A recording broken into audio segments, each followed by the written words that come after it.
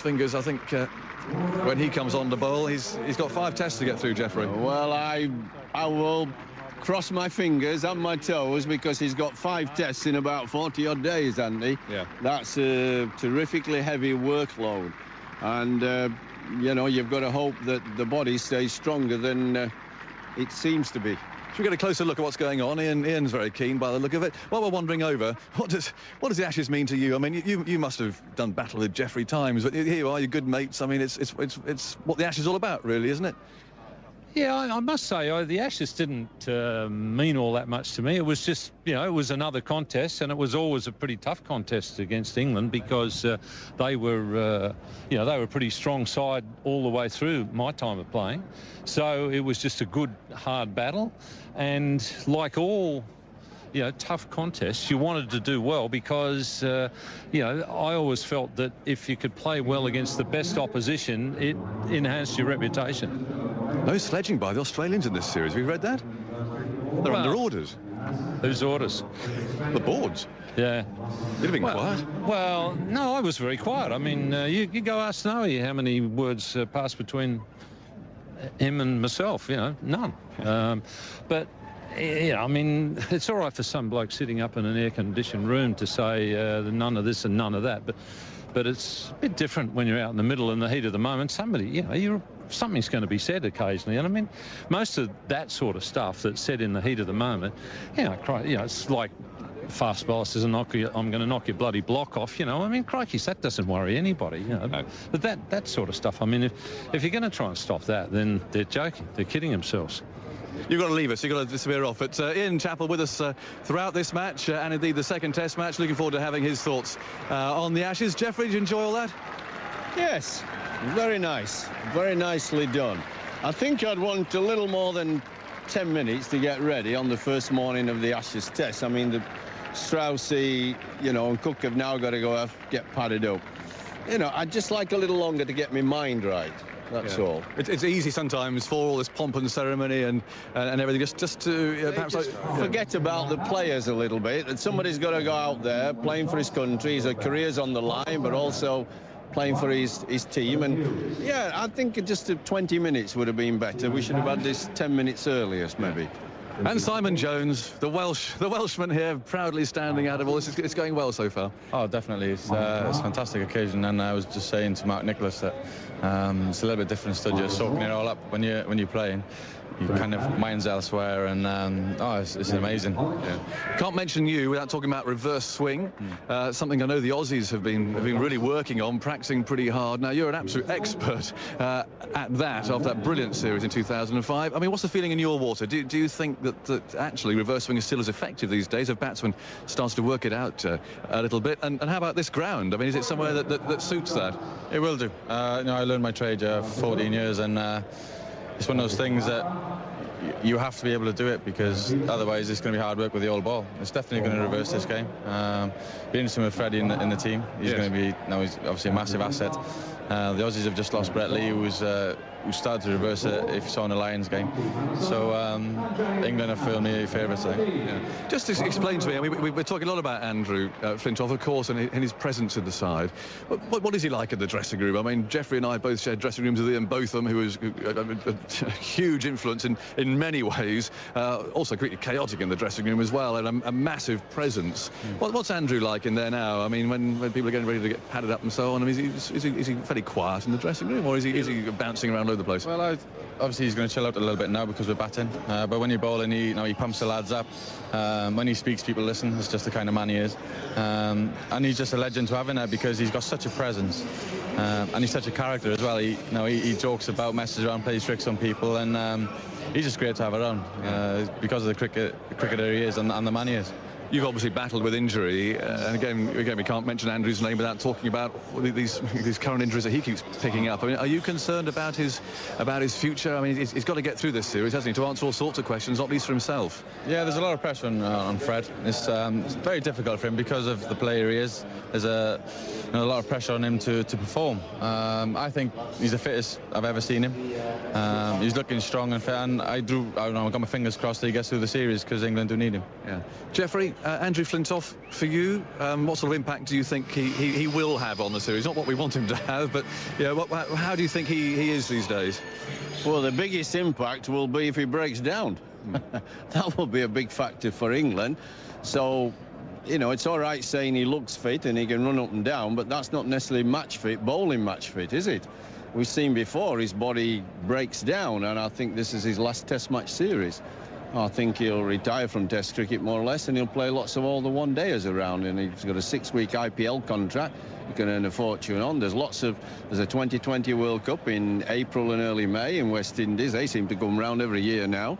There's a 50-over World Cup. You know, there's every bloody World Cup there is. They just name them and play them, don't they? Yeah. I mean, so that he'll have lots of cricket, playing one-day cricket, which is just a few overs, less strain on his body. So maybe if they want him to continue past this series or even get through this series, unless there is a moment in the Test match when we really have to go for broke to win, they're going to have to monitor and carefully bowl him so that they don't over bowl him. Yeah. So it's a temptation, isn't it? Chucking Well, the ball. there is. You get your best bowler, and every time I've ever seen him bowl, he bowls brilliantly. To me, for years now, he's been England's best bowler when he's fit to play. But there's a danger then you want to bowl him too much. So bowl him a bit or do his normal bit, but not more. And then if it comes a moment you're going to try and win the Test because it's there to be won, then you have to say, hey, to hell with the next one, I have to win this one, because winning a Test match in a 5-match series is crucial.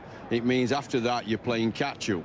So it's better to be in front. So you've got to monitor it sensibly. And just on that business of reverse swing, Simon, let me tell you, as a batsman, there's such a lot of cobblers talk. It's swing in the end. Doesn't matter whether you're reversing it or swinging it a new ball. The batsman at the other end, me, and the people like me have got to play to swing. It doesn't matter whether it's the old ball or you play the same way. That's relaxed hands, let the ball come to you, don't play too early, you know, and caress the ball. If you go at it too early, like the Aussies did in 2005, you've had it, you're a goner. It's the fact that it's swinging at all, isn't it? With the ball from 40 overs on, that's the surprise. We make it complicated. Yeah. It isn't. Yeah. It's just a newish way that's been worked out by the bowlers to use the rough side almost like the bias on the lawn bowls. And if those people can watch the bowler's hand and tell which side the rough's on, then they're better than me, Gunga Din, I'll tell you. Because I can't tell that until they let it go. And then I don't make up my mind what shot to play, defensive or attacking, until I see it on its way. Yeah, well, that's the art, isn't it? Well, everyone, we're here on the outfield at Cardiff. We're only minutes away now from the start of this Test match. England have won the toss and they're going to bat first, so a really good toss to win. They're playing both spinners. It's exactly what they'll have wanted. Strauss, Cook, Bopara, Peterson, Collingwood, Pryor, Flintoff, Swan, Broad, Panesar and Anderson is how England line up. Australia, as we've mentioned a couple of times, delayed their side. They couldn't settle on it, but they've come up with Hughes, Katic, Ponting, Hussey, Clark, North, Haddin, and then Horrocks, Johnson, Siddle and Hilfenhaus. So Stuart Clark not playing. None of those bowlers have played an Ashes Test match, which again reflects the evolution really to this team. Here comes Ricky Ponting running down the pavilion steps through a guard of honour. The Welsh youngsters there waving Welsh flags down the cross of St George. There's a bit of an incident, remember, last time about the Australians not being too keen to run through all of that because there aren't any Australian flags there. But they do so. They're running out now onto the middle with the sun shining, and everybody here, I think, ready for the cricket to start now. That was an excellent half hour, lots of entertainment, and it all went off very well indeed. But now is time for the action to start. Ricky Ponting calls his men together. They're going to have a huddle. Here come England's batsmen.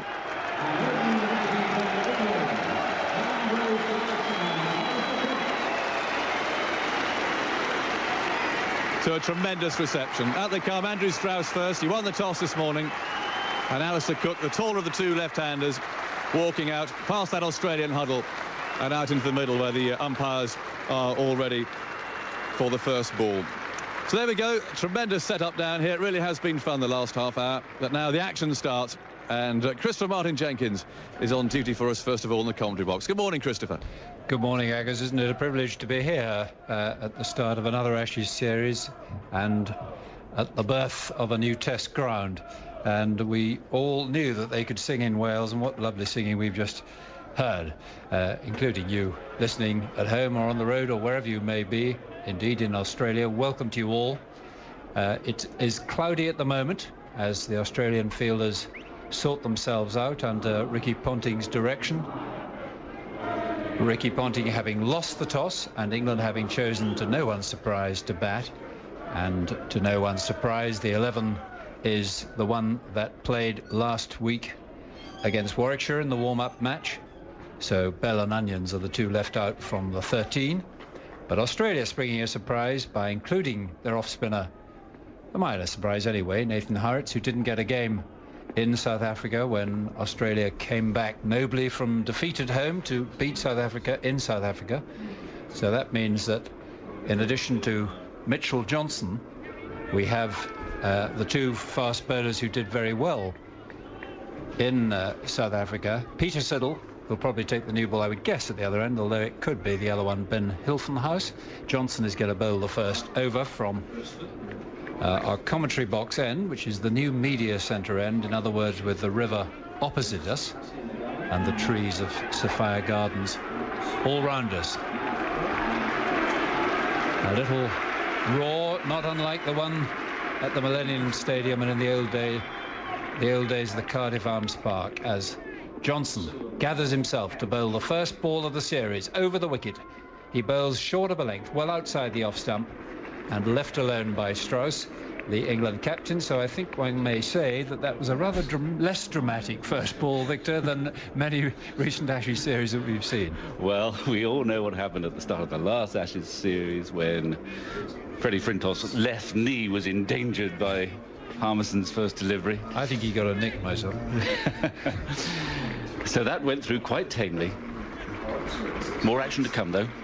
3 slips and a gully for Johnson, and a forward short leg, a cover and a mid-off as he bowls on a slightly fuller length outside the off-stump, but still well wide of Strauss's off-stump, but he doesn't have to play. Of course, in earlier series, in the bad old days for England, there were short balls clattered to the boundary by certainly Michael Slater off Phil de Freitas. I think it happened twice, didn't it? But there have been others that were slightly different. Edgbaston 1997, for example, when England bowled Australia out before lunch. This is a completely new scenario. More of Hilfenhaus. He goes in and Cook is back. He is caught! Brilliantly caught by Hussey. Acrobatically to his right in the gully. A brilliant catch, and he is surrounded and backed up by all his teammates. That was a stunning catch.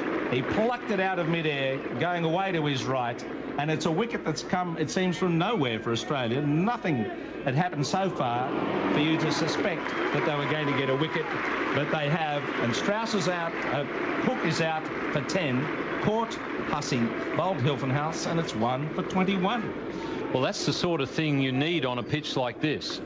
It might have just moved away a little bit from Alastair Cook off the pitch more than in the air, but Hussey really, that was a brilliant effort. He was probably almost horizontal when he took the catch. He was well and truly off the ground, flying through the air. And that's when there's not a lot of bounce, not a lot of life in the pitch, you need that sort of support from your fielders to get you going. And the Australians had looked very flat. Mitchell Johnson in particular bowling a lot of balls on the pads to the left-handers. So he'd given them a reasonably gentle start, comfortable start, the batsmen. So the Australians badly needed that, and Hussey has provided just what they need. Strauss now to face the last ball. This good over from Johnson. He bowls to him short, and Strauss is going to be caught at slip. He is off the handle of the bat, high up on it. Strauss reluctant to go for some reason, although Alim Dar confirms that he's out. And Johnson has suddenly got into this tour with a 93 mph short ball, which hurried Strauss into an attempt to get out of the path of it. It took him on the glove and carried through to slip, where Michael Clarke took a simple catch. England have lost their captain. They're 67 for 2. Well, I just told you, he can slip himself, this kid. He is really a very, very good bowler. In fact, in my opinion, he's the best fast bowler in the world. And I know what people are going to say. His first 3 overs were medium pace, ordinary. and he doesn't look anything special, but let me tell you, I have seen him bowl South Africa out, and he can really bowl sharp deliveries from not too short of length, which that was. It really surprised us. This is a guy who's been batting for best part of an hour and a half. He's got 20-odd runs, so he's feeling good, and he's really surprised him. The way that Strauss, I mean, obviously England captain in the first Ashes Test doesn't want to get out. That's it, and that may be the simple explanation. But I wonder whether he was suggesting that it hit him above the wrist there on the arm guard. Well, he didn't do a good job of suggesting it quick enough to the umpire. He should have been rubbing it a hell of a lot faster. And he should have agreed, England should have agreed to the referral system. Then he could have referred it, so it serves him right. They've been very reluctant of England, so I have no sympathy for him. Yes, although ICC are going to continue with the system. Quite right too. But so I know they refused it in. They've not really been for it. They refused it against the West Indies at home, but whether they were offered that option again. Well, they've never been for it. They, you know, and it's just that they're frightened of anything new or different, aren't they? I mean, that's silly. Yep. You know, when it's had a hiccup or two, it's been because of the umpires. The umpires have not used the rule properly. That's out. He's out. He said him straight on the glove. I quite agree. Get out. You got to go, whether you like it or not. That was a good delivery, and now this is the moment is coming. Never mind Strauss. Peterson's here.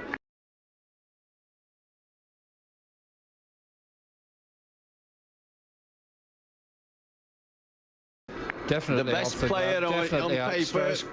Court Clark, Beau Johnson 30, and Peterson is indeed in. He's not going to be facing, however, with his rather luminous green gloves, which will help the umpire perhaps to see whether the ball has hit them. But it's Bopara facing. They had time to cross. No, they didn't. Sorry, first ball of the next over, of course, and Siddle burrs it outside the off stump. So Bopara leaves it, and the Australians pretty psyched up for this match, obviously, anyway. Very pleased, I would think, on a bland pitch so far to have taken 2 wickets this morning, having lost the toss, and now have a chance to get at Peterson with an awkward half an hour, fraction under, a couple of minutes under to go before lunch. Now, we're getting a few texts and emails from various places. Now, we've got one from Lance, who's listening at a campsite near Alice Springs out in the middle of Australia. And Troy Dan from Perth says he's listening after just leaving Darwin with a triple road train for the 4,500-kilometre trip home. And he's enjoying the commentary. And I hope you all are as we watch Johnson bowl again. And Bopara is driving. It's in the air. He's going to be caught at point. He's hit an absolute dolly catch out to Philip Hughes as he tried to change his shot. And that's another big wicket for Australia. And Philip Hughes had an anxious moment or two. Where's the ball? And then he realised it was just lollied to him like someone had thrown you a beach ball. And he took it very happily. And Bopara is out.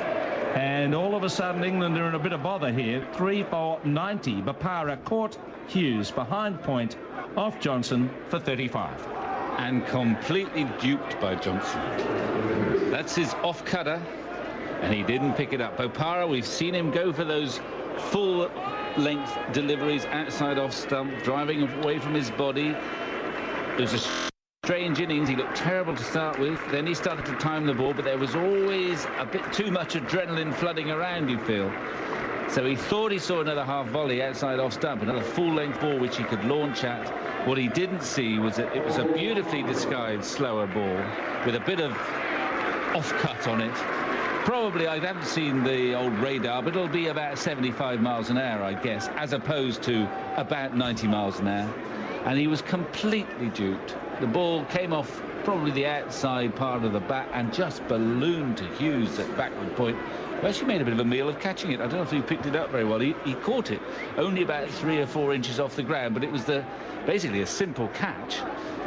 Time for the fielders actually to start running towards him in celebration, provided he caught it, which he did. So, 90 for 3. Australia's morning, this will be. Horrocks is going to continue. Although he hasn't really looked dangerous, I must say. 188 for 3. Oh, he's a lovely bowler if you're batting. He hits the middle of the bat regularly. Let's have a little look at Gareth's figures here. Johnson 2 for 45, Hilfenhaus 1 for 27. Here comes Horrocks bowling outside the off stump. Peterson will get a 50. Sweeping that into the leg side, just, dragging it around really. And he's looked busy from the moment he first came in. That's his 15th Test 50. His wife is here, I see, with a different colour hair the last time I saw her. And Peterson shows his back to the crowd. 95 balls and 3 fours for his 50 not out. This is a slower ball, pushed away up to mid-off. They're going for a quick single, and the throw misses the stumps, and Collingwood dives for his ground. He's got his 50. 194 for 3. It was a bit scrappy, a bit messy, but he wanted it. Pushed to mid-off. His 14th Test 50. You can see a lot of his teammates up there on the England balcony coming out and applauding him. And Collingwood, well, a typical Collingwood innings, really. A fighting knock. 4 fours, 125 balls. And he, with Peterson, are digging England out of that hole in which they found themselves at 90 for 3. 194 for 3 now, with the tee just around the corner. Hilfenhaus bowls, and attention, he's caught by Haddon. Collingwood is out. Hilfenhaus gets the wicket. It was a fine delivery. It moved away, and Collingwood sparred, edged, and Haddon, moving to his right, gleefully held on to that firm snick, going low down in the direction of slip. The 4th wicket goes down at 228. Collingwood caught Haddon, bowled Hilfenhaus for 64. Well, you can't begrudge Hilfenhaus that wicket. He's getting mobbed by his teammates. It wasn't the most brilliant delivery of all time. I don't think Collingwood will like the look of that shot.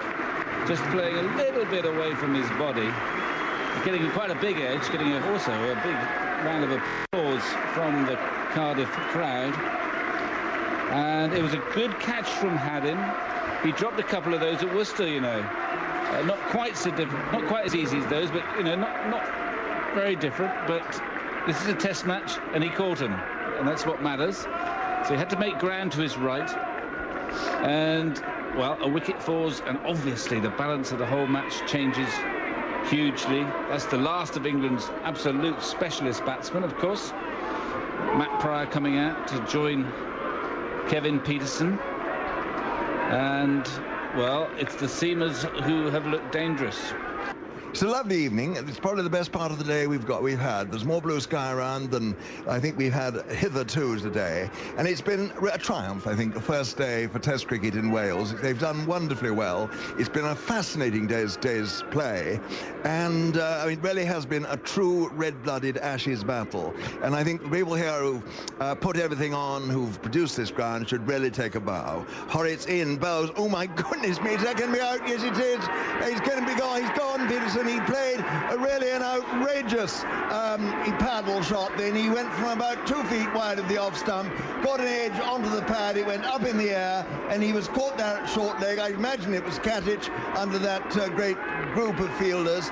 And Peterson is like, that was a waste of a wicket. He won't be happy with that shot. He jolly well shouldn't be anyway. 241 for 5. He's gone for 69. I mean, there was no footwork of any sort behind that. He didn't get near the line. He reached for it, and that's Gatting taking a little gentle top-edged, top edge, it may have been bat off pad. And Peterson has gone 247 then for 5. And this is a moment that England fans, some will have been waiting for. Freddie Flintoff comes roaring out to bat, running for down the pavilion steps, and just listen to the applause as is greeting him. An exciting moment for everyone, not least Flintoff himself. But that wasn't a good shot, Ian. It was a terrible shot, and, you know, I spoke about it earlier. I don't understand why Kevin Peterson gives a bowler who is not really threatening him. I don't understand why he gives him a chance of getting him out unnecessarily, especially when there's so many gift runs around and he doesn't have to do it. So, yeah, it was a very, very questionable choice of shot. Well, you can't. You play that. I mean, you've got to. If you play it from just outside the off stump, you can get your body across behind it. But he wasn't within a foot of getting his body behind it so wide. Well, the other thing about that sort of shot is it's premeditated. Yeah. And that's any time you're premeditating a shot as a batsman, you're taking a risk. What you're doing as a batsman, you want to try and get the odds 51-49 in your favour. And if you're playing a shot that's premeditated, the odds are very much in favour of the bowler. Here's Siddle again in Flintoff, and Flintoff again gets a ball. It seems to be the way he played it, it might have made a bit of height off the pitch. He took his bottom hand away. It ran down to Hussey in the gully, and Flintoff comes down the wicket and prods. And if it is suddenly making, but that's not something that's going to excite Australia's batsmen, really, coming in having to bat last at the end of this match. No, batting last is an absolute factor in this game, and Strauss will be so happy that he's won the toss. He's took the punt, 2 spinners in the 11. I agree. And here is Siddle again then. He's in now, bowls to Flintoff. Flintoff's forward. A more measured stroke, running that one out into the covers. And there is no run. This is a much better over by Siddle. He's hit a good line. He's hit a good length. He's made Flintoff look to get forward every ball. Last over we saw he went for about 10 or so runs, and there was shorter deliveries, there were wide deliveries, and this is the Peter Siddle that we've grown to love in Australia in his very short Test career. Just that hitting the rope hard and running in nice and straight, hitting the track hard. And he's in again now. He bowled outside the off, and Flintoff has a tremendous crack at that. Has he gone? Yes, he has. He's been caught at that. He pulled it into his stumps. He's chopped it on there. He has indeed. And goodness me, what a disappointment for him, but what a triumph for the Australians. And he got the bottom edge there, and he went into the stumps. So Flintoff has gone, bowled by Siddle for his first wicket today. And oh yes, it was a bit of a windy woof, wasn't it, actually, when you look at it? And it came back off the inside edge onto the stumps, and Siddle has got his wicket. Yeah, blowers. Simply put there, Andrew Flintoff's just put his foot down the wicket, straight down the deck, and played a sort of a half cross-batted stroke at it. Did nothing but get that bottom edge and went back onto the middle stump. So it's disappointing for Andrew Flintoff, but the Australians will be breathing a bit of a sigh of relief. That was a pretty good partnership there. It was indeed. And it's really put England, I think, on the front foot in this match now. At 327 for 6 on a surface of this nature. I mean, it's going to be a score of 350 or above, probably over the end. I mean, this chap Broad can bat quite well, Stuart Broad. And if he can keep Pryor company, Pryor's going like a steam engine, isn't he? Good cricket and bad cricket at times.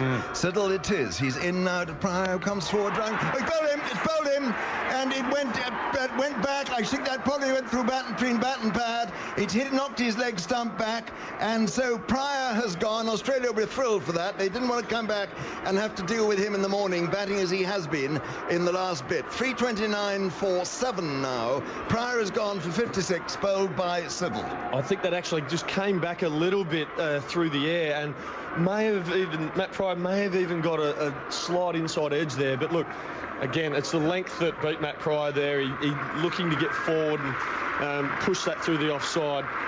And that's a very good knock. 56. I think he only faced 62 balls there. That was a very good knock by Matt Pryor. But Australia will be very happy to see the back of him as well as Flintoff.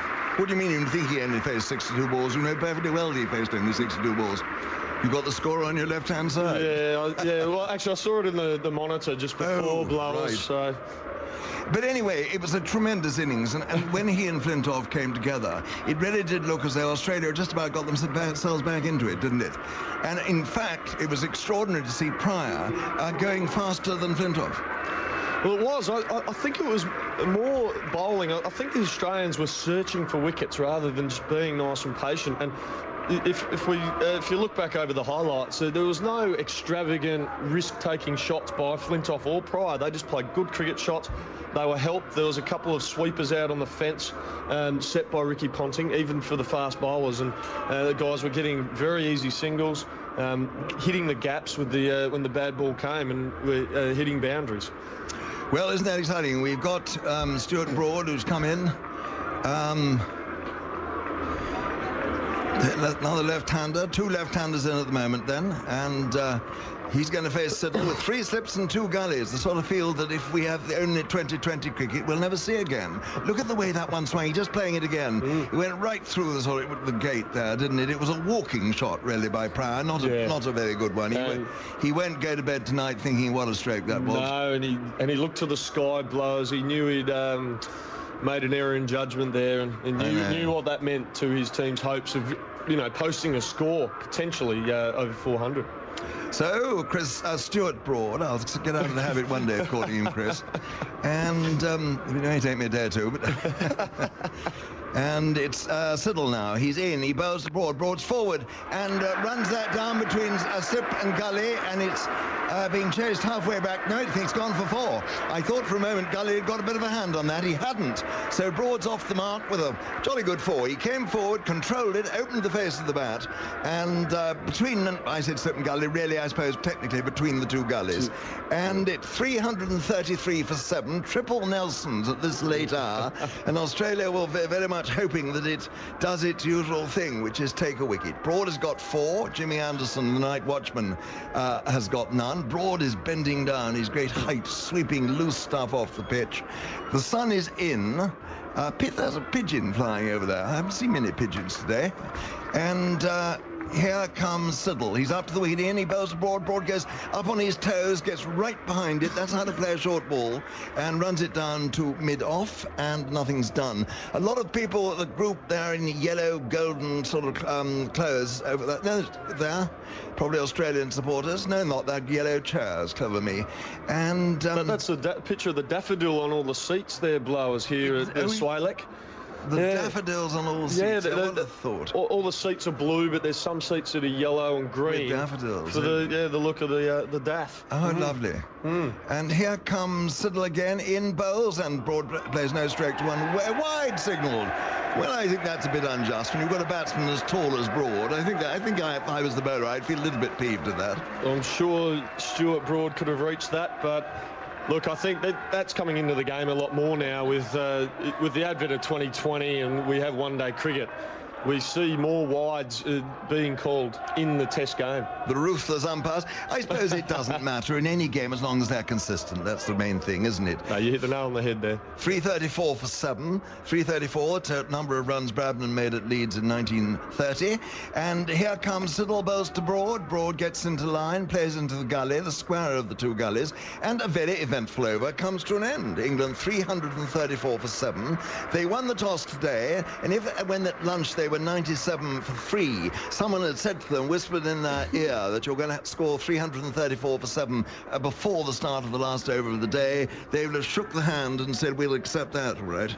Yeah, I don't know if they'd accept the 7 wickets, though, but I know Australia would certainly accept that on day 1 on a wicket that it hasn't done a lot, if I'm fair, Blowers, and I think it hasn't been so much as been outstanding bowling. I think a couple of the England players have got themselves out. How personally do you think this pitch will develop? It'll get lower and slower? Yeah, it'll be a slow turner. Having played here at Glamorgan and watched the likes of Dean Kosker and Robert Croft and Jamie Dalrymple ply their trade, it is a very slow wicket, and I think if the spinners need to bowl, actually push the ball through the air quite quickly to get the most out of this wicket. Well, Mitchell Johnson's going to bowl the last over of the day from the taff end, coming in over the wicket to the left-handed Anderson. 3 steps gully, cover and a mid-off. He's in, he bowls, Anderson goes back and forces into the covers, and that was a good-looking stroke. Not really what one expects a night watchman to do in the last over. Yeah, short ball just outside off stump, and he's trying to lace it through cover point, Blowers. What's going on last over of the day? There was a chap called Jim Smith who came into bat as night watchman for Middlesex, I think it was once, and there was 18 minutes to go, and when he came back at the close of play, he was 52 not out. Which is one of those, I'm sure it's true, but it doesn't really matter. It's a lovely story. And Mitchell in again. Anderson just moved a fraction away to leg then, played that into the covers. I actually was night watchman against Sri Lanka in Colombo back in 2004, and the last ball of the day, I tried to hit Muralitharan, cover drive him, would you believe? And I inside edged it between my legs and caught it leg slip. Last ball of the day. You can imagine how Ricky Ponting felt when I walked into the dressing room. It wasn't overly wrapped. Very chuffed, he was. And it is Mitchell Johnson again into Anderson. Anderson, without any footwork at all, drives through the covers, and that's probably going away for 4. It's being pursued into the far distance. No, it's being picked up just short of the boundary, and they run a couple of runs. But he hit that quite well without any footwork whatever. Look, he played that quite well. The outfield's been reasonably slow today, and it's very green, isn't it? There's a lot of damp in it. There must be. Unless it goes along the practice wickets, it's hard pressed to get for 4. But look, we saw the batsman just jogging through for 2. Stuart Broad, I guarantee, will not be facing a ball tonight. 3:36 for 7 is the score, and here is Johnson again. Anderson just pushes that down to mid-off, and there is no run there. And well, the roars of the crowd, and what are we looking at? Most innings without a duck. You're absolutely right. Jimmy Anderson 49, then Yasser Hamid of Pakistan 45, Jimmy Burke, Australia. I remember him. He threw off breaks like darts, didn't he? Did he? 44. Yes, he did. He opened the batting in about the middle 50s, right. And yes, he did. Dear chap. And here comes the Johnson again. This time Anderson's on the front foot, driving down to mid-off, but doesn't really time it, and there's no run there.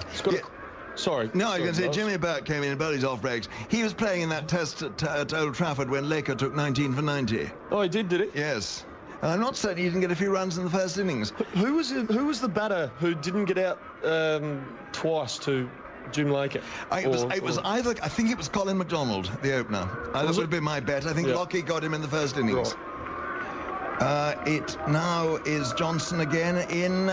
Johnson bowls there to Anderson, who turns it round the corner.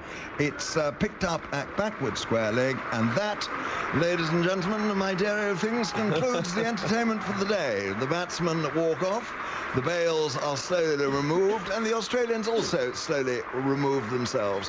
336 for 7, England, who won the toss. My own feeling is they'll be more grateful than disappointed at that answer. They didn't start well. They recovered through Collingwood and Peterson. Then they got out really fairly unforgivably, and then Pryor and Flintoff came together and made it all look rather easy in the evening when the Australians were tiring.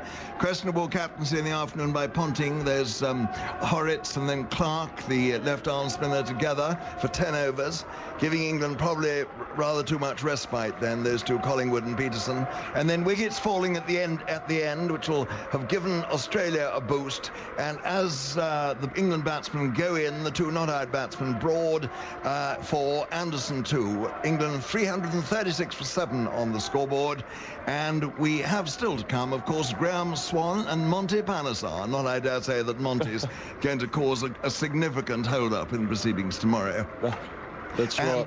Now, Dizzy, thank you. It's been lovely talking to you. No worries. And we've got to get out of the way because Aggers wants to come in and do... Well, you've got to stay here. Okay. You've got to stay here. I'll stay here, mate. Will you do that? Well, you say something and I'll hand over to Aggers. Okay, no worries. Yeah, look, 2 telling blows at the end of the day there by Australia. That they'll be pretty happy with that.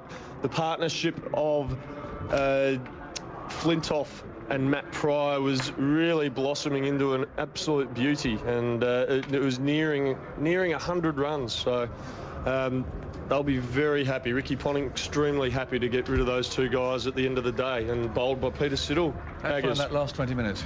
Celtic? It was a little bit. We got a couple of wickets, which was fantastic from an Australian point of view. I was thinking more of Henry, your first experience of working with Henry. Oh, look, no problem with Henry. I really enjoyed that.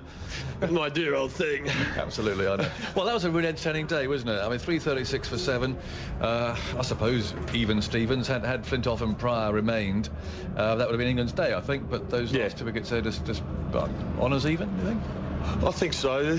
Normally on day one, a bowling attack would take 7 wickets if they've been, the opposition win the toss and bat on a good wicket.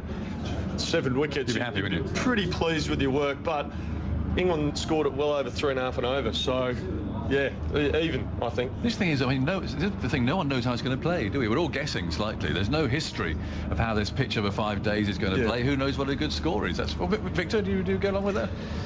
Yeah, I mean, I think the series has been brilliantly launched, because after about half an hour before a wicket fell, I thought, oh my goodness, this looks slow. It's going to be a dour contest. We've ended the day 336 for 7, a fantastic last session. 30 overs, 140 runs, 4 wickets, and the game is launched, and it's got a bit of momentum now. The last session was fantastic. And you're right, if 5 wickets have been down, England have been cooing. Fantastic last session. We've really, you know, nailed our colours to the mast. We're going to go at the Aussies. We're going to play positively, and look how it's worked. But Siddle came back, got those 2 wickets. I think actually the Aussies might be the more buoyant dressing room tonight, because England had them there for a while until that last spell from Siddle where he got those 2 wickets, and Aussies a bit relieved because the runs were leaking fast. They've got their 7 wickets. And the pitch has given them nothing, really, has it? I mean, they've worked hard for those 7 wickets. Yeah, I mean, we haven't seen, there were, but if you get runs scored quickly, you know, the odd player's going to play the odd rash shot. I mean, Peterson's probably went beyond rash. But it was good to watch. We haven't seen much of Siddle or Johnson, for that matter, but Siddle, I like the way he came back at the end. He didn't bowl brilliantly, but he was always fighting, always in for the contest, and he deserved those 2 wickets really at the end. Look, he charged in all day, and that's probably a bit of his trademark in his short Test career. And I actually thought pick of the bowlers was probably Ben Hilfenhaus. He ran in hard all day. He pitched the ball up. He swung the ball away from the right-handers and created opportunities. Ravi Bopara, Victor, is bound to be somebody that we talk about a lot. I mean, he had that obviously poor start to Test cricket, then 3 consecutive hundreds against the West Indies. I think many of us have watched that, thought he played very nicely, but that perhaps wasn't the greatest Test of all time, that this would be a bit different. But he got hit in the throat, nasty bouncer, unsettled him for a while, and then, well, he got suckered into that drive, a beautiful slower ball. Yeah, but I wouldn't fret about him too much. Plunging on the blind side with Roy and HG. We always look forward. Yes, we do. There's no future in looking backwards. You're right. Returns midday, February 28 on ABC Sport Digital or anytime on ABC Listen. ABC Sport Digital Radio, your home of basketball.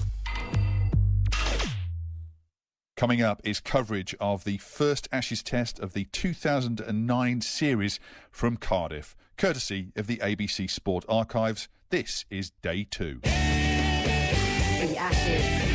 You're with Grandstand, live on ABC Local Radio. Battle for the Ashes. Australia have regained the Ashes. Around Australia, you're with Grandstand. Coming to you live from Cardiff. He comes down the pitch and hits him over the top. He's hammered it straight down the ground. Grandstand's coverage of the first Ashes Test. And he swings at this. That's a big hit into the crowd for 6.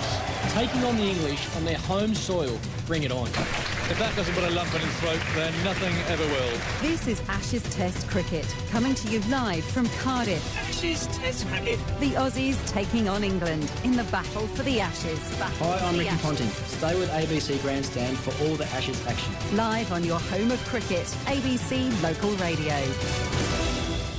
The Ashes. Yeah, both sides have got long tails, and actually looking at this pitch, which is sort of white in colour almost, or browny white, not much change from yesterday, really. They keep showing alarming, very, very close-ups on television, but actually it looks pretty comfortable to bat on. Look, I think you're exactly right, and look, I don't think there's any demons in the pitch. Just speaking to Richard Illingworth, the 4th umpire, before, there's a bit of a feeling that the wicket may in fact quicken up over the next 2 days. Having played here last year for Glamorgan, I don't think that's the case. I just think it'll get a bit lower, a bit slower, and I think the England spinners may come into play later in this game. It did start to turn, did it, towards the end of 4-day games last year? Look, it did, and I think the spinners that were most successful are the ones that actually bowl a little bit quicker through the air, because it is very slow turn off this wicket in Cardiff. So I think the bowlers, I think Monty Panesar may have a big role to play later in this game. Well, much is going to depend on how he bowls, certainly. But, of course, yesterday it was England batting. They got to 336 for 7. And one of the best innings and one of the least sung innings, really, was played by Paul Collingwood, who got 64, and he's been speaking earlier this morning to Alison Mitchell. Well, Paul, yesterday was a good day for the Spectator, lots of runs and lots of wickets, and now this morning I guess your aim is to get as close to 400 as you can. Yeah, that would be ideal. I think yesterday was a good day for us. I think first day of an Ashes series, to get that amount of runs on the board is a good solid day. There are obviously areas where we could have gone on maybe as individuals and got a bigger score, but one of the positives is that everybody looked in good form and got themselves in, but unfortunately didn't manage to go on and get that real big 100. But we're in a good position. We've got obviously Swanee and Brodie who can score runs for us as well, and hopefully Monty can chip in at the end. Were you surprised at the way in which Kevin Peterson got out? Lots been said about his dismissal. No, not at all. I think KP likes to play his shots and obviously has shots that other people can't play, and he's got a big reach, and he can reach for balls that other people can't. And when he gets out, I guess I was, what's he playing that for? But that's how KP plays, and he scored plenty of runs for England doing that. Could be a big day for Monty Panesar today with the bat. He's got a job to do, and then with the ball later. You've just been working with him in the nets just now. How's he feeling? How's he looking to you? Yeah, he's very confident. He's my batting buddy actually, so I've got to throw to him and hopefully help him out. So now he's got a short back left. He's bottom-handed and he's flicking everything on the leg side. So hopefully he scores a few runs, Collingwood style. Job well done then. Is that the way you've all been paired up as with a batting buddy? Yeah, we got batting buddies. It's good fun, but also there's a serious side to it as well, where obviously it's hard for all the coaches to throw at all the batsmen and lower end, and obviously it's good for us to help each other out. Just finally, conditions today, how do you think that will assist the bowlers when you come to bowl?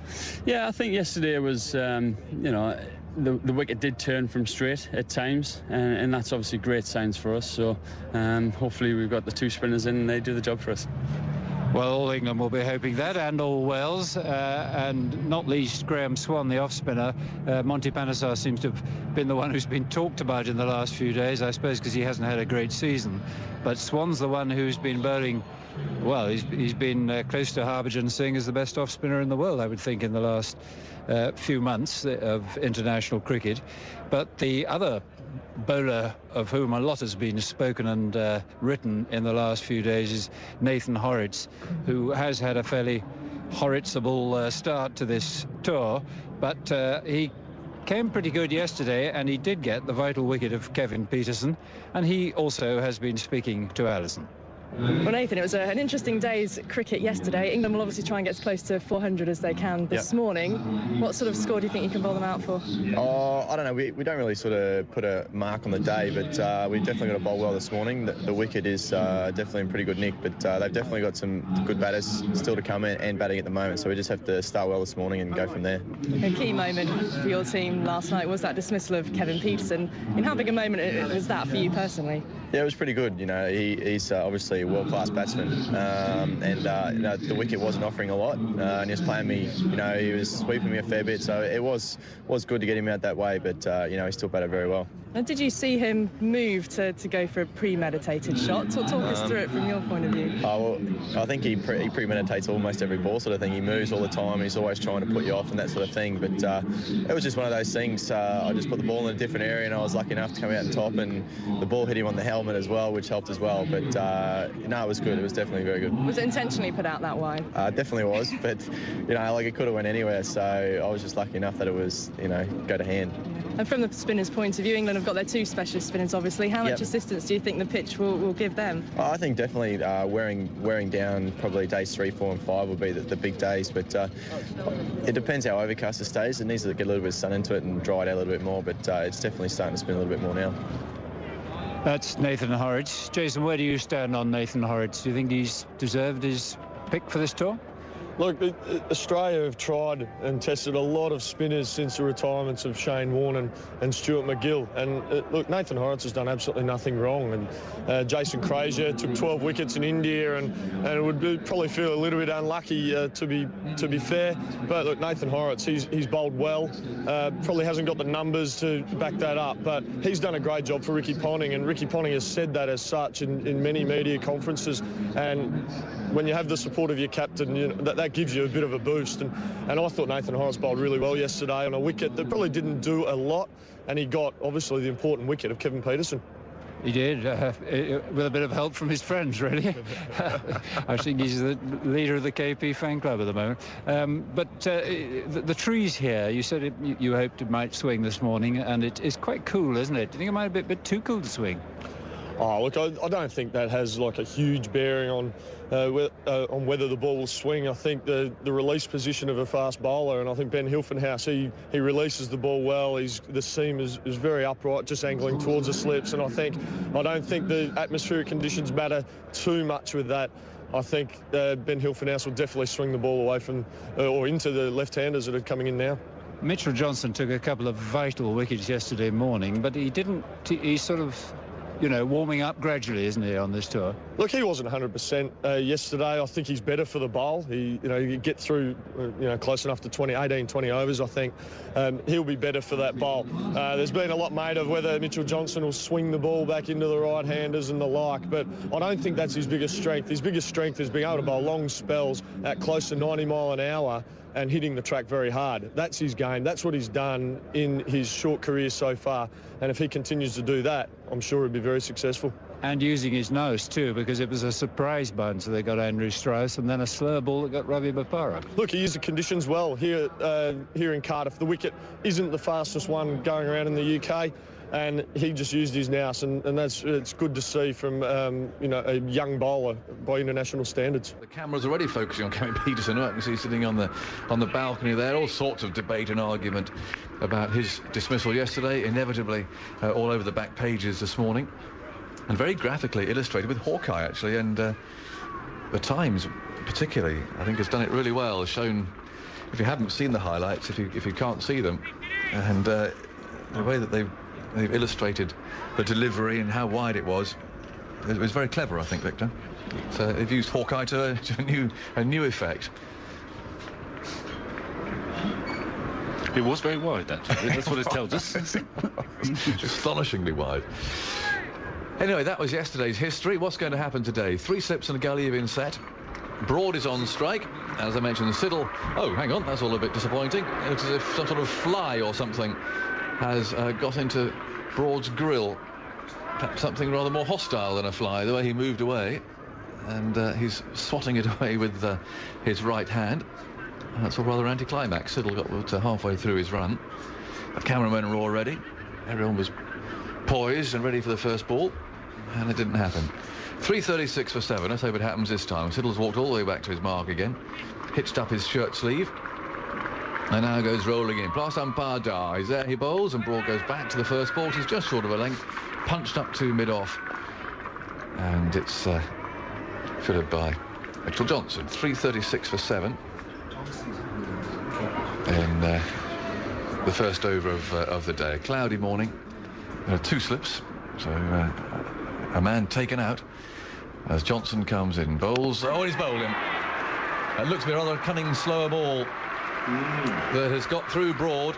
Yep. So a key wicket. He does bowl that one well, Johnson. Again, is it that low arm that makes him so hard to read? But it just looked like an innocuous straight ball that has got through Broad's defences. It was that slower ball. Well, and it went creeping through it, actually bowling behind his legs. It did. I mean, it's an unlucky dismissal, really.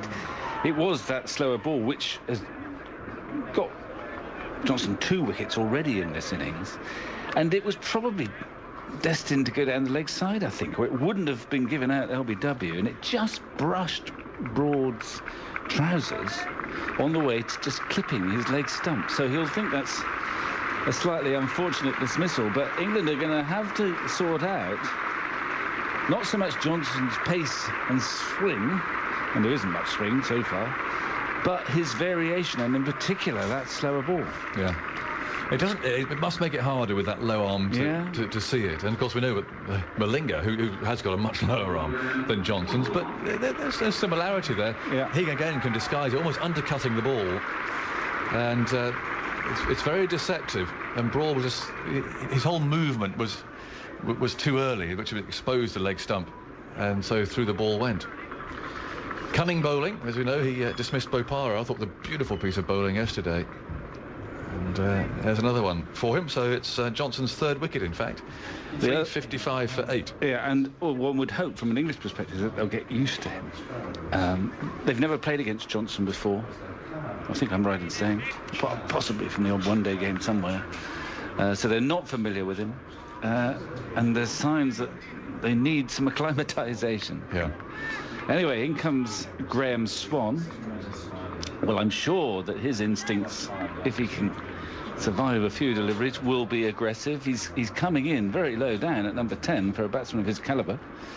I mean, it's a horrible dismissal, that. It almost hits the bottom of the thigh pad, which kind of redirects the ball onto the stumps. It would have missed the stumps, I think, yeah, wouldn't it? Yes, I mean, it's a horrible dismissal. You'll think you're unlucky, but fact is, Johnson knows he's had a bit of a bonus wicket, but that bit of variation does the trick. Yeah.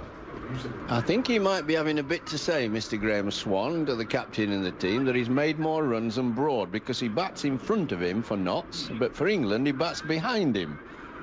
Oh, but Broad's rather taller. That's the trouble, you see. Well, I'm a great believer in how many runs he... I think he might have a little bit to say to the captain, because I've seen a quote by him in the last few weeks that sort of said, without saying too much, that he wasn't quite impressed that he's behind Mr. Broad. I tell you what, Geoffrey, it says a great deal for the strength, the length of England's batting. You've got Broad and Swan fighting out whether it had been 10 or 9, 8 or 9, isn't it? And they both can bat properly. Yeah, they are good strikers and stroke players. Horrocks round the wicket now to the left-handed Anderson. He bowls, Anderson sweeps, and he gets that on away, and it's going down to the fine leg boundary for 4 runs. I know you in Australia will think we're being terribly one-eyed English supporters here, but we always like to test you Australians, because you beat us much more than we beat you. So nothing personal, I can promise you. But it is from English perspective, it's exciting. Oh, I don't know about that, Henry. Well, we got to be generous. You speak Geoffrey. for yourself. We got to be generous. We are. I'm teasing. 22, I know you are. 22 to Anderson now. And the Australians must be feeling perfectly awful. Talk about hearts in their boots. And here is Horrocks again to Anderson in bowls. He's down the wicket, and he's going to be caught there at mid-on, and he is. And that really was a waste, and I think Swan will be feeling pretty angry. He had a word with Anderson, who really threw that away, and it was that was a really bad way of getting out, wasn't it? A silly way. 4:23 for 9. Australia gather round with momentary relief at any rate, and Swan at the other end is on 41 as Anderson departs sorrowfully, shamefully really, and well he might feel so, to the pavilion. What should I say? More brains in a pork pie. I just called it, didn't I? A tail ender trying to hit the spinner, turning it slow against the spin. He's trying to hit it over mid-on. It's not on. You know, hit the ball coming into you. You've more chance of making a good connection, because you can't expect tail enders to bat like batsmen. Their strength is otherwise bowling, isn't it? Right. They've got some skills, so if they're going to try something to hit somebody, hit the simpler shot, not the most difficult. I mean, it's hard for batsmen on here to hit against the turn. Great fun here, as you would have heard from Blurs' command performance in the last 20 minutes.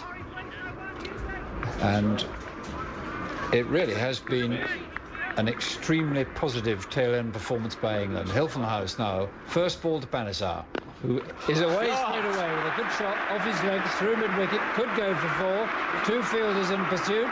The ball is slowing up, and it is overhauled by Johnson, but they've run free, and Panesar is off the mark. Confident, in tune with all the other England batsmen after halfway. They scored 90 runs this morning. It's almost an inverted performance, this. 90 runs in an hour. I mean batsmen don't do that on slow pitches like this. I mean, compare the performance yesterday morning with the one this morning. In comes Horrocks and bowls. And is he caught behind? Haddin's having a go. Horrocks supports him. But umpire Alan Dar says not out. It's got through between bat and pad, that one. Padding, like all good wicketkeepers, is aghast that this has not been given out. Let's have a look. Through the gap it goes. Hit the pad. That might have been worth an LBW shot, perhaps as he was appealing for. And that one is caught at second slip. Horrocks finishes the job, finishes with his 3 wickets as Vic suggested he might at the start of today, but with no disrespect to Nathan Horrocks, it is an ominous sign for Australia that a relatively ordinary test off-spinner has taken 3 wickets and has turned the ball a lot this morning. Off goes Graham Swann to deserved applause for a very fine and positive innings of 47 not out. Panesar did his best and was the last man out for 8. Caught at second slip by Ricky Ponting for 4. 435 is the England total at a rate of just better than 4 and over. So shades of, as Vic mentioned, that Edgbaston test match 4 years ago when England got 400 on the first day. Not quite that rate today, but this morning they were going at that rate, and they've gone, in fact, from 336 for 7 overnight. So they've added 99 in 106 overs, was it, and 5 balls. So 99 and 105 balls. In other words, in 16 overs and 5 balls. Pretty good rate. Exciting morning. It's terrific. I mean, it's terrific, rich entertainment, but it also moves the balance of the match, I think, towards England. They would have banked on anything over 400 as a bit of a bonus, but it's the way they've got there, playing with real abandon and purpose and joy and freedom. And I think that's the way to go about playing Australia, or probably any team, but certainly Australia. If I was feeling really mean-minded, I'd be turning to Malcolm and say, when last did a side score 435 without anyone getting to 70?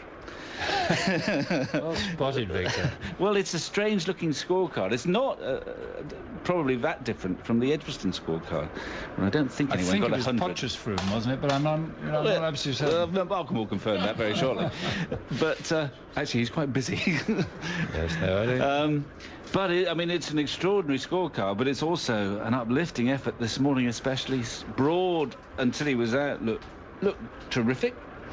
Anderson is a plucky player. He's improving. He decided he was going to play positively come what may and got 26. But Swann, who is a man, you know, he's absolutely up for it now.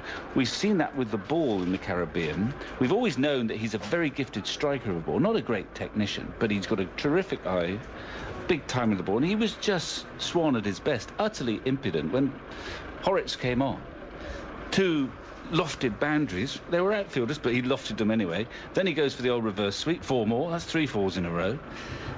Taking the game to the Aussies in uplifting style. So he ended up with 46 not out, or 47 not out, and we've seen the ball turn as well. Now I think it's going to turn slowly. It turned a bit more today than yesterday, which is encouraging from an English perspective. One ball in particular that Swann was going to square cut, and it zipped back into him. That turned quite sharply. It will, but I think when batsmen, especially specialist batsmen, get in against the spinners, if they can get through that 10 minutes, it's still going to be extremely hard work for the likes of Swann and Panesar to make inroads, but they've got 435 on the board. You'd have settled for that at 11 o'clock. We're not quite sure when we started play today where England would be satisfied with their first day's work. 330 for 7. No. You're right in the balance, but by adding another 99 this morning, England at the moment hold the cards, and they've shown the Aussies, as I keep saying, that we're coming for you. We're coming for you. We don't quite know how it's going to work out, but we are not going to play cagey. We're not going to be tentative like perhaps some old England sides of the past, but we're coming at you. And now the Aussies, are they going to try and match that approach in what is the usual Australian way, or are they going to try and play cagily? The sensible thing would be to play cagey, but they don't like to be out-maccoed, if you like, as cricketers. So it'd be fascinating to see how they go about their business. Katic has grown, I think, as a batsman since he's opened the batting for Australia. He's got a very good record as an opener.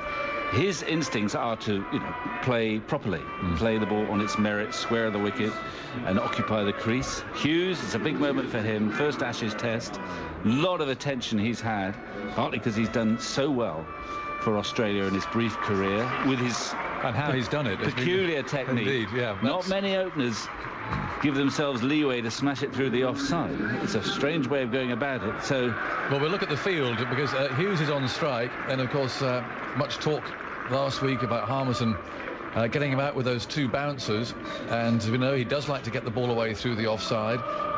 And we have backward short leg Alistair Cook, so he hasn't got the helmet on. He's there deliberately placed for the short ball, fended off.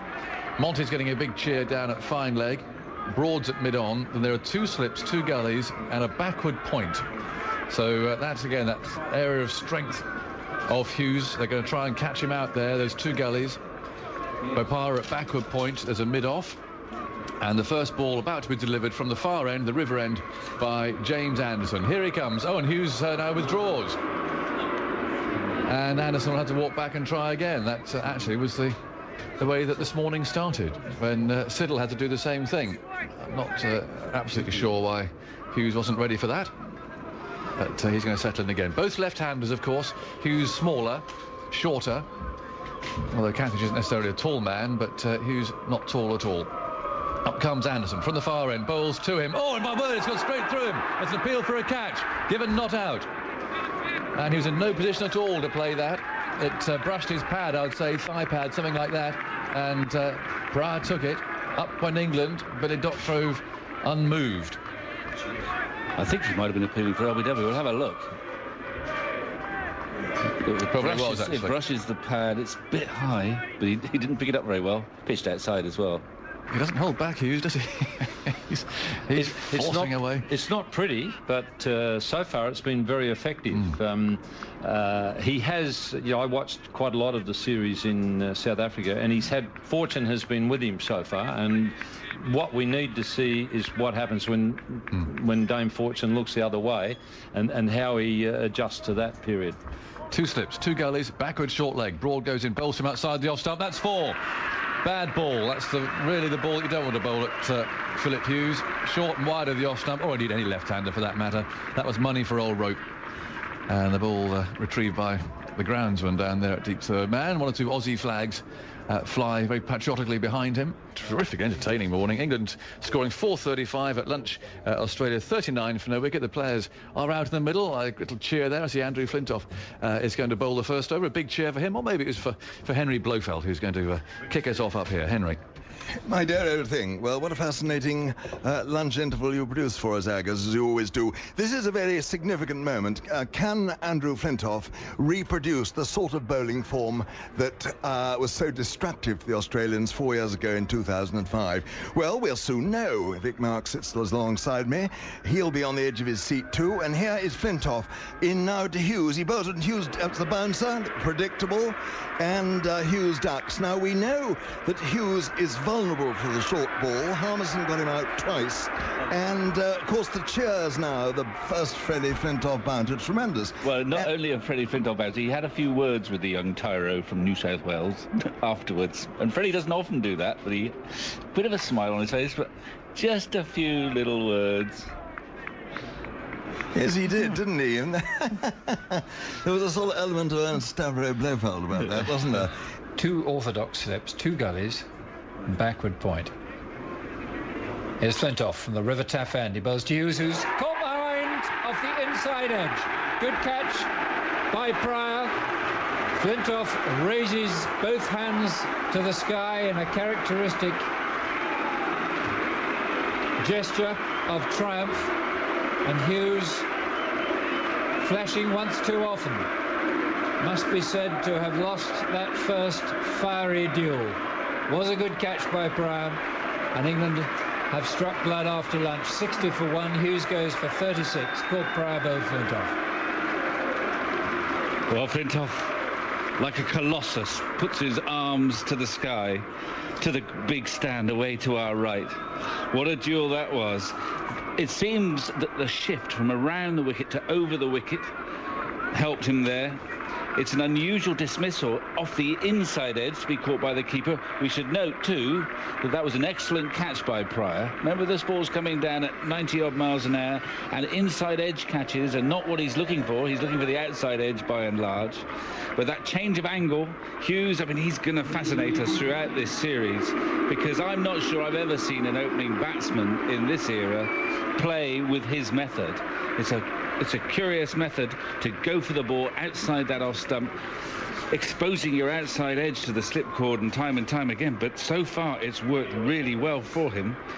He's not going to desert that method, so we've got a lot to look forward to in this series. Duels between him and Flintoff, and on quicker pitches, Broad. But he's going to have to modify it, Vic, isn't he? Because, well, I suppose so, but he's got all these runs. Pitches. Well, he's got all these runs in South Africa against quick bowlers. So England, I reckon, will be winning the battle if we find Hughes at the next Test match adopting a considerably different technique. That's how he does it. I think either it works like that or it won't work at all. He's got to go back to the state and change. But so far, it's worked terrifically for him. And here comes Broad again, in, bowls now to Ponting, and Ponting goes to pull that away, and it's a chase there for Monty at fine leg as he dives, and he stops it. Well done him. He does, I mean, you've got to hand it to Monty. It's a good throw back, too, into Pryor's gloves, and he may be slow, he may give away the odd second run when perhaps another fielder wouldn't, but my goodness, he gives 110% effort. No, that was a good piece of fielding. It might have gone for 4, he dived, and it's not enough to stop Ponting do something significant. His 11,000th Test run. Go on. Now, if Bill were here, he would be spinning, I tell you. That includes the Test match against, or alleged Test match against the rest of the world, which of course he wouldn't. And your eminent predecessor wouldn't therefore have allowed that record to stand. Not at all.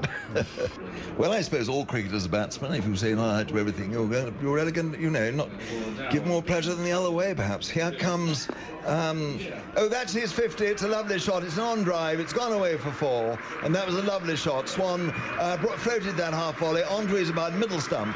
He hit it beautifully, and that is Carriage's 50. Ponting stops and congratulated him mid-pitch, and again he plays it so easily. It looks so simple. It was a half volley. It wasn't just in the wrong position, and he moving across his stumps. He played it away. It was easy as pie. So he's 53, and it's 142 for 1. Australia coming out now, looking very determined. Ricky Ponting, who's on 44. And Simon Katic, the opener, who's made another half-century, looked in very good order as well. They're striding out, looking very purposeful indeed. In fact, running out Katic to come and take his position. The choice for England as to who they're going to open the bowling with after the break. A little bit surprised to see that it's Stuart Broad, maybe. Perhaps they might have given Swan a go from this end. But anyway, Broad it is going to be. Perhaps we'll see some spin from the other. Or maybe we'll see Andrew Flintoff. He seems to be loosening up there at mid-on. Anyway, just about all ready to go. 142 for 1. So Australia 293 behind. It's been a tremendous day's cricket with all these runs scored. 241 for the loss of those 4 wickets in the day.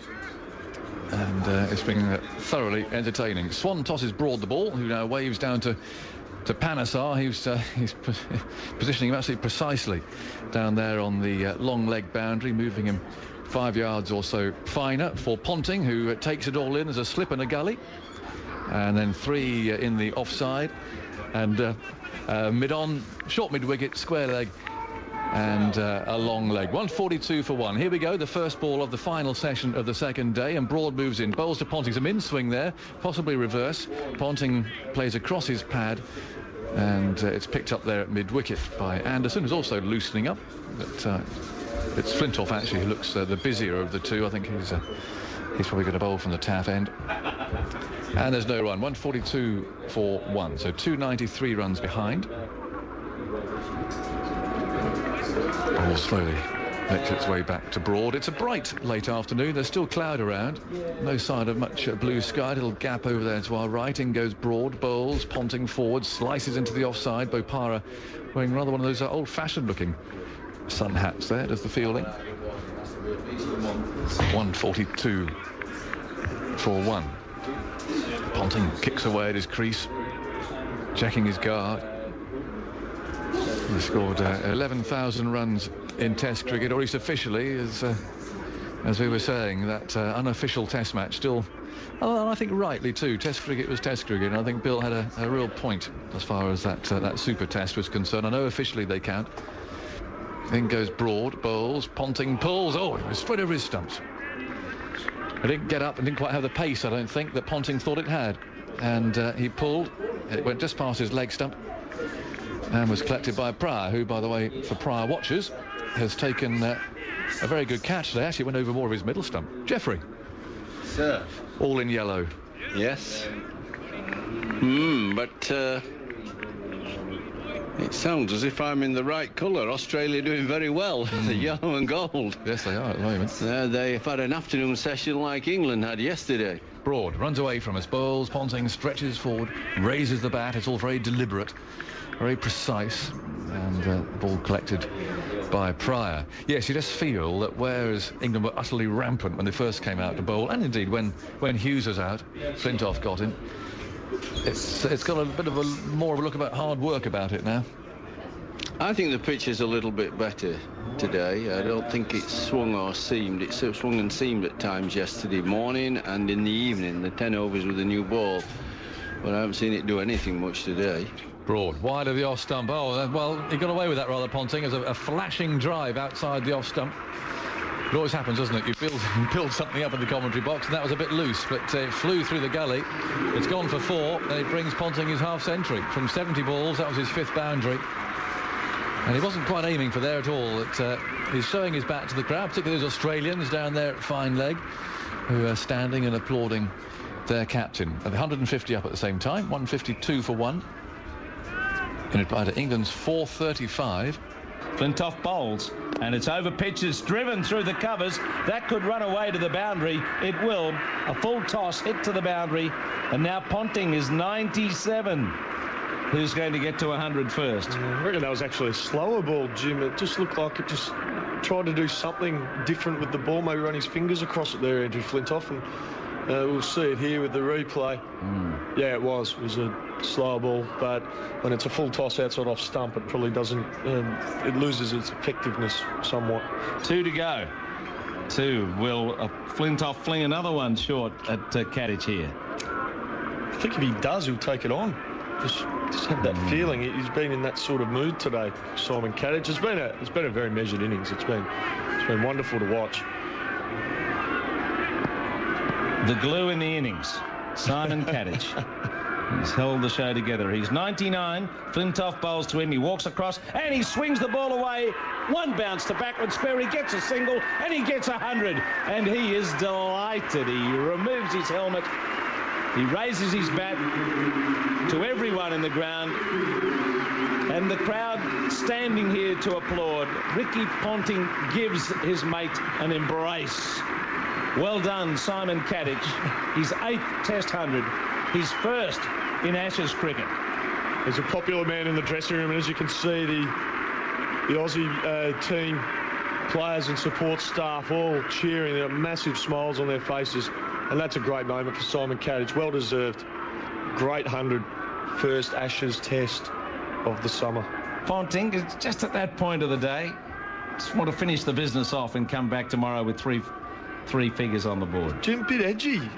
He's left a few outside off, but he's on 99. He's looked to play positive to the offside against Flintoff in the similar sort of deliveries. We saw last over, he went for almost a Steve Waugh style slog sweep on 99, which is a bit unusual for Ricky. Maybe he's just feeling it a little bit. Once more, Flintoff comes in and Ponting pushes away. Wants a single. He can't get it there. There's almost a run out if they gone. As Anderson realised that they might chance a single, came in, scooped up the ball and tossed it at the stumps, but Gatting was back in his ground. But it's an extraordinary situation. They bat with such control for so long, and you all of a sudden you get that figure of 99 on the board, and you to do something ridiculous. Here's a bloke who's just punched out 11,000 Test runs, Jim, and he still gets the butterfly, so just shows that Ricky Ponting is human after all. It's more the anxious 90s than the nervous 90s, I think, as he waits for Flintoff, who bowls to him, and he's forward, and he's wanting a single. He gets it as Bopara misfields, and there it is, the 38th Test 100 made by one of the great run scorers in the history of Test cricket, and he is delighted.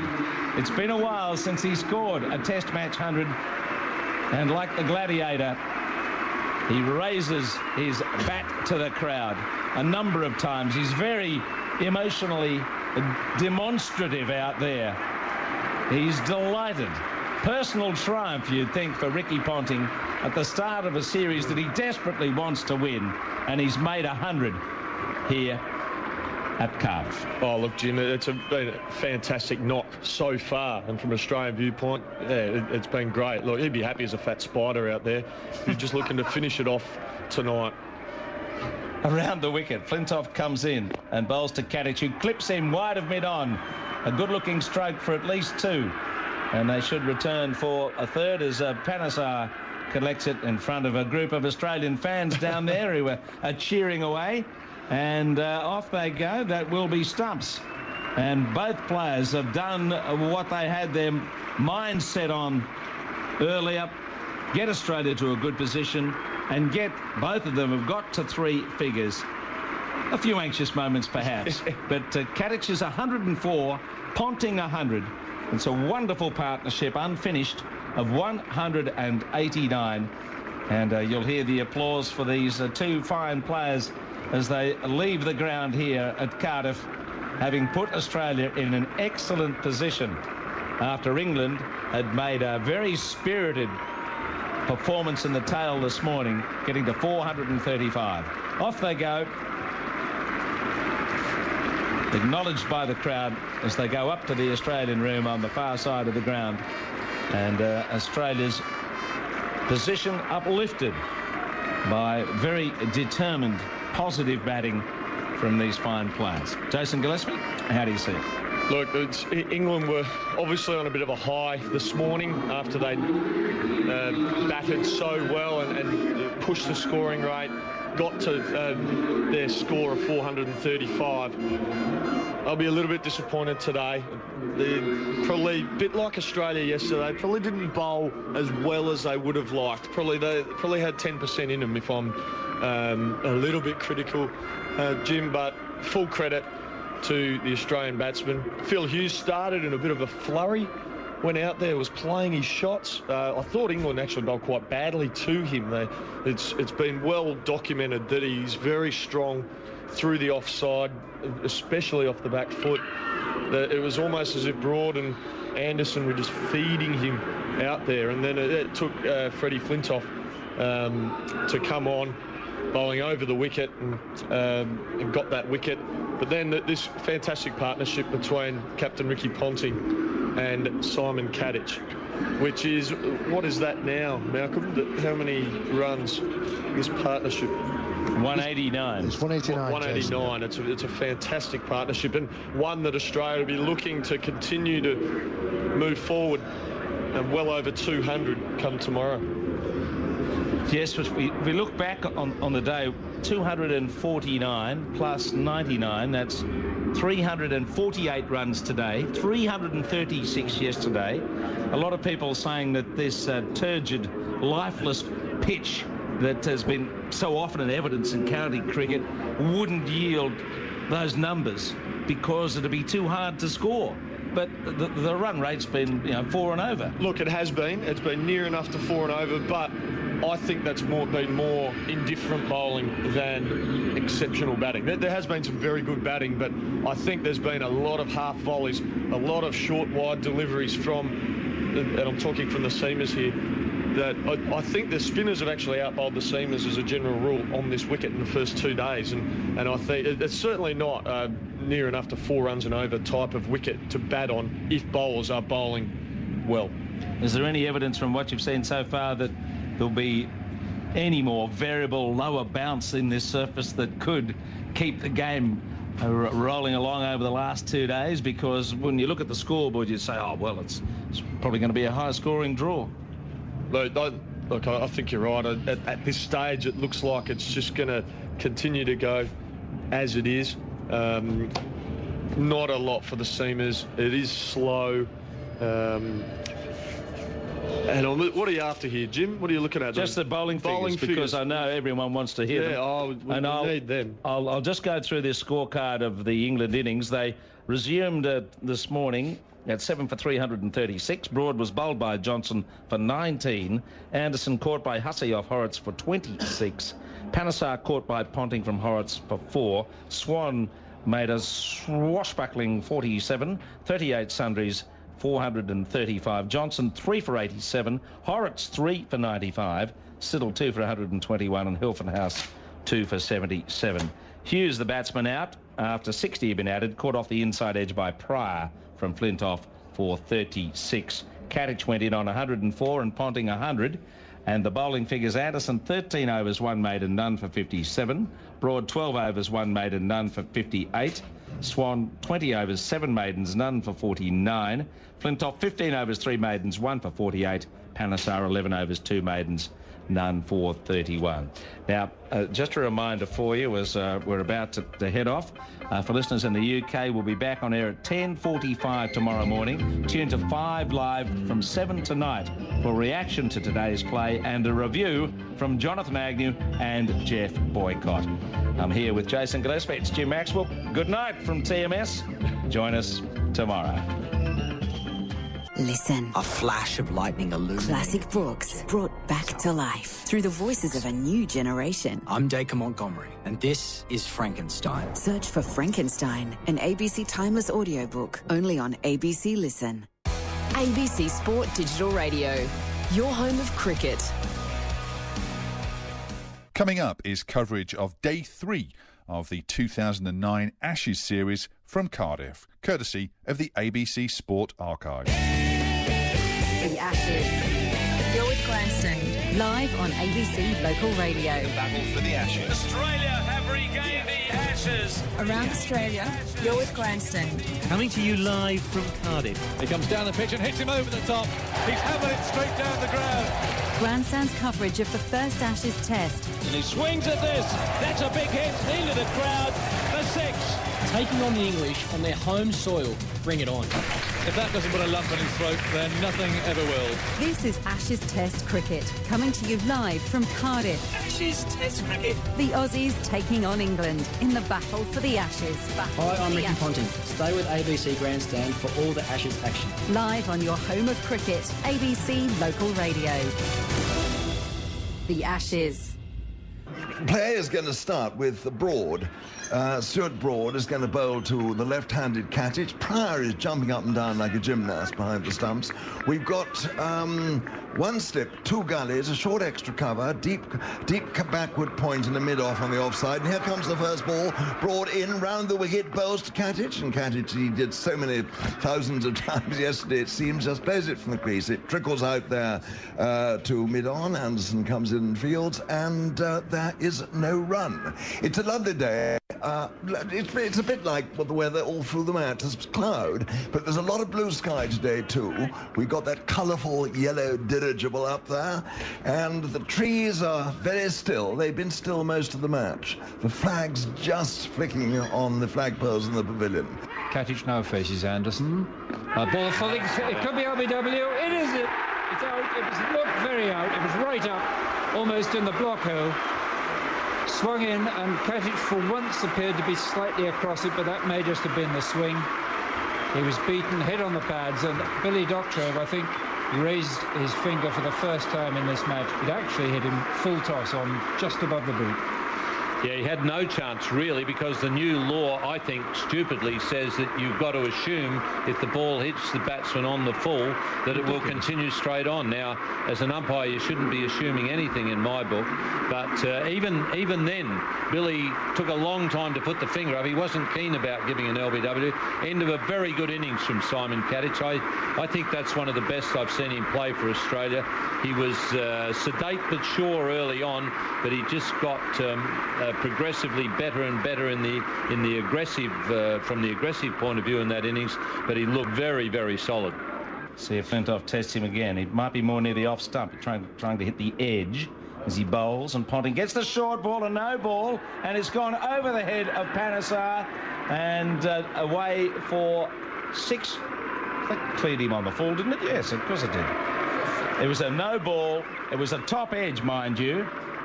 It's the first 6 of the match, and it is a fairly short boundary down there, and on the breeze, he's top edged that shot, and it went over Panesar's head for 6 off a no ball. Yeah.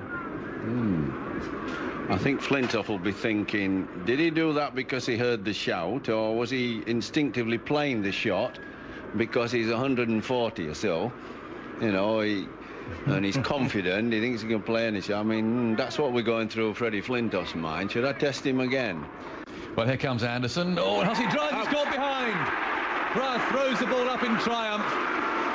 High fives for James Anderson. His teammates come rushing in. Monty's dashing up now from fine leg. And Hussey, well, he's had a miserable run, as we know. He made those runs at Worcester to cheer him up the other day. But he's failed here today with 3, driving outside the off stump, very firm-footed. And Pratt taking the catch low down, and he threw it high into the air. And England have a wicket with 40 minutes to go until lunch. 3:25 for 3. 3:25 for 3, and each time we try and do the right thing and give you scores from whatever's happening in the world of sport, wickets fall. So for now, we're not going to tell you anything. Just joking. Grandstand Test Cricket, Grandstand Digital Radio. The number to give us a call and let us know where you're listening, 1992 21222. Kadich out for 122 and Hussey out for 3. Australia now 3 for 325. Jonathan Agnew and Geoffrey Boycott. England. Yep, and Anderson have them both. Michael Clarke is the new batsman. 48 tests, average of best part of 48, which is good. But the crowd will be up now. 2 slips. There are 2 gullies set for Clarke. Point, a mid-off, mid-on, mid-wicket, and Panesar down at fine leg. Hussey's figures 3 from 16 balls. They batted for 25 minutes. With a roar, in comes Anderson, bowls to Clarke. Oh, that's found a bit of an outside edge, and runs down to the finer of those 2 gullies, who is Swan. They've obviously done their research, done their homework. That's an area that they think that Clarke is susceptible. Seen it again, the Hussey dismissal. He didn't get right forward, did he? Like all us batsmen. It's just when you first come in, and so if you don't get a big stride in, then you finish up playing a little bit away from your body or from your pad, don't you?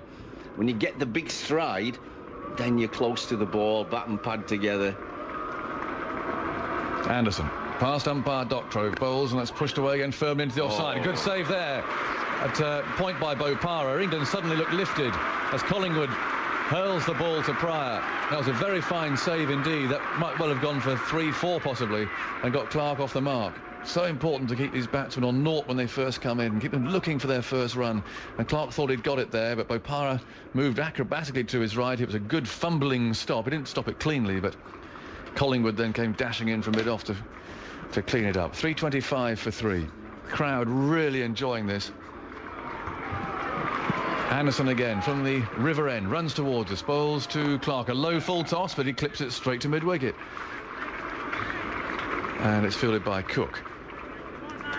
That really should have got Clarke away, that one. He missed out. 3:25 for 3. Australia lead by trail by 110 runs, get that right. Big period this now. They could snatch a wicket and get North in. He's only played 2 tests. I mean, I say he's a good player, but he's only played 2. This will be his first Ashes test. You want to get the new guy in. Anderson comes in, bowls. Clarke lets that go by outside the off stump. It was the in-swinger from Anderson. And Anderson has a little chunter to him there in best Burnley. Not sure if Michael Clarke is au fait with that. But a few words spoken, but he didn't pick it, certainly. That was one that came back and he let it go outside the off stump. Actually, it bounced a second time through to... He's a good player, Michael Clarke. Good orthodox, isn't he, player? Oh, I like Michael Clarke. I liked him from the first time I saw him. Yeah, he was fully conversant with Burnley. He used to pro at Ramsbottom. Oh, there you go. Thank you, Clarke, very much indeed. Up comes Anderson, bowls to him outside the off stump. He lets it go through. Billy Doctrove calls over. And there's the applause for James Anderson, having taken his 2nd wicket today. He's removed Gatting for 122.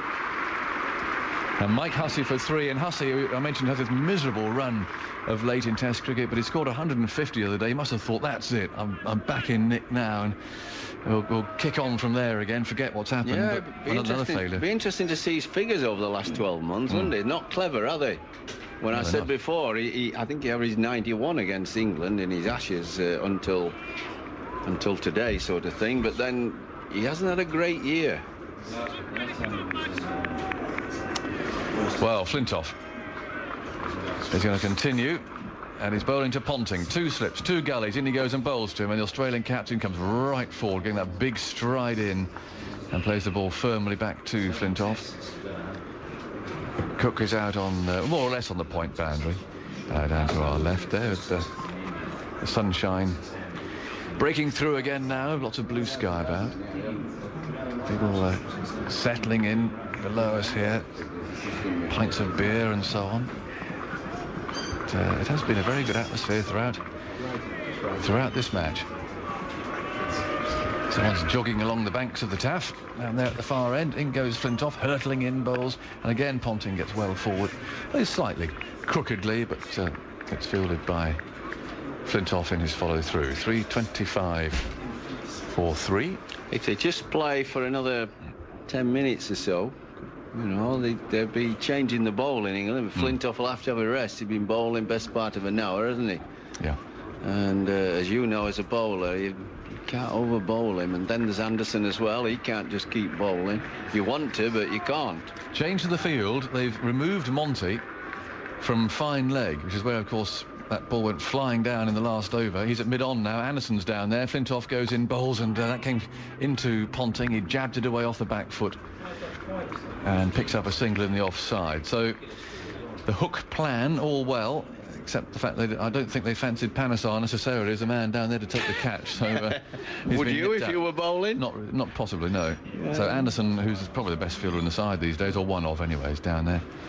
And Bopara at deep backward square leg. They're still keeping the trap set for Clark. Or having said that, in fact, need a leg gully, surely. Yeah, they're bringing something up there. You know, if he's going to get the odd one into his ribs, he needs somebody to catch it, doesn't he?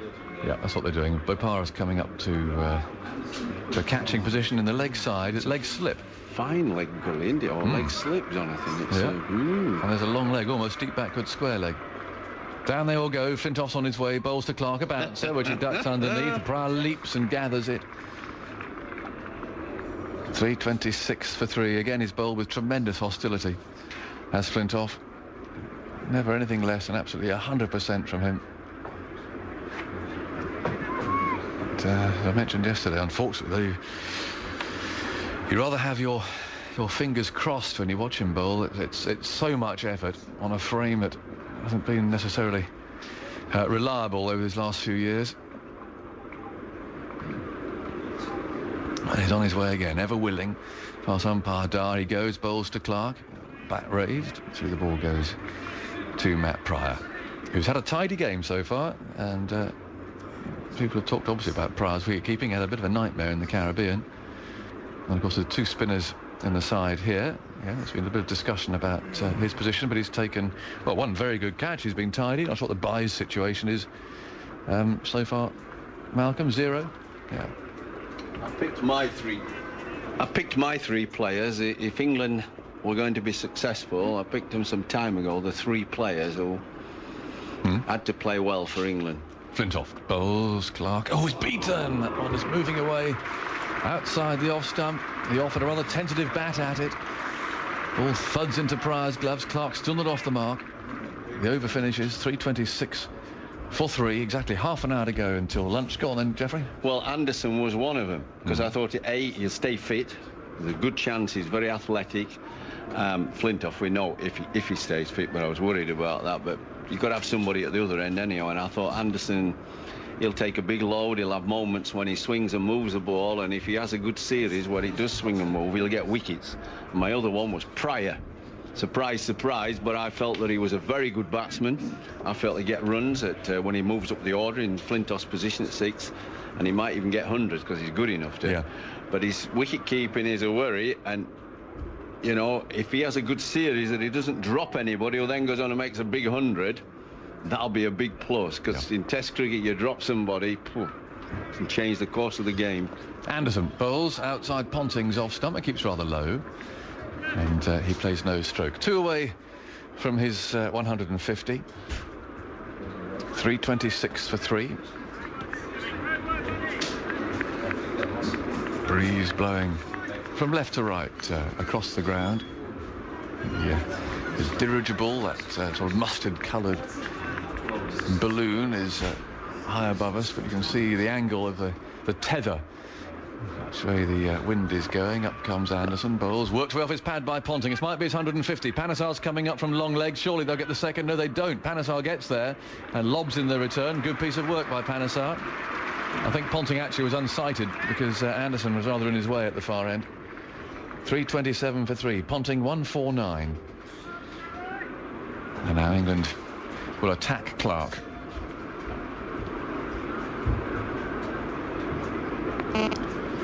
Everyone's wearing green today. Boycott in green, Victor in green. Well, obviously, we've consulted one another. Do you, like the Bedsers used to do? Early morning phone call with you and Geoffrey. Here's Anderson, bowls, and Clark comes forward. Plays to mid-off. Collingwood Fields. 327 for 3. Wasn't there rather a poignant recollection that Alec Bedser never wore his England tie until after his brother died? Possibly. Because he couldn't match it, of course. Yeah. Nope, they always wore exactly the same clothes. 327 for 3. Anderson comes in, bowls, down the leg side, looking for the in-swinger. Well taken again by Pryor. Rolling over and over down the leg side. Sort of take action in the Caribbean he'd have missed. It'd have been 4 byes. He's been working hard. His confidence obviously good.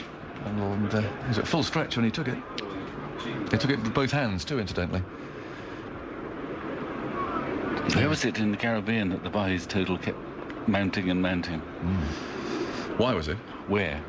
It was either Trinidad or Barbados, wasn't it? I think it was Barbados. It was a good bounce there. It was Trinidad or Antigua. This is punched away into the leg side, just a Broad's right at mid-on, and Clark's off the mark. Nipping a single. 328 for 3, in reply to England's 435. Showing about the forecast tomorrow, which doesn't matter where you go, which website you look at, it doesn't actually get any better. It looks like being a pretty miserable day here tomorrow, which is a real shame. So coming, there is very little cover at this ground in your seat. Anderson bowls outside the off stump. In fact, there's virtually 0. So if you are coming tomorrow, do bring your waterproofs and a brolly, because it does look as if it's going to rain. And there's nowhere to go. That's right. I suppose you can go underneath that grandstand. There must be something behind it that keeps you dry. Fast food. Well, they might be quite busy. Yeah. Well, the good thing is about here, of course, is that the town isn't far away. Yep. It's a short walk up the banks of the Taff, and you come out by the castle. It's all very scenic, and there's places you can potter around in town there to wait for the weather to pass. But not much cover down here at the ground. 328 for 3. Flintoff's on his way again. He's bowling to Clark. 2 slips, 2 gullies. In he goes and bowls outside the off stump. And Clark stretches forward, keeps the bat out of the way. Here's Flintoff's which over in this spell? I think it's number 7. Is that right, Malcolm? Is this Flintoff's 7th in succession? Yes. It's always such a temptation to overbowl him, isn't it? His figures are, Victor. 21 overs, 3 maidens, 1 for 73. As always, unflattering. His figures rarely flatter him, it seems. He's bowled so much better than that. I was astonished by his 5-wicket hauls the other day. Off he goes and bowls short outside the off stump. Clark sways out of the way. I mean, we know he's only taken 2 in Test cricket, but I assumed he'd taken a few in first-class cricket. No? 1. 1? Yeah. He's taken 3 in his life. Goodness, that is an amazing statistic. Well, it is. I mean, it is extraordinary. I don't know why it is, because normally, nip a couple out early and perhaps you have a spell midway through, get one out, and then you're back for the tail. Things are going well. That's how you pick up your 5, isn't it? But it's remarkable. In he goes, over the wicket, bowls outside the off stump, and Clark stretches forward, keeps his bat out of the way. He's got 3 then. Which is, Nathan Horrocks has got 0, which is also pretty remarkable if you're playing as a frontline bowler in a Test match.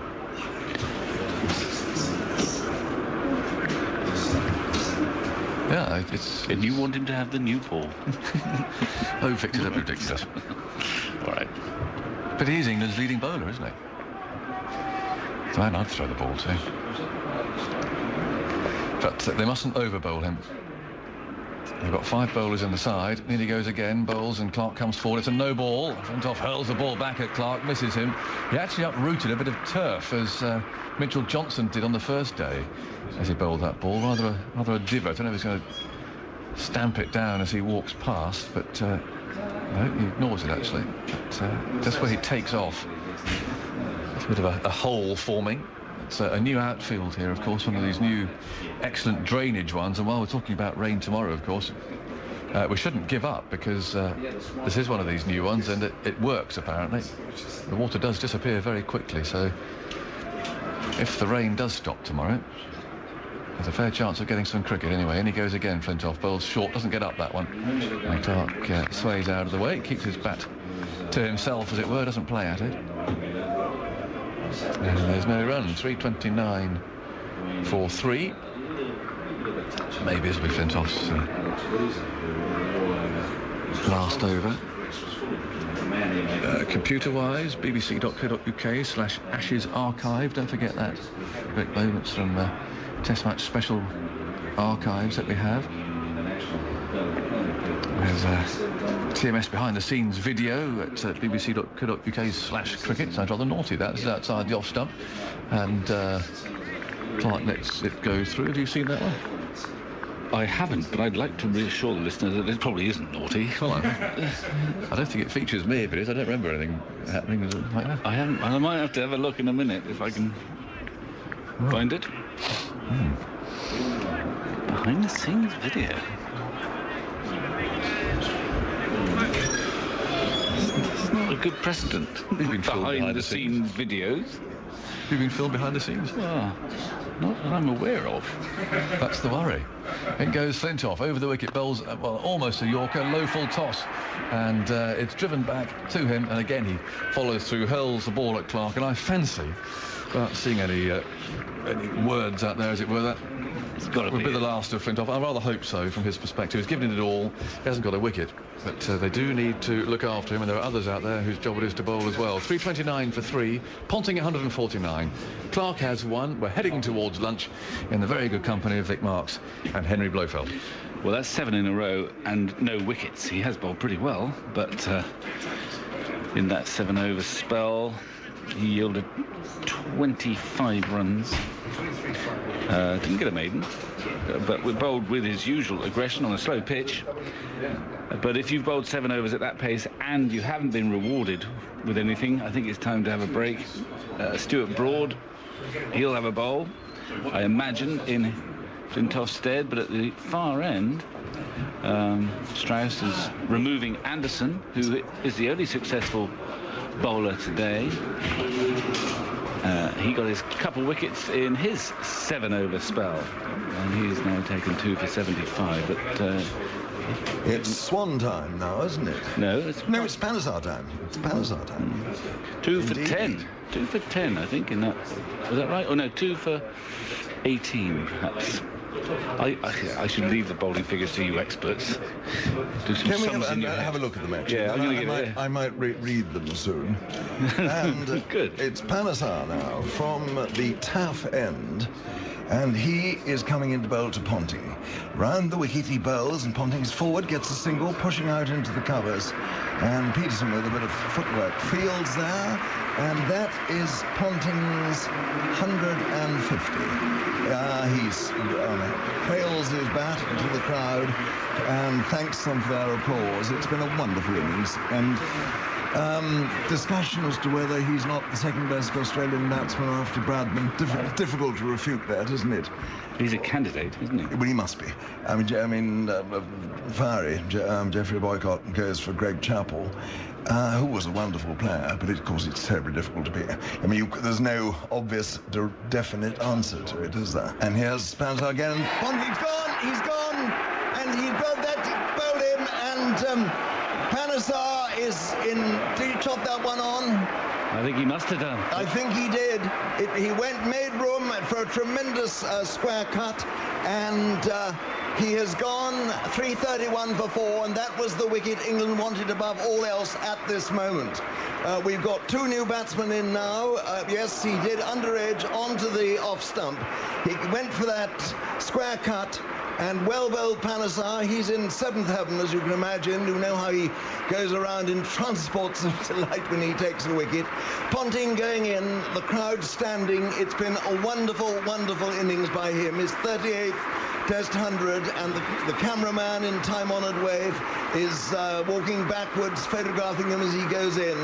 And the whole of this lovely ground at Cardiff standing to the Australian captain. 150 runs, and my goodness me, it's an innings that anyone here who has seen won't forget for a very long time.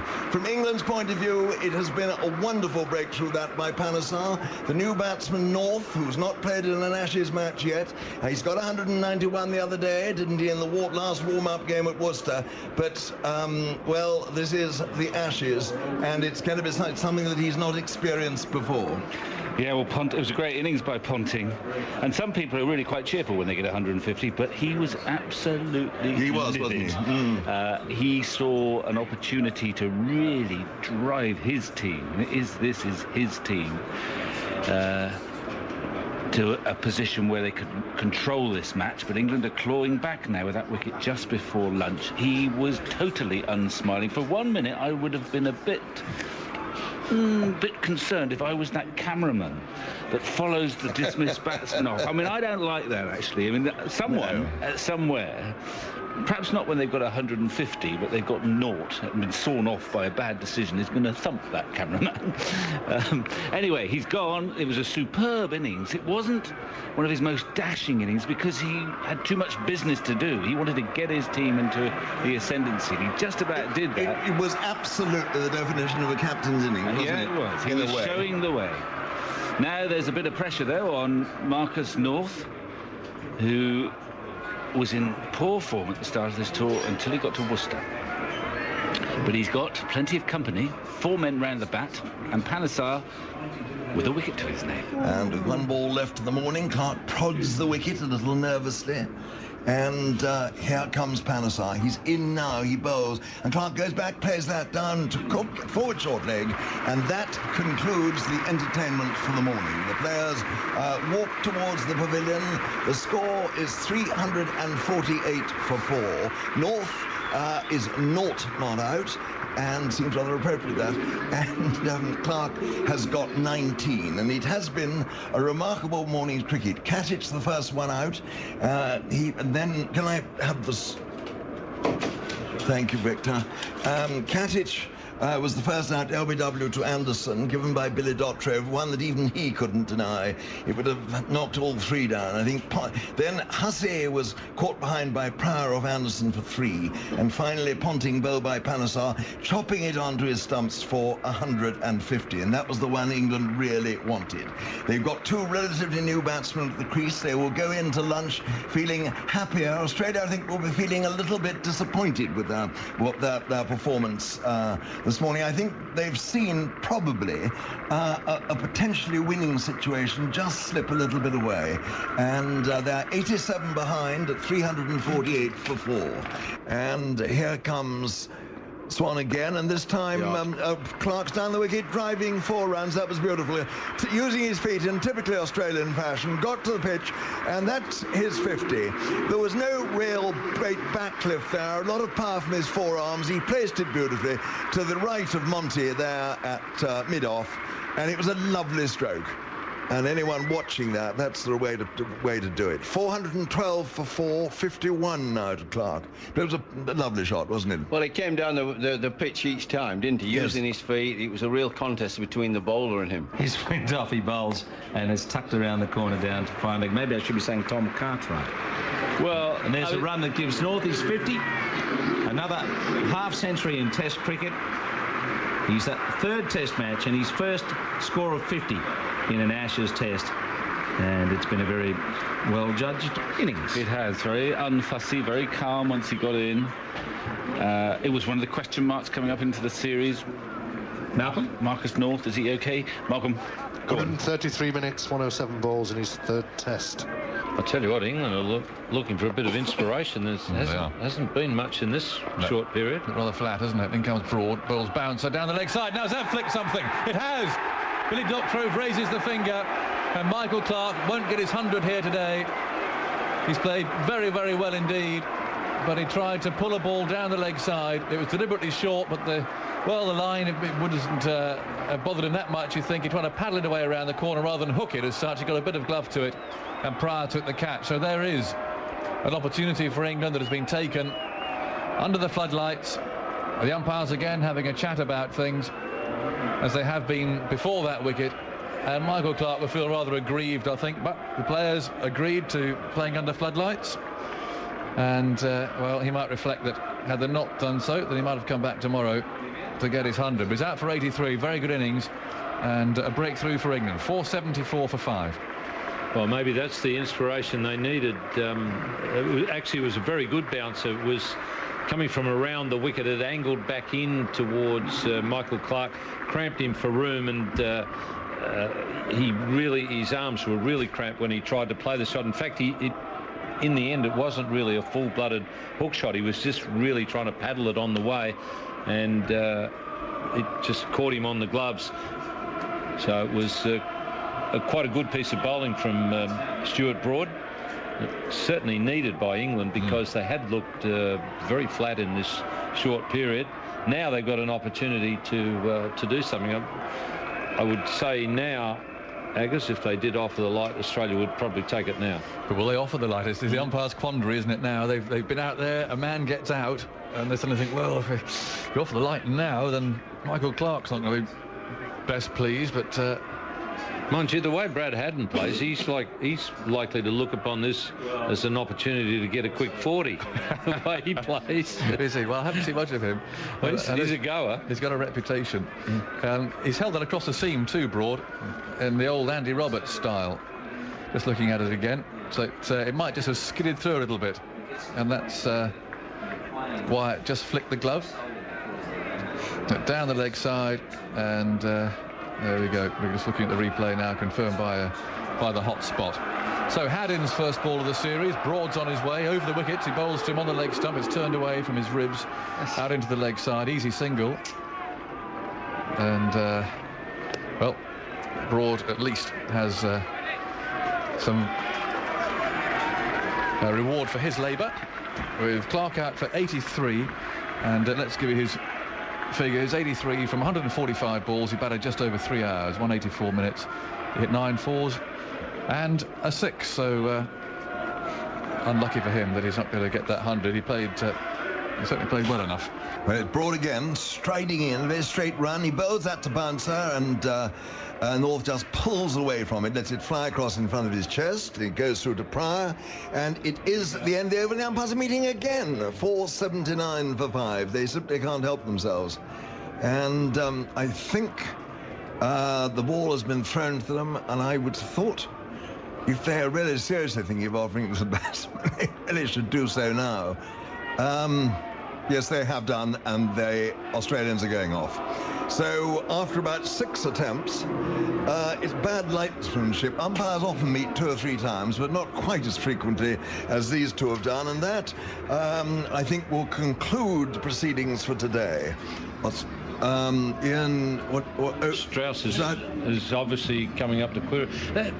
What was interesting there was the fact that they asked for the ball specifically, yes, and they dropped it on the pitch, and it didn't bounce at all, just sat there, and they looked at it on the pitch, and then they seemed to make their decision. So, you know, it almost looked as though they were comparing the ball, how it looked against the whitish colour of the pitch, and they decided, no, we're going off. Obviously, Andrew Strauss is not that thrilled that they're going off. No, he isn't. He sensed another wicket or two tonight, didn't he?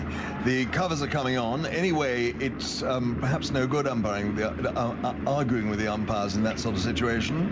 They're walking off slowly, Aleem Dar and Billy Doctorow.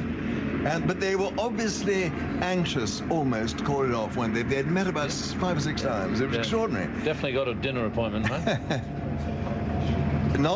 It's not officially the close of play yet, but I think it'll be surprising if we do get any more. And the roar you can hear is the hovercraft, the cover coming out to the middle.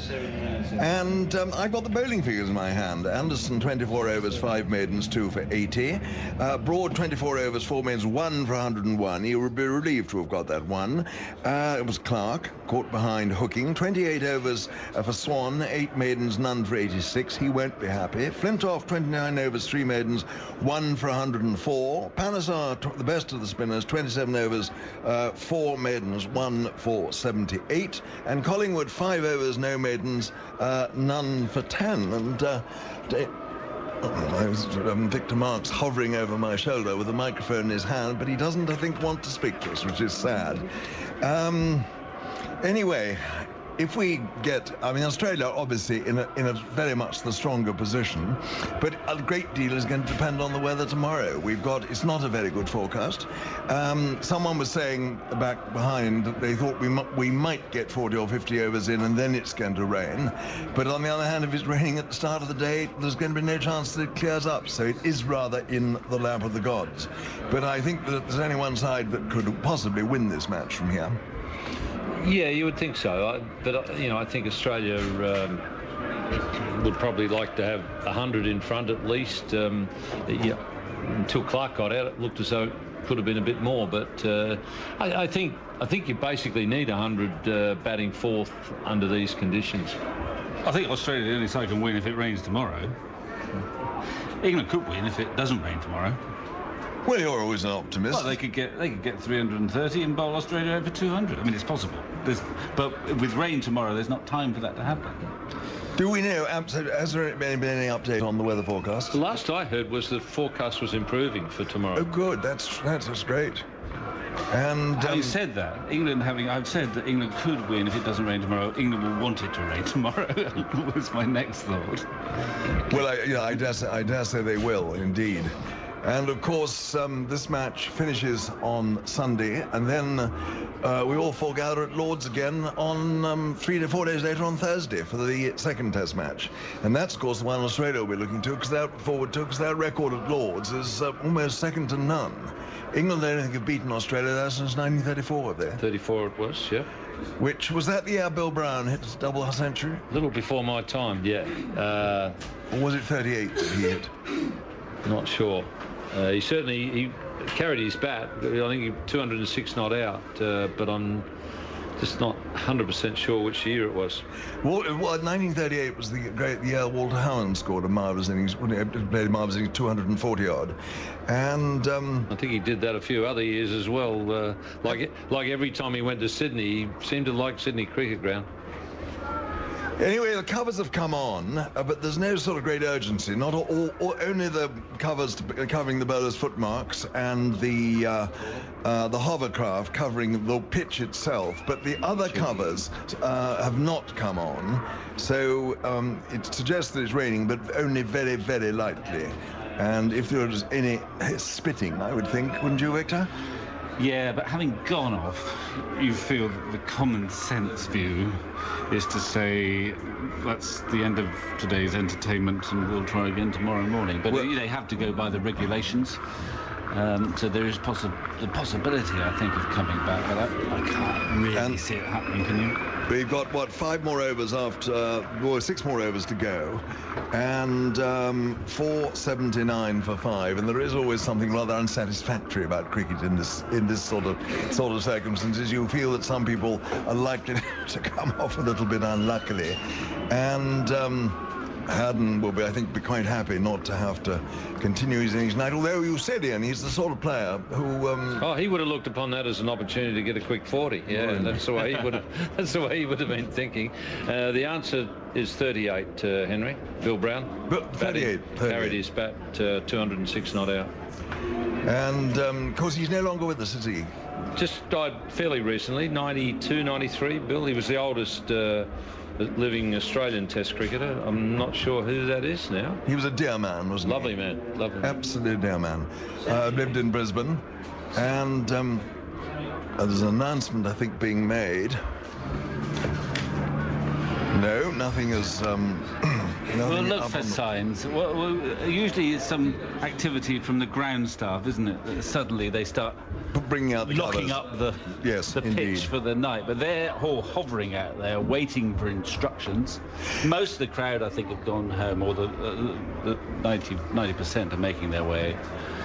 Well, one good thing out of that last little bit of play was it will have done just a little bit for Stuart Broad's confidence. And he's got a wicket, which he's not bowled particularly well today, but he did get that wicket. Quite a good bouncer at Michael Clarke, and so at least. I mean, he's had a rotten time with the ball. Really, he hasn't bowled as well as he can, but everyone gets cheered up when you get something in that last column.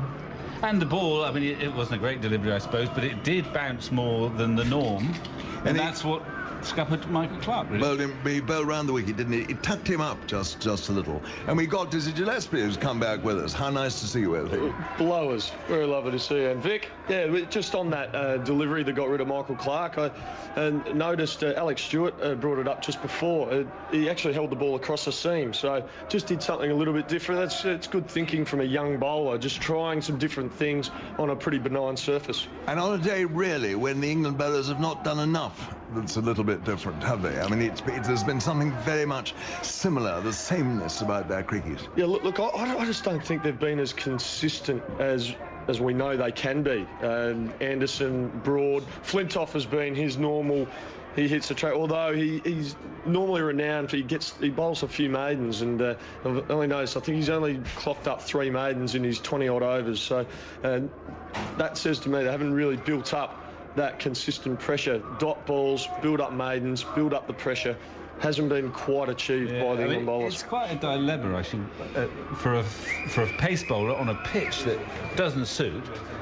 Do you try and bowl dry, as they say Australia, or do you bowl slower balls, bouncers? And I think England forsook trying to bowl dry. I think that might have been the way to go in the first of it. Yeah, it's a hard, but you've got to make it's a difficult choice to make, isn't it? It's touch and go, because Test cricket's all about taking 20 wickets to win the game. But you do that by good line, good length, being patient, building up pressure. Now, with the current trend, I suppose, I'm just going to interrupt you a second. Yeah. The play has been called off for today. That is the news. And with the score, Australia 479 for 5. And if my arithmetic is good enough, it means they are 44 runs ahead of England with 5 wickets in hand. Beautiful. Well, you thought my arithmetic was all right. Yeah, go on what you were saying now. Don't let me cut you off. I think you're right. And look, I just think with the modern trend, with the in-out fields, I suppose, the sweepers, bowlers may not be bowling quite as many maidens anymore. It may be a new stat for the guys with the computers up in the grandstand on the teams. Might be 2 runs and over or under. That might be your pressure barometer, I suppose, rather than maidens. So yeah. I mean, I'm always, being so old, very much in favour of maidens. No, but as a means of getting wickets. if he's not doing anything, bowl a few maiden. I feel as if Stuart Broad perhaps got caught between two stools. He didn't quite know whether to try and bowl really tight to build up pressure by bowling maidens, or to throw in the odd off-cutter, throw in the odd bouncer, and he wasn't quite sure which route to take, and he got caught between them and ended up with 100 on the board rather too quickly. Yeah, and you're right, and I think sometimes bowlers get caught up with trying different things, slower balls, change the grip on the ball. It doesn't mean you have to change good line and length bowling. You can still bowl with a different, holding the ball differently, the seam differently, change of pace, but still execute your skill to get the ball in exactly the right area. I think bowlers get away from that. They think they have to try all these things, Yorkers, all these slower balls, bouncers. They get away from that. And I think Stuart Broad just needed to group some more deliveries. Yes, I think one of the sad things from England's point of view today was really the inability of the spinners to bowl well, to bowl tightly, to bowl maiden overs, and to put the batsman under pressure. So that to say to the batsman, look, if you're going to score runs, you've got to come at me and take a risk. There were too many bad balls. Well, there were quite a few bad balls. I mean, I always get exasperated when there are so many sweeper fieldsmen for the spinners. There was a little phase at the start where Panesar bowled to Ponting, and instead of having that deep point, he was in on the one, and a couple maidens were bowled, and even someone like Ponting, he wants to be scoring, and I just always feel they're so concerned to stop the boundary but allow that easy one that it makes life more difficult for the spinner, because the way most spinners will get wickets is by mistake by batsmen playing a slightly risky shot. And I reckon if you're batting, if you're Ponting or whoever's was batting Katic, you love seeing a bloke go out as a sweeper, because you think, well, there's my get out there, it's easy.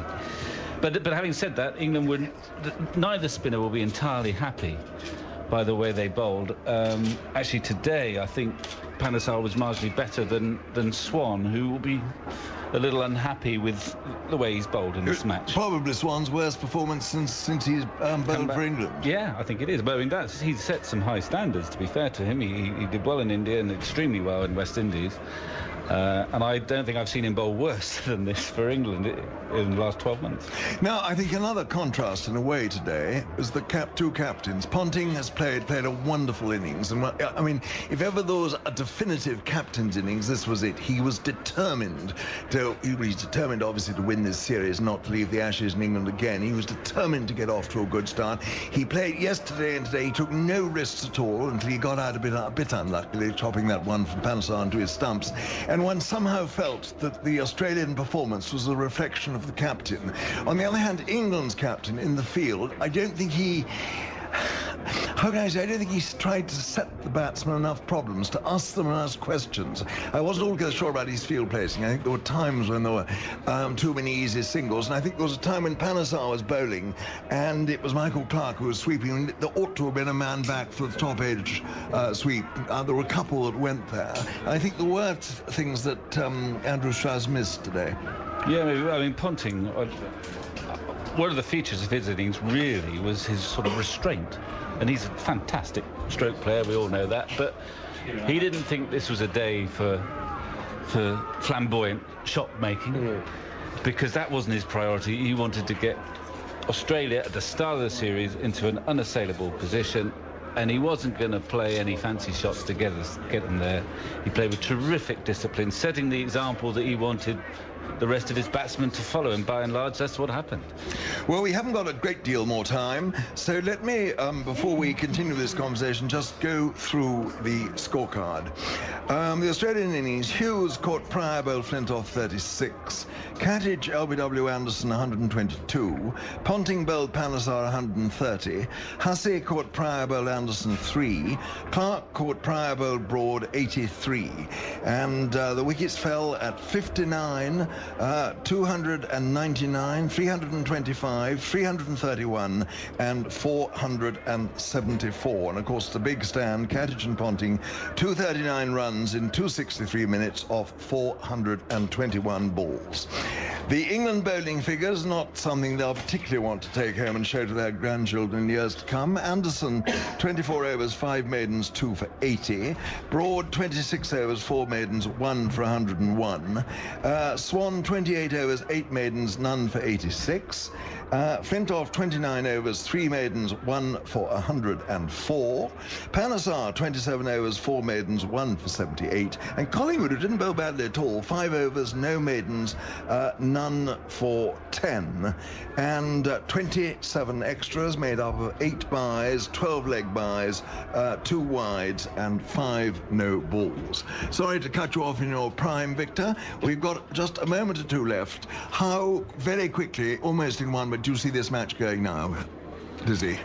I am finding it tough to see how both sides can force a result. I don't think anyone's going to get 20 wickets. Right.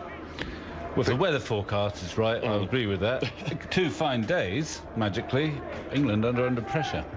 Well, there we are at the end of the... And there you go. Thank you, Henry Oldfellow, and all the troops from Cardiff for what's turned out to be a frustrating day. The Australians finishing at 5 for 479. And that is a little bit less than they would have first anticipated, but the weather conditions disappointing. Clark out for 83, wouldn't be pleased playing under lights, but he was caught at the crease prior, the wicketkeeper taking the catch off Broad. Clark out for 83. North not out 54 and Haddon not out 4. In the women's cricket, wonderful day for Australian captain, the wicketkeeper Jodie Fields, making 139 and debutant Rachel Haynes 98. The pair putting on over 200. Australia at one stage 5 for 28, getting to 7 for 271 at the close of play in their one-off test against England at Worcester. During an emergency, power's not on, the line's still down, the tree's still on it. Find your local ABC radio station. Who's without power or phone, but hopefully listening to the ABC on a battery radio. ABC Radio is your emergency broadcaster. ABC Sport Digital Radio. Your home of AFL. Coming up is coverage of Day 4 of the 2009 Ashes series, the first test from Cardiff, courtesy of the ABC Sport Archive. The Ashes. You're with Grandstand. Live on ABC Local Radio. Battle for the Ashes. Australia have regained the Ashes. Around Australia, you're with Grandstand. Coming to you live from Cardiff. He comes down the pitch and hits him over the top. He's hammered it straight down the ground. Grandstand's coverage of the first Ashes test. And he swings at this. That's a big hit into the crowd for 6. Taking on the English on their home soil. Bring it on. If that doesn't put a lump in his throat, then nothing ever will. This is Ashes Test Cricket, coming to you live from Cardiff. Ashes Test Cricket. The Aussies taking on England in the battle for the Ashes. Hi, I'm Ricky Ponting. Stay with ABC Grandstand for all the Ashes action. Live on your home of cricket, ABC Local Radio. The Ashes. And a big welcome to Grandstand Digital Radio listeners. Karen Ty in the host studio for Day 4 of this first test. Looking okay on the weather front at the moment, but the word is rain could make its presence felt around lunchtime today. Play will start on time, that's the good news, in just a few minutes with what promises to be an intriguing first session. To what extent can Australia add to its overnight lead, which stands at 44 runs? Australia to resume today at 5 for 479. Marcus North on 54 and Brad Haddon with him on 4. So Australia to resume at 5 for 479. That's in reply to England's first innings of 435. We can take you to Cardiff now and join our Test match special team shortly to take up commentary. Jonathan Agnew and Vic Marks, but Henry Blofeld having a chat at the moment with our own Jason Gillespie. 5. If you do have the first innings runs, second innings runs are always much more difficult to accumulate than first innings. So Australia will be looking to get as many runs as they can in their first innings. Now, one thing we haven't talked about, the umpires are not coming out yet, we haven't actually mentioned the pitch. How do you think it stood up and how do you think it will play over the next 2 days? Look, it's been copying a little bit of criticism. It's probably been a little bit slow for an ideal test match, but look, there's been 15 wickets fall in the first 3 days. I think we'll see a few more wickets fall, subject to the weather. It's taking a bit more turn, a bit slow turn.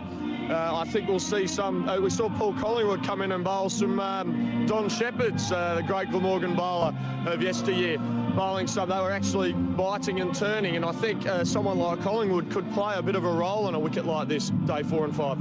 And we also saw yesterday a couple of balls keep uncomfortably low. Australia were lucky that they weren't straight. And I dare say we may get an increasingly uneven bounce, although, as you say, slowly. Well, you're exactly right, and I think the bowling plans will be day 4 and 5 as a general rule in Test cricket. You tend to bowl straighter with the uneven bounce, because basically if the batsman misses, you hit either their stumps or their pads. Now, we got the umpires going out, so we'll very shortly go upstairs. But these two umpires have been very much not outers, haven't they? What is your feeling about that? Do you think cricket is actually not the best game when umpires are going to say not out to almost everything?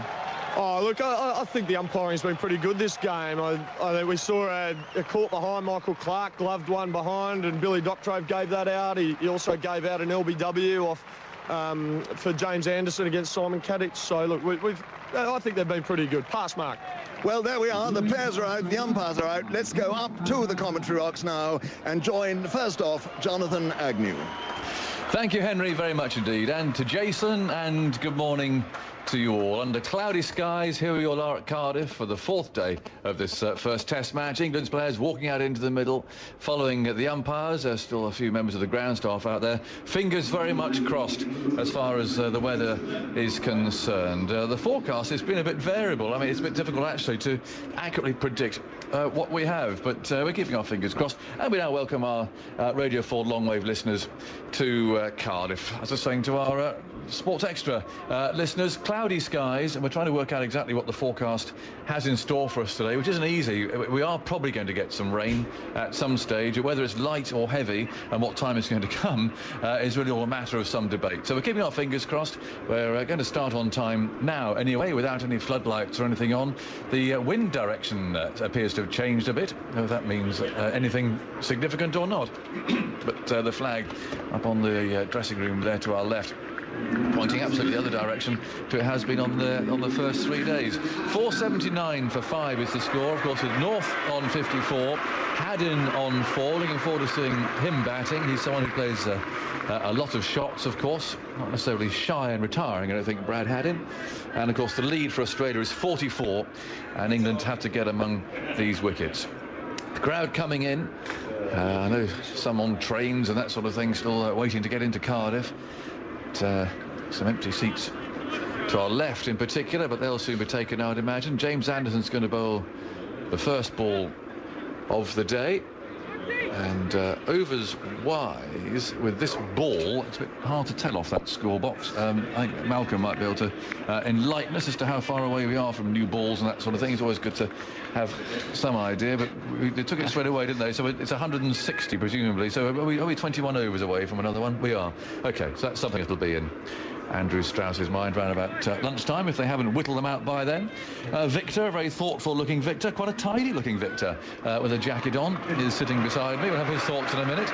In goes Anderson. The first ball of the day is flicked away out to mid-wicket, and Haddin scores 1 run to extend the lead to 45. 480 for 5. Good morning, Victor. Morning. Well, we've been studying the weather, and we've been talking about biblical storms hitting Cardiff on Saturday, but actually it's better than has been predicted over the last 2 days. And I reckon if the Aussies, they'd probably take 3 or 4 hours cricket today, in which case they could put themselves in a very strong position, and England are going to have to fight like fury to make sure they get out of Cardiff all square. Yeah, I accept entirely that is the likely form of events. There was a bit of a quarrel with Geoffrey last night. I say, well, hang on a minute. I mean, if England do get these last 5 wickets relatively cheaply, well, and then bat well themselves, and it doesn't rain very much, then Australia would still have some batting to do themselves. And England aren't entirely out of this. As Flintoff runs in towards Brad Haddin, and Brad Haddin gives himself room and plays the uppercut for 4. He likes that shot. There was a bit of premeditation there. I think he thought that Flintoff may pitch a bit short. He gave himself initially just a little room, and then he saw the length and said, yep, I'll take that on. And he clipped it down to that pocket of the ground out towards the replay screen for an easy boundary. Yeah, well, it's unorthodox, but it's perfectly legitimate in this situation. He's a dangerous man. I think Haddon, I'm not sure he should have taken this ball, actually. I think Haddon will enjoy the fact that he's got a hard ball, some pace bowlers. I think that's more likely to up the run rate. North's on 98. Anderson runs in to bowl to Marcus North, who's back and following the ball away. There's 2 runs here if he hurries. Bopara screams in, picks up, gets rid of the ball, and it's a 2 runs that he needs for his 100 as he dives to make his ground and now composes himself, raises his arms, his helmet and his bat, and he's given a big bear hug by Brad Haddon. Marcus North kisses the badge on his helmet and again acknowledges the applause here. A wonderful moment for the West Australian batsman who's only been playing Test cricket for a short time. He's now made 100 in his first Test and in his third Test, and significantly in his first Test match against England. And it was a wonderfully unfussy affair, wasn't it? He just got on with his business. Not too many frills, but some nice shots, some good timing, very calm, very unruffled. The third centurion in this innings. Some good batting. Anderson bowls to him and he's defending back down the pitch. Malcolm? 288 minutes, Jim. 206 balls and 12 fours. Flintoff runs in towards him. Haddon goes back and pushes away on the offside. Gets a quick single in front of cover. Collingwood hits the stumps. Will they go upstairs? Billy Doctrove is going upstairs. There doesn't seem to be too much excitement from England about the potential run out there after they took what looked at... It was a hazardous single to cover. To be fair to North, I think he was on the ball. He knew he had to put in a dive. He put in a dive. He's made it. And Billy Doctrove is not a cavalier as an umpire. He's going to go upstairs just to check. But he looks well in. The only thing that could have undermined North is if somehow his bat had come off the ground, but he was 3 feet in. But the dive was a good precaution on his part. Without the dive, he might have been struggling. It's 50 for Haddon. A very good 52 from Brad Haddon in this excellent partnership as Australia sustain their highly motivated and efficient batting against England here and build a wonderful position at 141 in front. Last ball before lunch. Flintoff bowls it to Haddon. Haddon goes forward to push firmly down to Broad at mid-on, and off they trudge for a salad or whatever. And there'll be some congratulatory commentary in the Australian room as North walks up to Haddon, and they're very happy in each other's company in an embrace, patting each other on the back as they stroll off. Good job done for Australia to take them to this very powerful position. 5 for 577. North is 101. Haddon 50.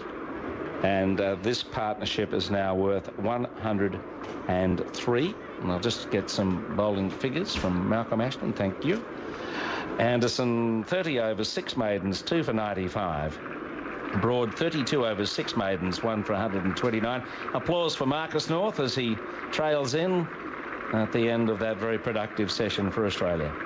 Swan 32 overs, 8 maidens, none for 98. Flintoff 34 overs, 3 maidens, 1 for 126. Panesar 33 overs, 4 maidens, 1 for 98. And Collingwood hasn't bowled today, 5 overs for 10. So we've got 5 sessions left in the Test match, remembering an extra 8 overs today and probably a few more tomorrow, depending on what happens with the weather. But we lost 22 overs yesterday. We're maybe making up 8 of those tonight. Well, Victor, where's this going? It's not going towards an England victory. I don't know I don't know how bookies work. I mean, I think the draw is still the favourite, but I can tell you England are going to have to play well. Unless the weather intervenes spectacularly, England will have to play well to draw this match. They'll have to bat well in the second innings on a pitch which is clearly a docile pitch where batsmen can stay in. The Aussies have proved that well and truly. But there'll be pressure. There'll be the pressure of scoring 435, which is usually adequate in a Test match, and being under the threat of losing. So take nothing for granted. The weather's doing Aussies a favour. It's still looking pretty bright. You described England as trudging off. It really was a trudge. They're looking weary out there. And there was a couple of high fives between Marcus North and Brad Haddon. Ruthless Aussie batting throughout. Ponting set the standard. The rest have followed. The Ashes. Anderson runs in to bowl to Marcus North, who's back and following the ball away. There's 2 runs here if he hurries. Bopara streams in, picks up, gets rid of the ball, and it's 2 runs that he needs for his 100 as he dives to make his ground and now composes himself, raises his arms, his helmet and his bat, and he's given a big bear hug by Brad Haddon. Marcus North kisses the badge on his helmet and again acknowledges the applause here. A wonderful moment for the West Australian batsman who's only been playing Test cricket for a short time. He's now made 100 in his first Test and in his third Test, and significantly in his first Test match against England. The Ashes. A brilliant session by the Australian team. A big welcome for the first time tonight to all of our listeners around Southern Grandstand. Karen Ty with you in the host studio, and we're about 8 or 9 minutes away from taking you back to Cardiff. We're hoping the weather is remaining okay. No indication as yet of otherwise, so no interruption to the first session of play, which has seen Australia remaining wicketless in the first session today. 5 down for 577, a lead now of 142. Marcus North not out on 101. Brad Haddon not out on 50 with him. Their partnership of 103, and Marcus North's 100 brought up on with 206 balls and 12 fours in that innings. A fantastic first session of play for the Australians today. We can take you back to our team now in Cardiff. Christopher Martin Jenkins doing the honours for the start of the second session of play, with Victor Marks aside him at the moment. Just repeating, Australia 5 for 577. What can they add to that in their second session today? 142, the lead. North on 101, Brad Haddon on 50. Enjoy. When I started, and certainly before, was the way the coaching actually occurred. I mean, you can't tell me who the coaches were at Glamorgan or at Somerset 40, 30 years ago, because they were totally insignificant, really. It was the players who passed on all the information, all the thoughts. And Don's been doing that for about 50 years. Yes, it was to anyone who wants to listen. Wonderful to see everybody in the box, and there must have been about 8 people in the box here, all hanging on his every word, as though it was Moses himself announcing the 10 Commandments. And I was suddenly aware that I was munching a packet of crisps. And I was like the person in the cinema, at the key moment of the film. Everybody was so, shut up. Well, what you may not be aware of, we were contemplating whether to tell you to shut up for about 5 or 10 minutes before someone finally decided that... They're rather noisy, aren't they, Chris? Yes, they are. I apologise. That's all right. It was my only lunch. Anderson's get a ball, not an off spinner. Yeah, actually, I was mildly surprised that they took the new ball, because in that little phase, I mean, no wickets were taken, but Swan and Panesar were imposing as much pressure on the Aussie batsmen in the half an hour before the new ball was taken than they've had for some considerable time. And in innings, it just goes on and on and on. Yeah, I think. Well, maybe with the benefit of hindsight, probably he should have started with Swan and Panesar this morning. I think he should have started with one of them. Even without hindsight, I was thinking it gives the spinner a chance if he can start bowling at the batsman before they've settled. Yeah. And there was no obvious reason to expect the seamers to do anything much. So one of each, I think, would have been appropriate, but... Anyway. Whatever he does now, there's that feeling that the horse is bolted. Yes, bolted quite a long way. Substantial lead as Anderson bowls the first ball after lunch on the leg stump to North, and he tucks it down off his hip for at least 1 run. That's all they're going to attempt. The Swan comes round down to our right, in front of the the big new stand. I don't know how many that stand holds, but it's an impressive size and gives everybody a very good view, albeit from square on. Not a great deal of cover, however, from any possible rain. But rain at the moment is still, I would think, some way away. There's quite a heavy black cloud over Anderson's right shoulder over the hills as he comes in and bowls to the right-handed Haddin, and that swung in when he was probably expecting it, if anything, to swing the other way, and it hit him on the pads with his pads outside the line of the leg stump. So that made him invert his body. Encouragement for Anderson. Well, they're bringing the men in. Panesar comes in now to mid-off, so there's a deep mid-wicket and the man down at long leg. Otherwise, everyone else saving the single. For Haddin, who's on 99, Collingwood will bowl to him.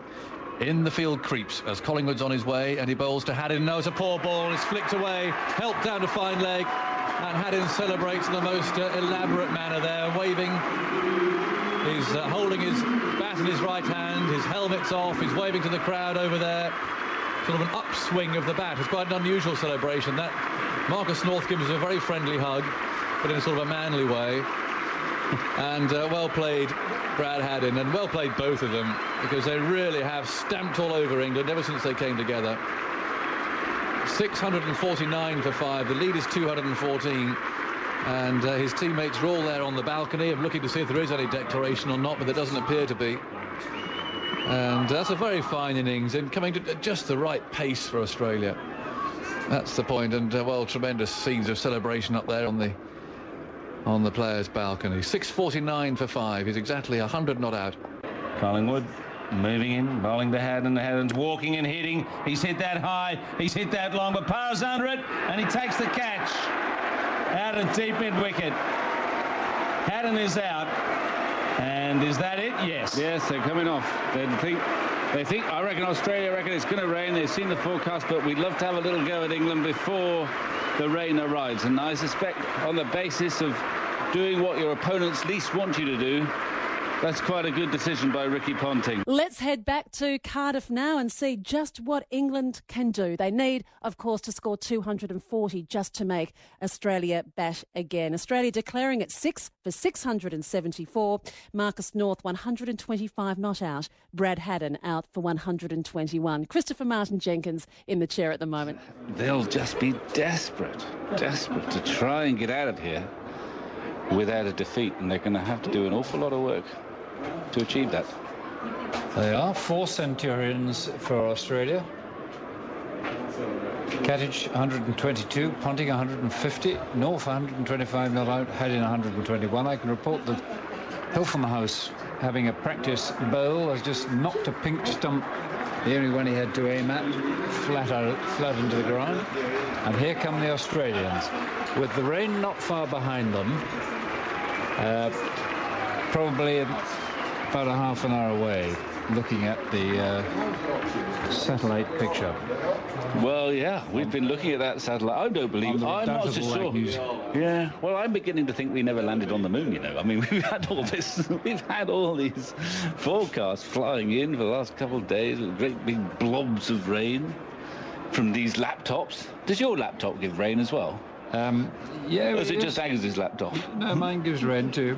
I must apologise to Agnes on the air, since I said on the air that he had told me that I needed to subscribe to this word processing package on my new machine, and that Alison Mitchell had said, no, you don't. You can do. Agnes was on the ball. Agnes was right. I had a 60-day trial, but. I think you'll need longer than that, CMJ. Exactly. I will. Anyway, I'll be lucky if it lasts for 60 days, no matter what. No. I think you've cracked it now. Anyway, England have got to somehow last it out until it rains, and then some more tomorrow. Bat rather well tomorrow, because the forecast for tomorrow is good. And congratulations to Australia, is all one can say, for absolutely turning this game their way. And I did think England batted a little carelessly, really, and history suggests they did. Well, it had a very odd look, that scorecard. No one getting beyond 69. At the time, we thought it was carelessness, but perhaps not decisive. Yeah. Now we take a different view.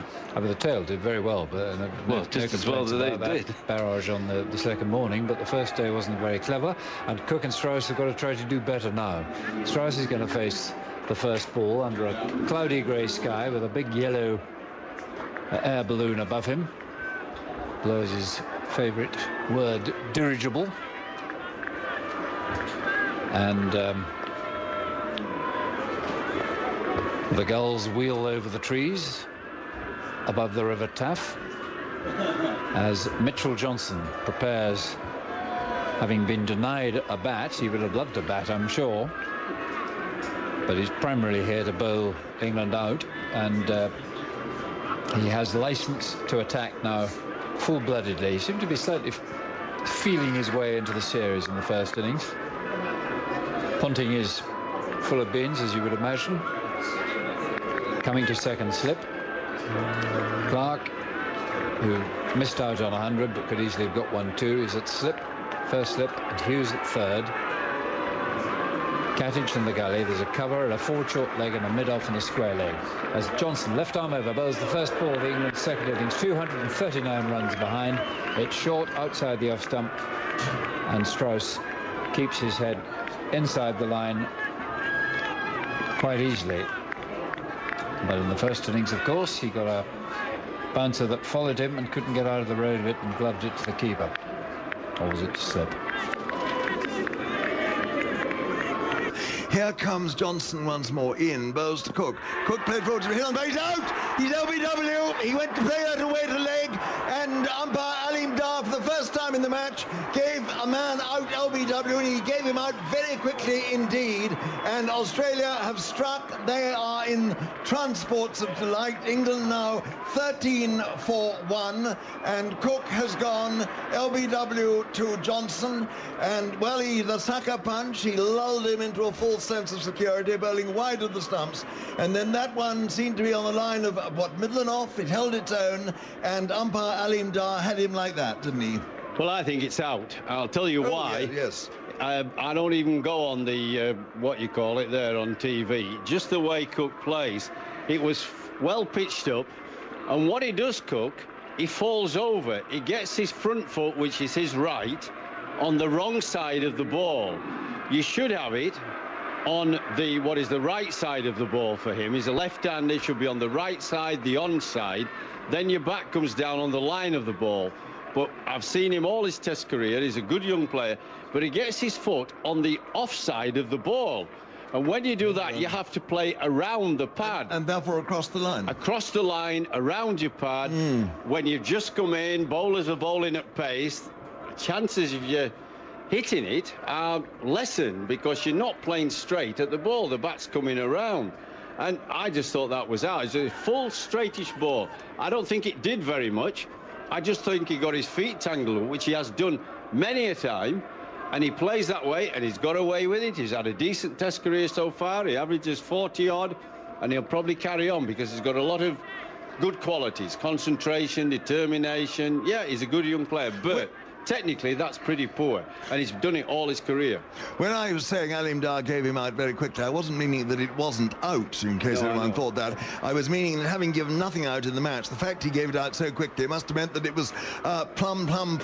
Absolutely plum. And here's Johnson now bowling the new batsman Ravi Bopara. He comes in, he bowls, and Bopara's off the mark, twiddling this one away wristily to the right there of Siddle at mid-on, and he gets a single. So that'll make him feel easier. I think all batsmen like to see that figure of naught disappear against their name. 14-for-1 then England. They trail by 239 runs in this first innings, and that was a grievous blow, undoubtedly. The first, it's got to be taken in stages, this, and the first stage was to get through until the tea interval without loss, and that they have failed to do.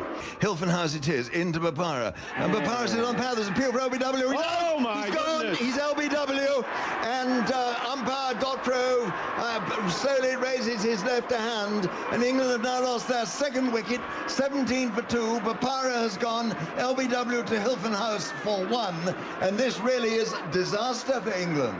Well, I thought it was straight. It's whether he nicked it or whether it was too high, but he certainly played a horrible shot across the line. Might have been height was a problem. Right at the top of the pad, it pitches on. It goes, you know, like an outswinger. I mean, it's knocking middle and off out. Is it slightly high? I'm not sure. It's one of those. I mean, whether you believe Hawkeye or not, it's now beginning to say that it might have been going over the top. But remember, the umpire doesn't get a look about it. He gets one look at pace. It certainly was a poor shot. A bowler's pitching on like that, middle-ish, hitting middle and off, and he's working it somehow to, what, mid-wicket, squarish mid-wicket. The bat came right across.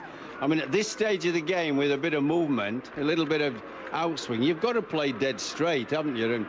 And I know he might go in and think, well, he's a bit unlucky for height, but it was a poor shot. Yes, indeed it was. It was, I mean, it didn't obey any of the rules of batsmanship, and particularly at this stage with the tea interval just coming up, it actually was a shot that spoke more than anything of nerves. Yeah, it did, Henry. Now, I'd put it this way, if he'd have been batting against that red bus, he'd have got out. He would have got out. No chance. And here comes Johnson again, bells Peterson. Peterson plays that away off his pads. It's going out towards the backward square leg boundary. It's going to be cut off there. It is. And back comes the throw. And that's Hilton House. And they got a couple of runs, and that concludes the dramatic entertainment which has had every Australian in the world or within air distance or whatever leaping around in enjoyment. 20 for 2 England. They started their second innings 239 runs behind Australia, who declared at 674 for 6, with 4 of their batsmen reaching hundreds. And they've now got the wickets of Alistair Cook and Ravi Bopara. Strauss is there with 6. Peterson has 3. It's been anxiety piled upon anxiety for England, and a couple of horrid strokes already. And really, I think, Henry, that there's going to be some rain. I don't think this is dark. I don't care what they say. I reckon this is rain around. I don't think they'll play for a while now, my own opinion. You can give them the scorecard if you want, but they are getting out. Yes, the covers are coming out, indeed. Looks dark to me. I don't care lights on or not. And if they came off last night, which I disagreed with, if they're going to have lights, then they've got to stay on. And if it is difficult to see, then they shouldn't allow them to stay on with you know, there's got to be some balance and fairness about it. And I don't see any difference now to last night. I really don't. In terms of the light and the artificial floodlights on, I think it's just about the same. I agree with you entirely. I think, yeah. Now, we got a moment or two. They've gone into tea. I'm going to give you the scorecard of the whole of the Australian innings. England, you remember, all out for 4:35 by the lunchtime on the second day. I'll go through the whole Australian innings. Hughes caught Pryor, bowled Flintoff 36. Catich, LBW Anderson 122. Ponting bowled Panesar 150. Hussey caught Pryor, bowled Anderson 3. Clark caught Pryor, bowled Broad 83. North not out 125. Had in, the only wicket to fall today, caught Bopara, a fine catch not far from the boundary at deep mid-wicket, off Collingwood for 121. There were 34 extras, and Australia 674 for 6 declared, 239 ahead. Anderson, the bowling, 32 overs, 6 maidens, 2 for 110. Broad, 32 overs, 6 maidens, 1 for 129. Swan, 38 overs, 8 maidens, none for 131. Flintoff, 35 overs, 3 maidens, 1 for 128.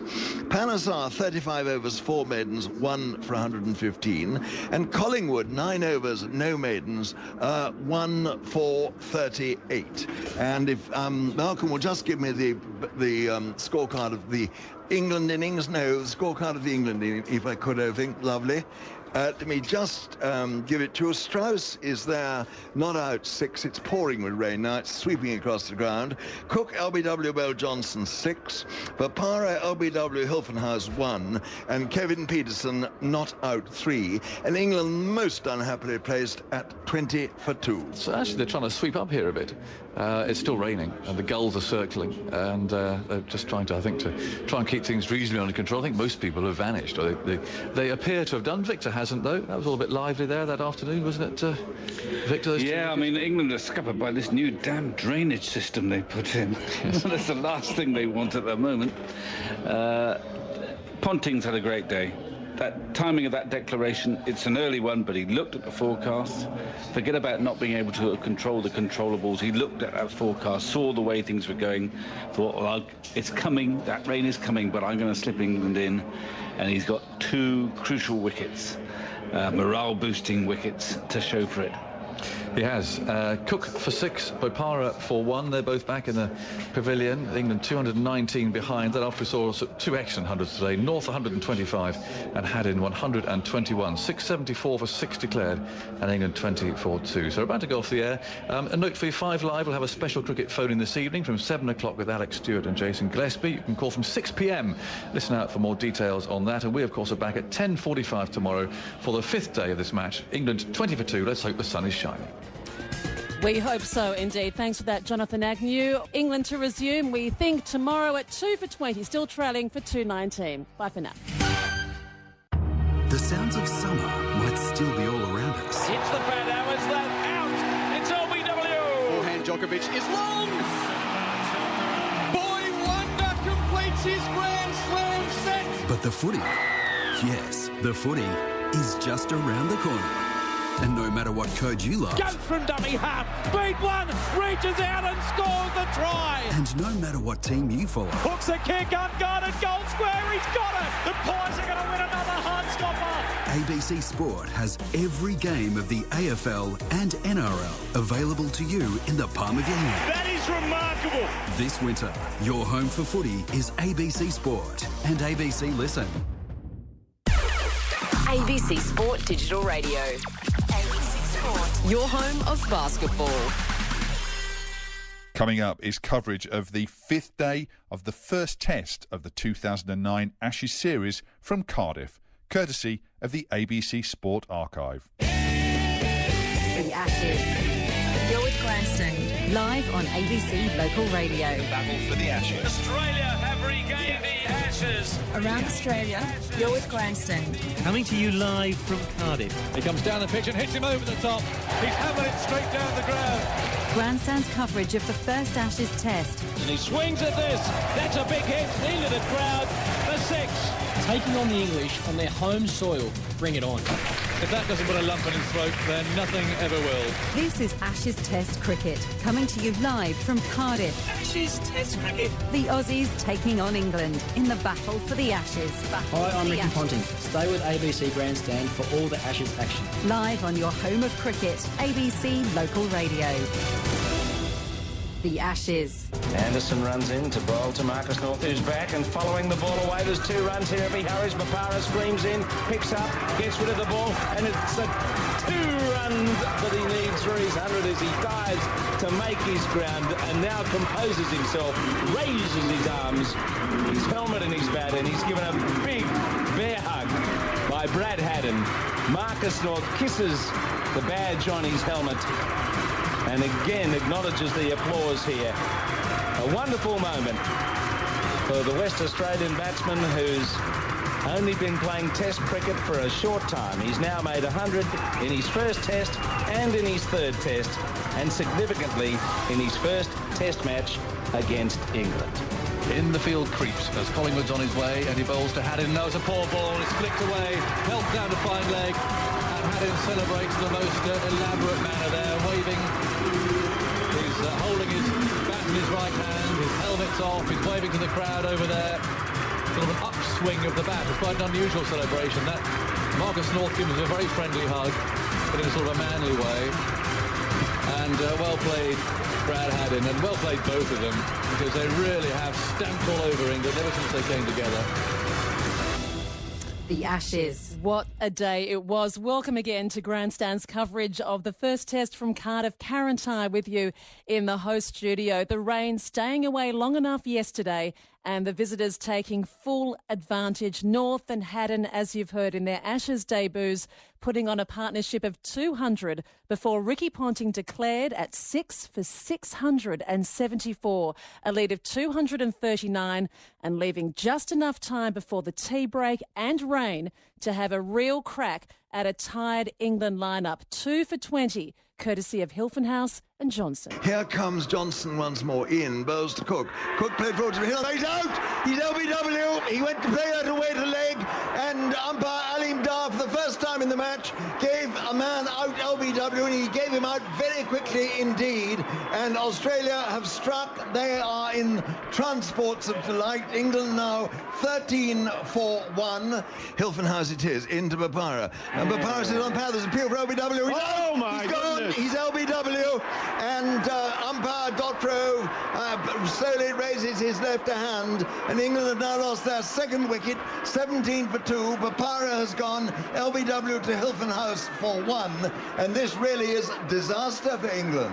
2 for 20, England to resume at that mark in just under half an hour. No more play was possible last night because of heavy rain, which started just as tea was called, with England at that total. 2 for 20. So when England do resume, Strauss is on 6, Peterson on 3, still requiring another 220 runs to make Australia bat again. Can Australia claim 8 wickets? Will the weather be a factor? What impact could Nathan Horrocks provide on this final day, the leading wicket taker in terms of spinners in this test? 3 for 95, Horrocks, and of course the 2 spinners from England, just the 1 wicket between them to Monty Panesar. Very shortly we'll be able to take you over to the BBC. In fact, I'm just getting a notification now that they have just started a little bit later than they had thought. Jim Maxwell is heading up their coverage. We're 15 minutes away from play resuming in this first test, the final day, England to resume at 2 for 20. Let's cross to Cardiff now.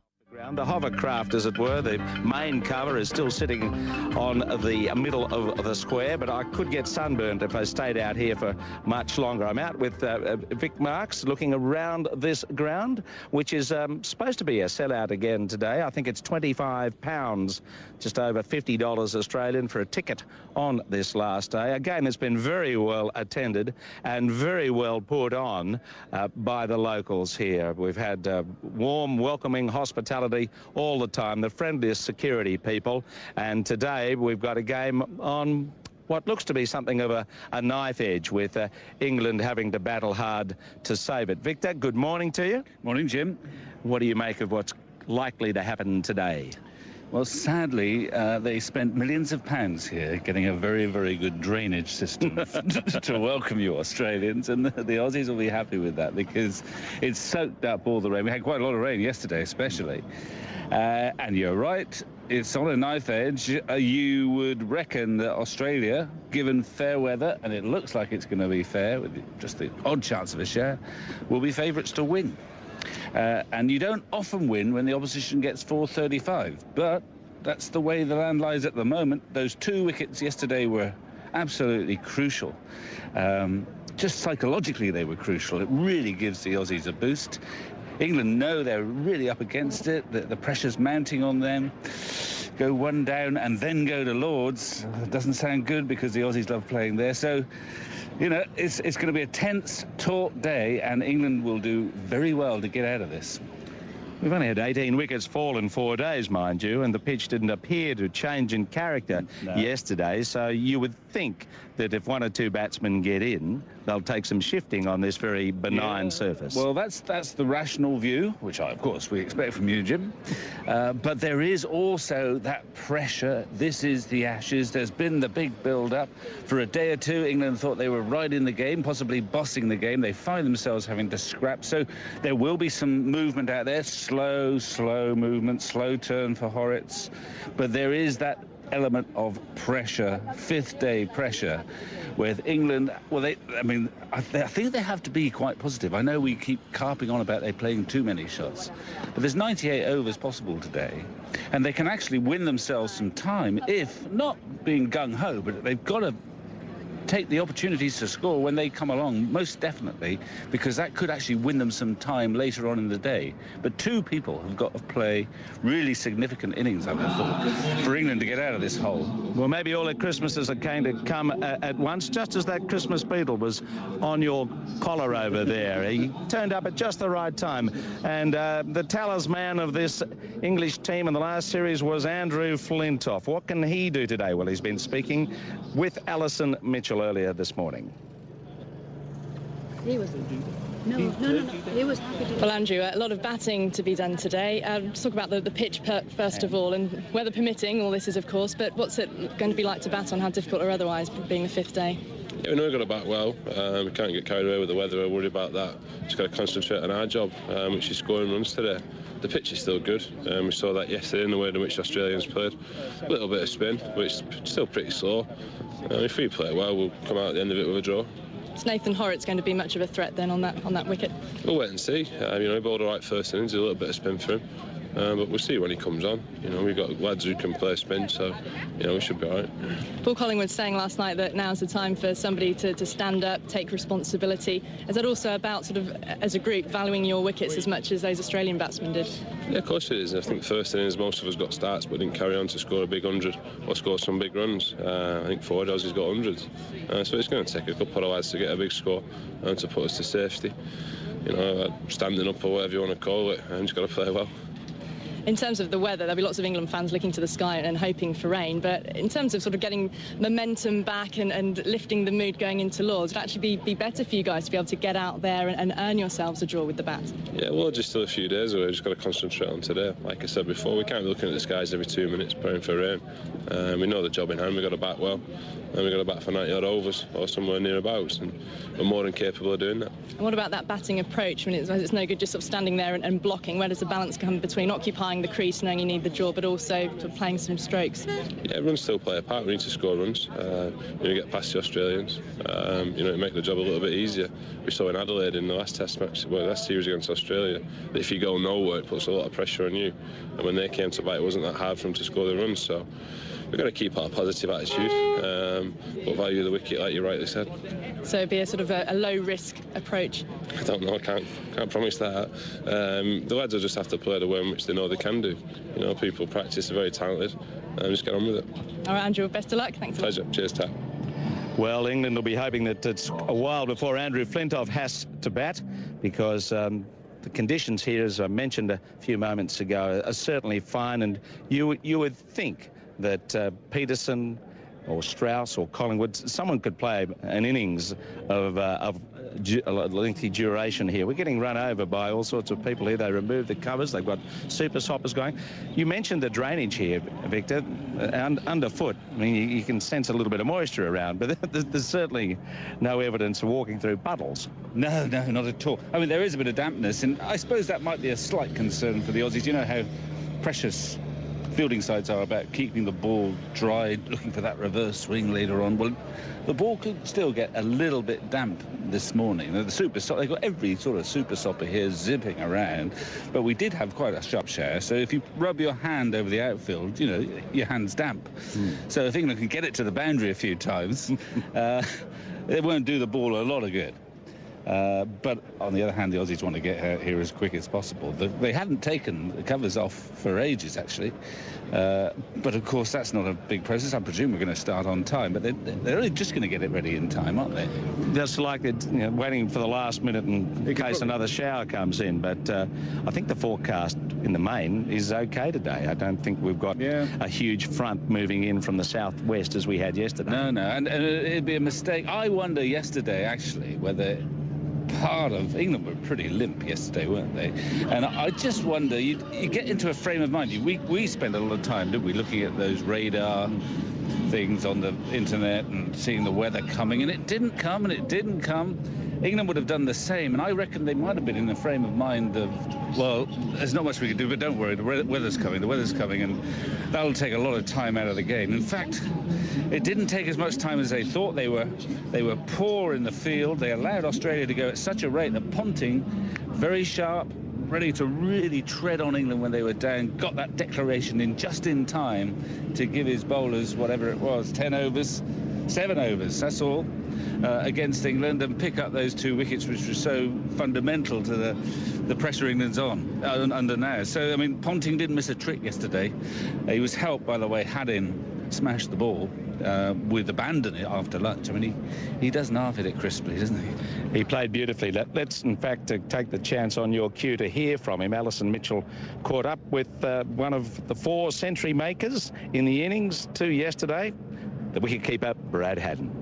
Well, Brad, congratulations on the century yesterday. The day couldn't have gone any better for Australia, particularly with those 2 wickets at the end. Yeah, things went to plan for us yesterday. We've spoken about we wanted to bat deep and give ourselves a chance to have a bit of a hit late in the day. It was great to get those wickets to finish the day off. It was obviously disappointing we couldn't get some more cricket out there. We felt like we're on a bit of a roll, and momentum was just sort of really starting to come our way. But today's a new day, and we've got to get out and start that all over again.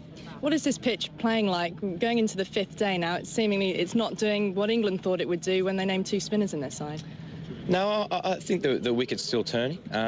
I've said before, there's a lot of pressure on those 2 spinners going into the game. They were talking a lot about how they're going to go into spin us out. So the wicket did offer a bit there for the slower bowlers. But as I said, there's a lot of pressure on those guys to bowl us out. Do you think that was what sort of affected the bowlers, that the pressure got a bit too much? They weren't able to get the breakthroughs and really put you guys under pressure? I think they just came across a couple of batters that were pretty hungry and in some pretty good form. It was a good wicket. We knew that from day one. And it was just it was the start of an Ashes series. We've been waiting for this for a long time, and the boys were up to play yesterday. And that getting to 3 figures really meant a lot to you, clearly. Yeah, it did. It's always pretty special. And after the platform that Simon, Ricky and Michael sort of set us on the early days, just allowed Marcus and I to play with that little bit extra freedom later in the day. So it was it's going to plan so far. We just hope this weather holds off and we can play some good cricket today. So weather permitting, 8 wickets away from victory. How big a role will Nathan Horrocks play today? Mate, he'll play a massive role. You've seen in the first innings he was on song and bowled very well. So there's a lot of options in. It's a last day wicket. There's always a few tricks on a day 5 wicket, no matter how good it is to bat on. So we'll just keep putting the ball in the right areas and asking a lot of questions. So confidence? We'll see how we go. See what the weather does. Brad, thanks very much. Well, the weather's looking okay so far. Alison Mitchell there with Brad Haddin, who I'm sure, like the rest of the Aussies, will be as hungry as the old dog on the tucker box from his hometown of Gundagai in New South Wales. There'll be a lot of people listening in the country. Brad's parents are sitting in the crowd. They would have been absolutely delighted to be at the ground. Imagine it as a parent, to be at a big sporting event like this and to see your son make 100. But the pressure might be on him behind the stumps today, Victor, because Nathan Horrocks potentially is going to have a role to play.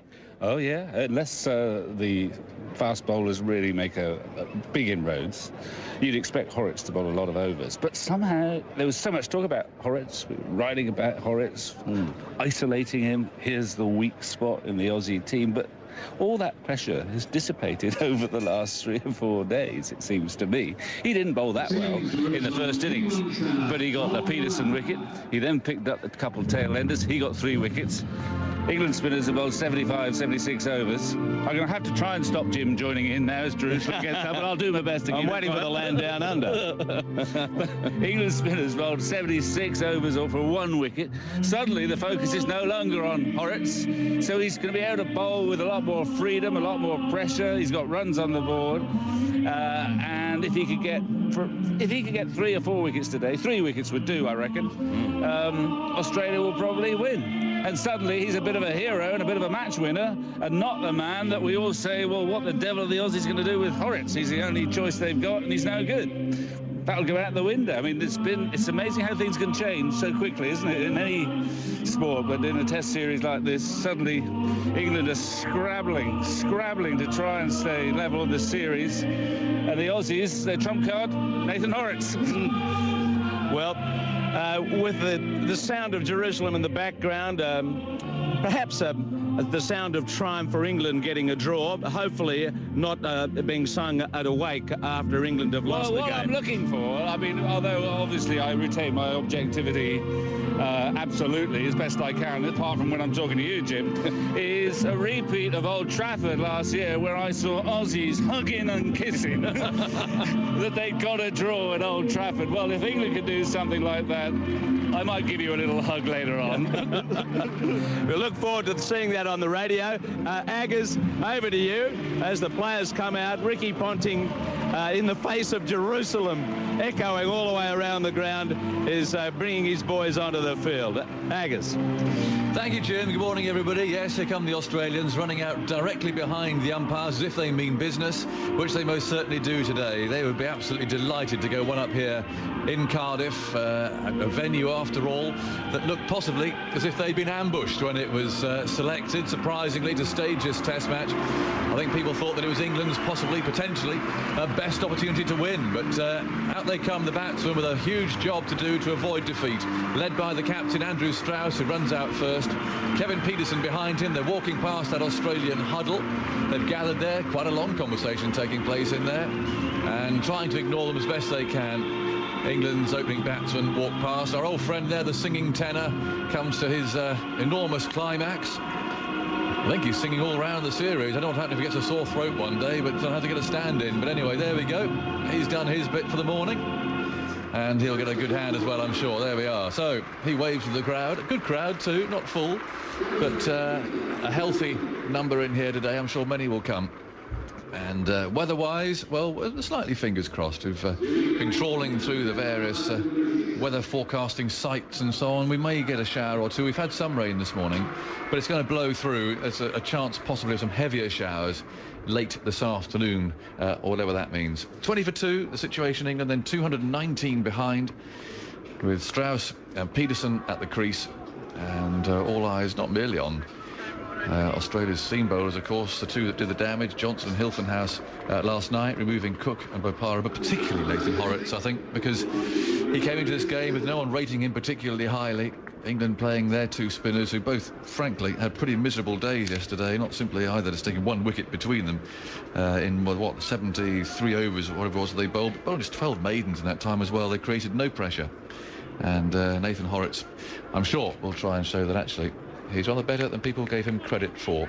Peter Siddle's going to bowl the first over. Ian Chappell's alongside me, looking thoughtful after a very enjoyable evening last night. Ian, you're on good, rumbustious form, I thought.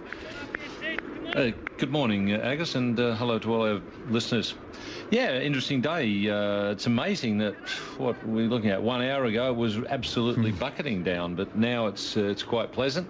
I think that England would like to have a full... I doubt that the batsmen want to be on and off with showers. I think that's probably about the worst scenario for England. I think if they would feel if it's going to rain, let it bucket down and finish the whole thing. That's a good point. Here's the first ball. Siddle runs in, bowls to Strauss, a Yorker, which just moves away from him. A shade in the air. Strauss brings that back down quickly. It's played up to mid-off. So, good first ball there from Siddle, right up on target, making Strauss jam his bat down. Michael Clark's loosening up there at first slip. There's 3 in all, and Ponting a bit second, presumably. Hughes at third. There's a gully, point, mid-off, mid-on, deep square leg, and a long leg. 20 for 2 is the score, of course. Hilfenhaus bowls to him. Oh, he's bowled him! Playing no shot. Oh, certainly in two minds. And Peterson goes, whoops of delight from the Australians. Again, a rather strange innings. Almost caught the ball before, playing no stroke to that, or certainly in two minds whether to play at it or not. And Peterson walks away. His off stump has been uprooted. And England are 31 for 3. They've lost the wicket. They really didn't want to lose here. Peterson just in two minds. He started to play, then he took his bat out of the way. It was a straight ball. And phew, there he goes. I mean, what can you say?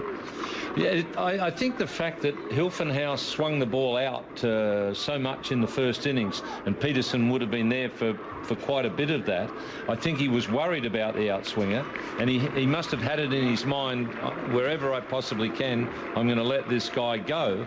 And he was outsmarted by Hilfenhaus. Hilfenhaus bowling on the same sort of line, on-off stump. I think Peterson was expecting it to go away. It didn't go away.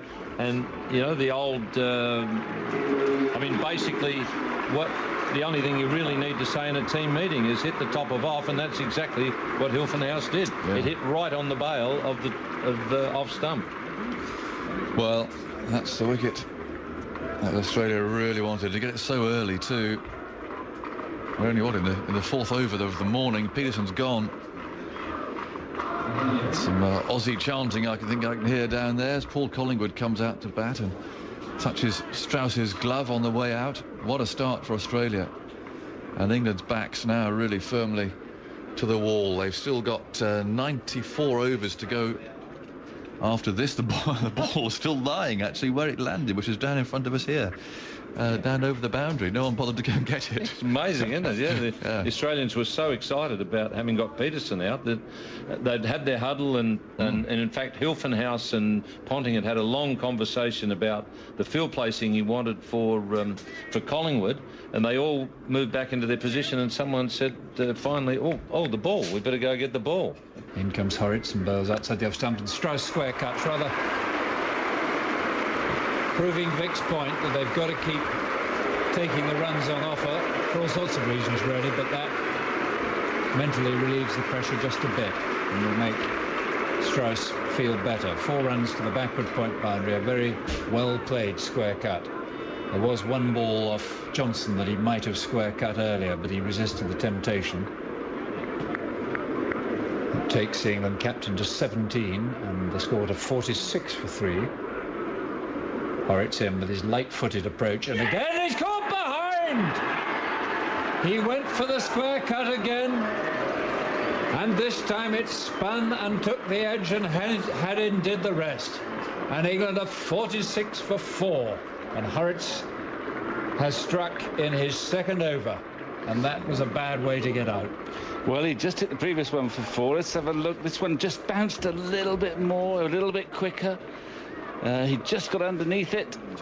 Top edge. And Horitz has the vital wicket. If any man you felt was going to bat all day, it was going to be Strauss. And he's gone. Horitz taking a vital wicket again. It's 4 in the match for him. England in the mire. Here's Horitz bowling outside the off stump, and this edge catch it, they shout, is gone. Trying to cut against the spin, and Pryor's great kick at the ground as he walks off, I think, sums that up. Trying to cut an off spinner against the turn when the ball is spinning is, I'm afraid, just about every piece of coaching advice you could ask for, and hardly surprising that Pryor has paid for it with his wicket. It was short of a length outside the off stump. It bounced and actually took the glove. And that is a sort of lesson that you learn, well, I don't know, under 11s, I guess, don't cut the off spin usually, isn't it, Geoffrey? Well, he's got brains in his boots, but well bowled, Horitz. Well bowled, lad. You know, I don't think he's the greatest off spinner there's ever been, but I give credit where it's due. They've allowed him to bowl this morning. He's bowled very well. He's tossed it up. He's bowled with a good loop. He's spun it. And he's got a couple of wickets and full marks to him. I try never to be churlish when people play well, but I mean, England have played him as if he's bowling hand grenades, and they're not bowled with any. He just bowled good stuff, and we played badly. I mean, big cheer goes up for Andrew Flintoff coming in, but Andrew again is a biff bang wallop player like Pryor, plays shots, and well, maybe entertaining, but I don't think Australia mind that if he gets out. You know, he can hit a few 4s if he wants. 3 wickets have gone down this morning. The first, Peterson for 8, Strauss for 17, now Pryor for 14 as Flintoff walks out. I might be tempted to have a spin at both ends for Flintoff, but that's by the by. In comes Horitz, in bowls. Flintoff goes back to a short one and cuts, and that's going to be runs. It's going to be 4 runs, I would think, yes. He hit that one very well indeed. Even if it wasn't quite kicking horse, it was kicking pony, I think, that one. And it's the last ball before lunch. Hughes went back and collected it from deep cover.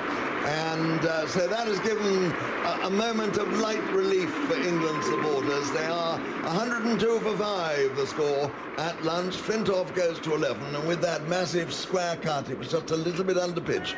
It was absolutely there for the stroke, and he hit it very well. And the faithful Collingwood at the other end is doing what Collingwood does best so orphan for England. Has 35, taking no risks and doing everything he can just simply to stay there. Well, it's been very much Australia's morning again. England 20 for 2 at the start, 102 for 5. So 82 runs have come for the loss of 3 wickets. Yeah, I mean, Australia will be thrilled to bits by that. In fact, England had quite a good last 40 minutes when Flintoff joined forces with Collingwood, and they showed what is possible against spin bowling on this pitch. They played cagily, but after a while they started to look reasonably comfortable. I'd be very, very surprised if after the break Ponting continues with a 2-spin attack. I think he'll get one of his quicker men back, Rox Johnson. He's got plenty with lots of fuel in the tank, but that first hour or so clearly belonged to Australia.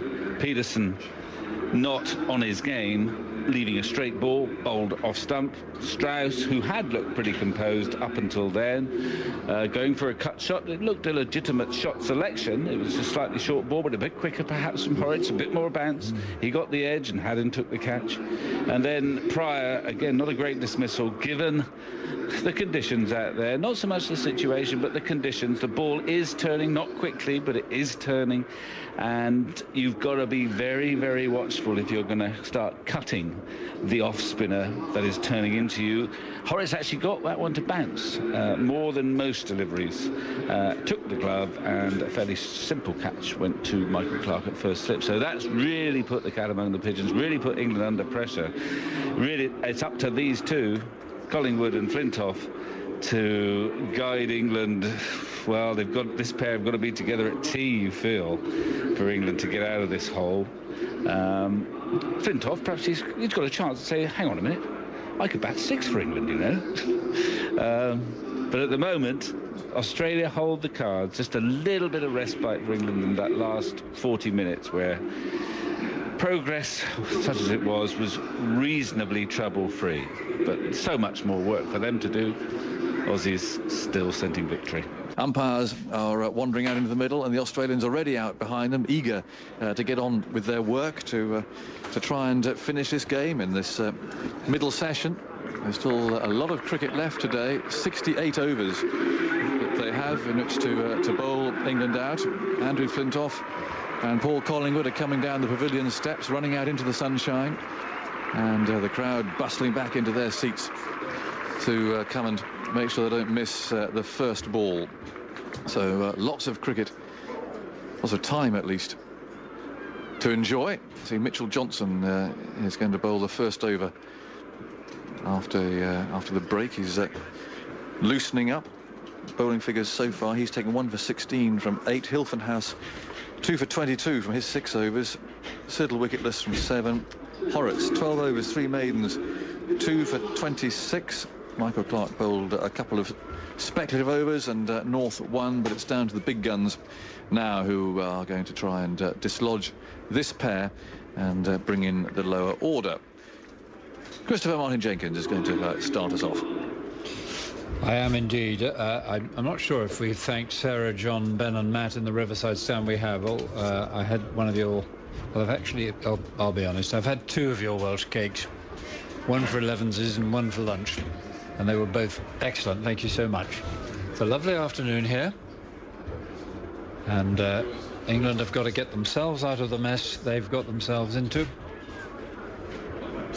with a lot of help from Australia, because it doesn't look as though they're going to get any help from the weather. It's 102 for 5. They remain perilously placed. And Mitchell Johnson's going to have a go after lunch. Australia, if they need it, will get a second new ball, and I think they will have a possible 15 overs with it, which may be one reason why Ponting just had a little speculative look at North and Clarke before lunch, but he's gone back to a fast bowler at this end now. And here's Johnson to bowl to Collingwood, who's opened out his stance a bit. He bowls to him left arm over, very, very wide of the off stump, and Collingwood leaves it alone. Johnson bowling with 2 slips and a gully, a cover, a short extra, mid-off, mid-on, square leg and long leg. 127 for 5. Peterson out for 8. Strauss 17. Pryor 14. Looked like almost a quick collapse there, really. But these two came together at 70 for 5. Now 127 for 5. Johnson goes in, bowls to Flintoff. It's edged and taken. Taken low down. Flintoff doesn't want to go, but he's got to. It was beautifully taken by Ponting. Freddie doesn't think it carried, does he? No, he doesn't. And the umpire's having a chat, but Ponting saying, yeah, I caught it. It looked clean from all this distance away, but it was pushed across him. Flintoff rather tentatively just offered the bat at it. The ball took the edge. Ponting so good in that position. It was almost an open face of the bat, really. And through it went to the Australian captain. Well, that's out. It's out. Yeah. It's out. It doesn't matter. You see these replays and sometimes they look as if they haven't, but that's out. It's out. But he did, because it went across him.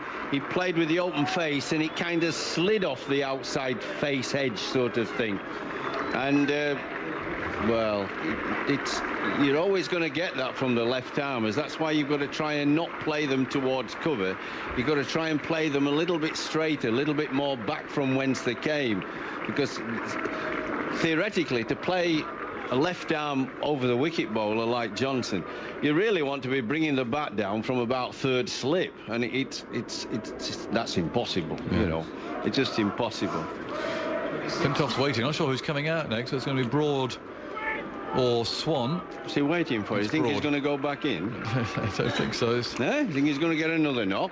I think even on a referral that would have been... I don't know. When you played in our street with the manhole cover as wickets, I mean, if you weren't sure, you got to hit a miss run 2, didn't you? Next ball, you had to hit for 2 or you were out. So, I mean, maybe he wants one of them. Flintoff was waiting for Broad to talk to him. He actually spoke to him there for some length of time, actually, as Broad came down the steps and out into the sunshine. Australia 4 wickets away from a comprehensive victory. And England now down to the lower order. Broad, Swan, and then Panesar. Well, there's 2 left-handers. There's Broad and there's Panesar to bat, and I think Horrocks will find he'll like to have a little bowl him. There's Anderson as well, as Jim shouts behind me. He's on the ball. Australia win coming up, I think. So there's 3 left-handers for the off-spinner. I think you'd like a little bowl at them. I saw how he bowled at Panesar first innings. He played it to mid-on and it went straight to slip off the edge, didn't it? Yeah. Actually, that was a really good catch. No, he's a fine catcher. Yeah. Ricky Ponting, top catcher. I couldn't believe that he didn't have a second slip in before when he nicked that no ball off Hilfenhaus. Interesting. Ricky Ponting looked at Flintoff and said, as he said, yeah, mate, I caught it. He looked at him and told us that's exactly what he said to him. And Flintoff turned his back and walked off. He's a good guy. Yeah, he's a good guy. He's a tough competitor. My goodness me, and a good player, but I think he's a pretty straight guy. 127 for 6. Stuart Broad arrives. There's nice shots in the first innings. Moment, Australia versus South Africa, where that didn't happen. That's one of the most famous comments of all time. Only bounced once, wasn't it? Well, it was Ian Chappell, actually, who nicked it to slip to Tigerlands off Mike Proctor. In goes Johnson. Bowls to Broad. Oh, that's going to be close. LBW first ball. Not out, says Billy Doctrove. That swung in. It hit him on the boots, right in front of the stumps. It might just have been swinging too much. That was like Cooks, wasn't it? Yeah. Like Cooks, but I'm not sure that was out. I agree with Billy. I'm not sure. Might just have been going leg side there, but it's close. Very close indeed. It was threatening, certainly. On another day, he might have gone there. First ball. Horrocks. Round the wicket, bowls. Oh, it's scurries through. It's out, LBW.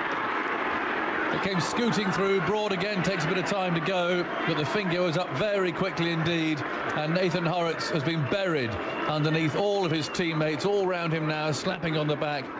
That really is a big wicket for Australia. And it just turned a little, hit him round about the knee roll, pretty much in front. It's quite a difficult replay to see, though, that we've seen there to line it all up. This is a better one. Broad going back, ball turned, it pitched on, hit him up on the roll, cheerio, that's out. I think that was missing leg, missing off and hit him middle about halfway up. I think you're right, Geoffrey. Yeah, I mean, that was another shot played towards mid-wicket instead of played straight. But it was clever bowling. Give the man his due. He just bowled that a little bit quicker. He definitely did bowl it a little bit quicker. I mean, I'm one of those, I don't think he's a great off-spinner looking at people. Ashley Mallet in the past, looking at the great Jim Legg and that. But the lad has done well, and give him full credit. He deserved the wicket. He just deceived Broad. I know he's not a great batsman or anything, but he can bat. He got the wicket that matters because he's been prepared to I hate the word, what is it? Not experiment, but he's altered his flight and his pace, hasn't he, more than the England spinner, shall we say? And when he's altered it, he's still kept a reasonable line and length. To some degree, I know the England batsmen have helped and allowed him to. They've not taken runs off him. They're just in a blocking situation. But at the same time, full credit, the lad did just vary his pace there and got the wicket. I think Broad should have been forward to that slow pitch. Oh, wow. He just should have smothered that, but he was back. Graham Swan walks out to bat. Might feel that he owes England a bit after the bowling of yesterday. He and Panesar between them. You Leicester fast bowlers, you never could bat, could you? No. Never pretended I could, Geoffrey. Sorry, I just had to get that one in a little and Never stir pretended it. I could. No. I could block a bit in a situation like this. Do you know the worst thing about your batting was? So? You didn't look like you could bat when you came out. No. I always thought I was going to hoodwink the fast bowlers to be kind, but it didn't often work. You never looked as if you could bat. Hawkeye has Broad hitting middle stump. Yeah. You couldn't even deceive us into making us think you could bat when you walked out. Didn't really want to. 1:59 for 7. Swan's first ball. In comes Horrocks. He bowls to him, and they're just bouncing into the leg side. 4 men around the bat at the moment, just bouncing in front of Katic. Here comes the last ball of this afternoon's session, a longer session. Horrocks bowls it. Swan goes back, plays it carefully. Ponting fields, and that's it. Play will resume in 20 minutes' time, with England with 3 wickets left, going into the last session of the Test match. Australia need 3 wickets to win it. Collingwood has defended stoutly all afternoon. He's added just 20 runs in that time. And Swan, battered and bruised, is on 4. And that session added, 2 for 67 in the overs that were bowled. The wickets of Flintoff and Broad.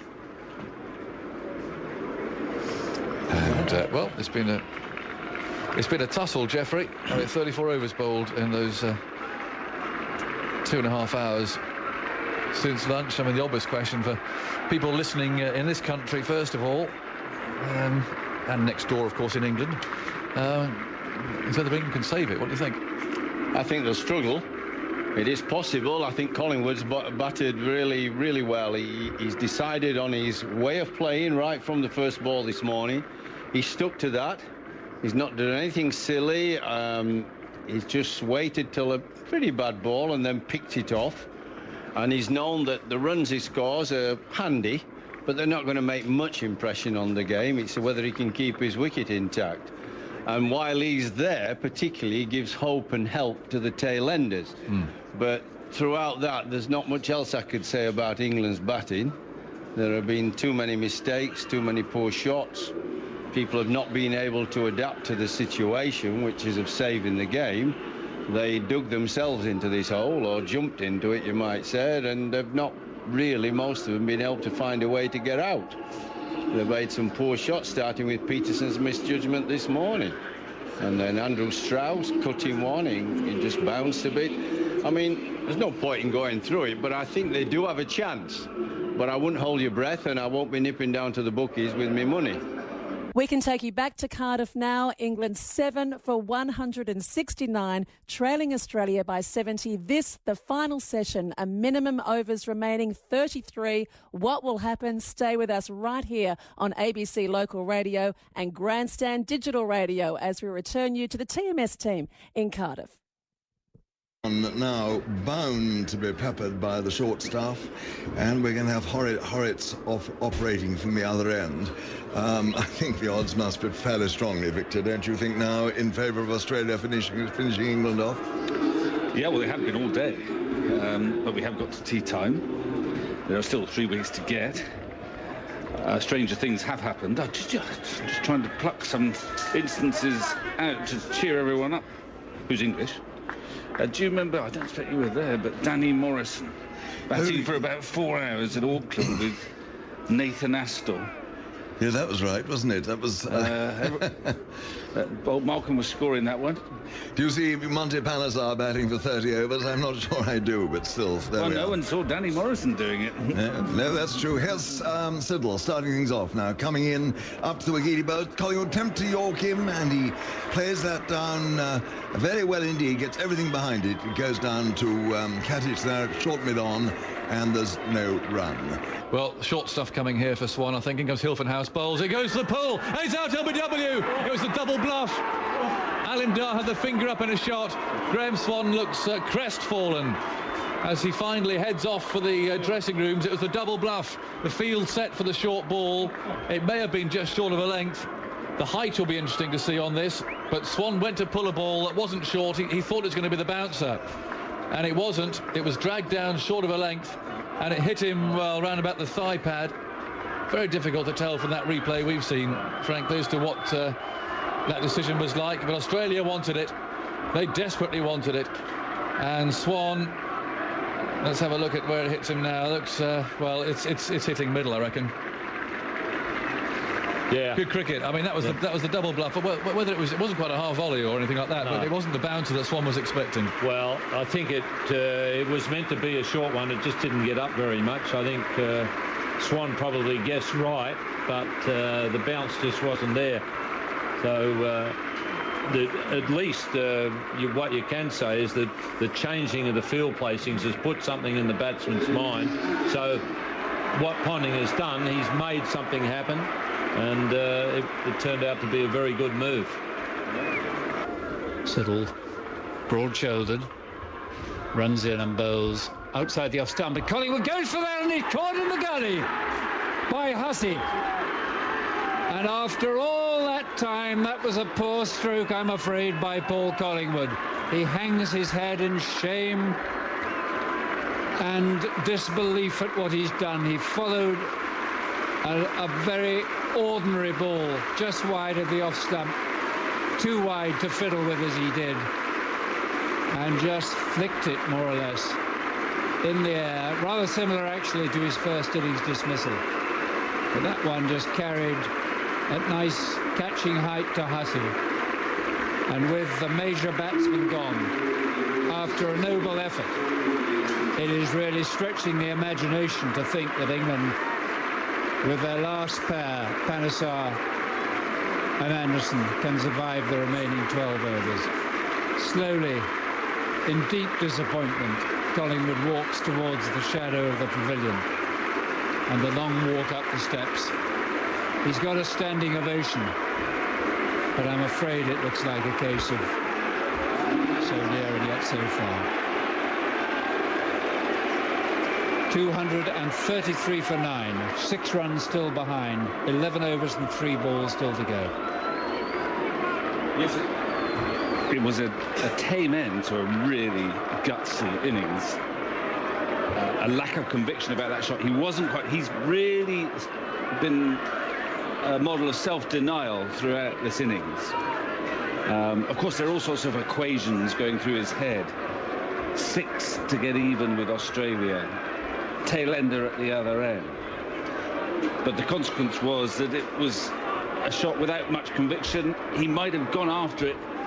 It was a short ball outside off stump with real gusto, and it could have flown anywhere, but it was a sort of half-hearted cut. And Hussey, who started Australia's success way back on Wednesday with a fine catch in the gully, held on to that one. So now the last man, Panesar, round the wicket. Siddle bows to him with an array of slips, gets through outside the edge, and he goes through to Haddin. And you really feel, with due respect to Anderson and Panesar, stranger things I suppose have happened, but very few in cricket. It would need a thunderbolt now. That ball went over the top of middle and off. Yeah.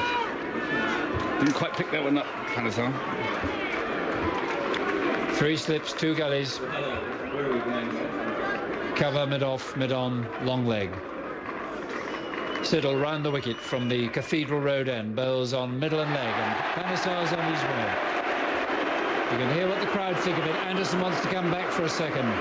Panesar quite rightly says no, as Johnson got to the ball from mid-on to mid-wicket. And England are 5 behind. Clutching at the most wayward of straws. If they got 5 more runs, it would mean that Australia lose 2 overs. There would be 2 overs between innings. But of course, anyway, here's Siddle bowling to Anderson, who's now the senior partner, and he flicks it off his hip with some nonchalance to Hilton House on the long leg boundary in front of the little green hut where some local radio folk are, I think. 234 for 9. Australia surely not to be denied now. England today have lost Peterson, bowled Hilton House 8. Strauss caught Haddin, bowled Horrocks 17. Pryor caught Clark, bowled Horrocks 14. Then a little bit of resistance. Flintoff went in the 50th over, caught Ponting, bowled Johnson 26. Broad was LBW to Horrocks for 14 in the 67th. And then 20 more overs before Swan was LBW to Hilton House for 31, having survived for 63 balls. And Collingwood's details I should give you and will, but Horrocks is about to start a new over from the river end. He bowls to Anderson, who draws back and tries to punch through the offside and misses.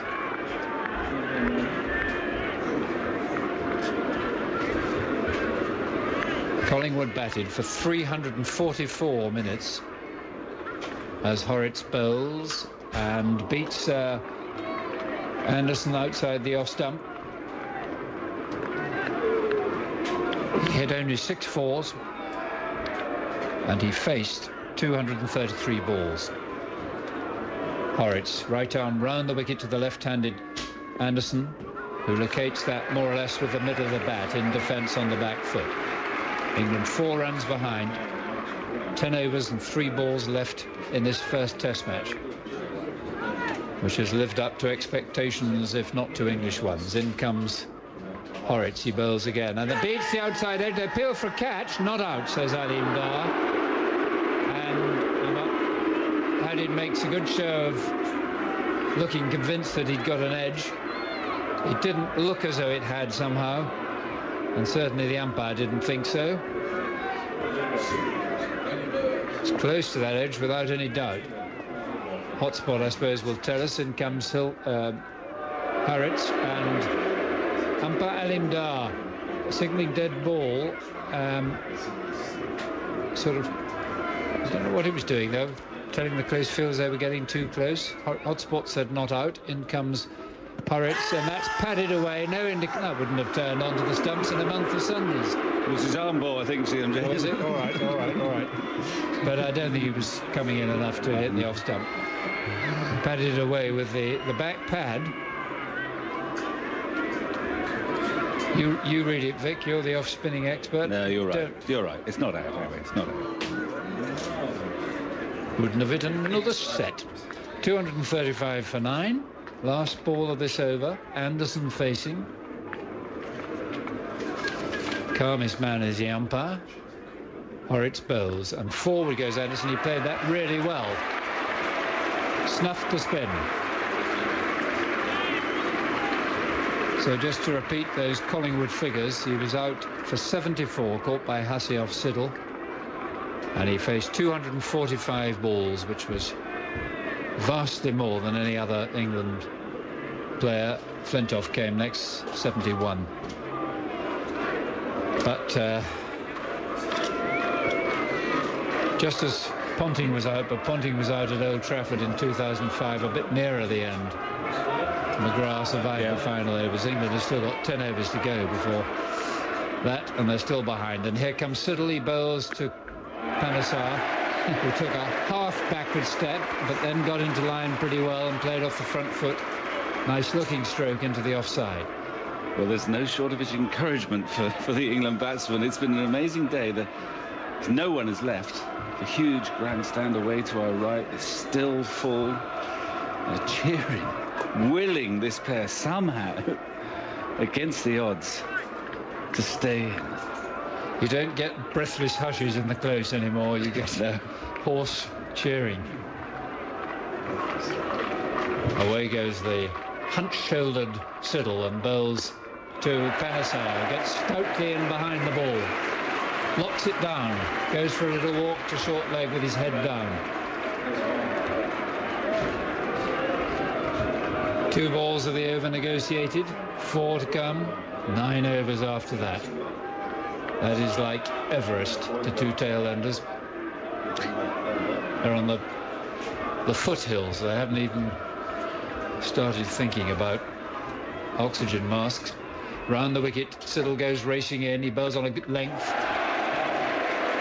And Panesar pushes into the offside, and there's no run.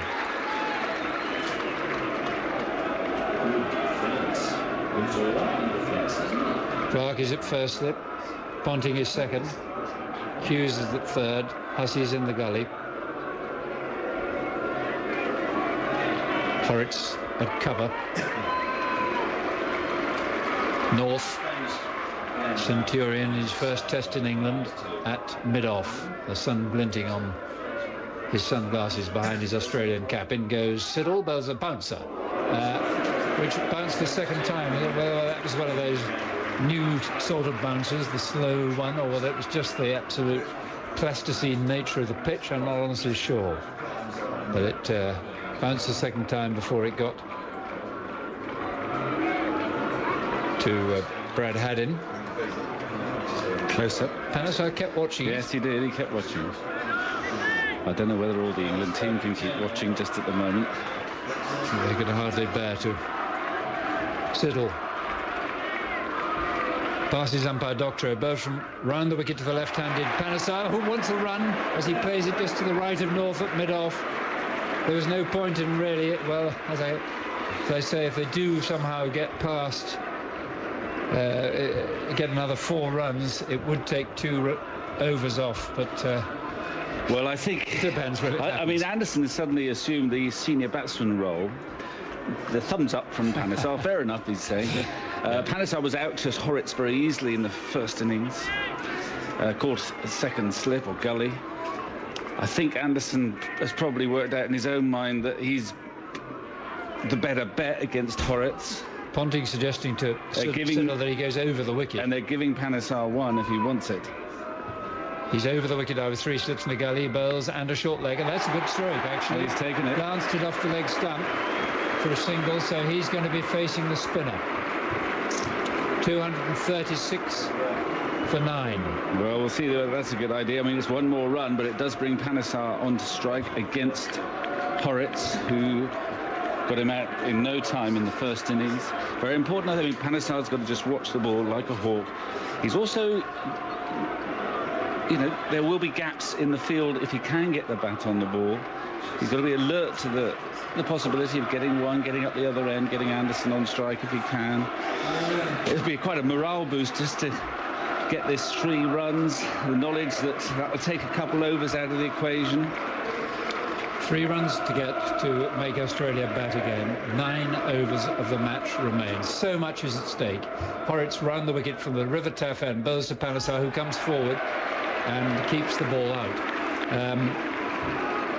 Nearly always in an Ashes series, particularly when Australia win the first test, they go on to win the Ashes. Apart from 2005. Didn't happen then, agreed. Here's Horrocks round the wicket, and that turns a lot. Well bowled. Too good for Panesar, who pushed at it and missed. Champagne moments of being voted on in the box. The Brian Johnston champagne moment. Around the wicket comes Nathan Horrocks, floats that up. Well played by Panesar, but well forward to it. Bat and pad together, head over the ball. I don't know who's going to have earned the Verve Clicquot this time. Michael Hussey's brilliant catch early in the match dismissed Cook.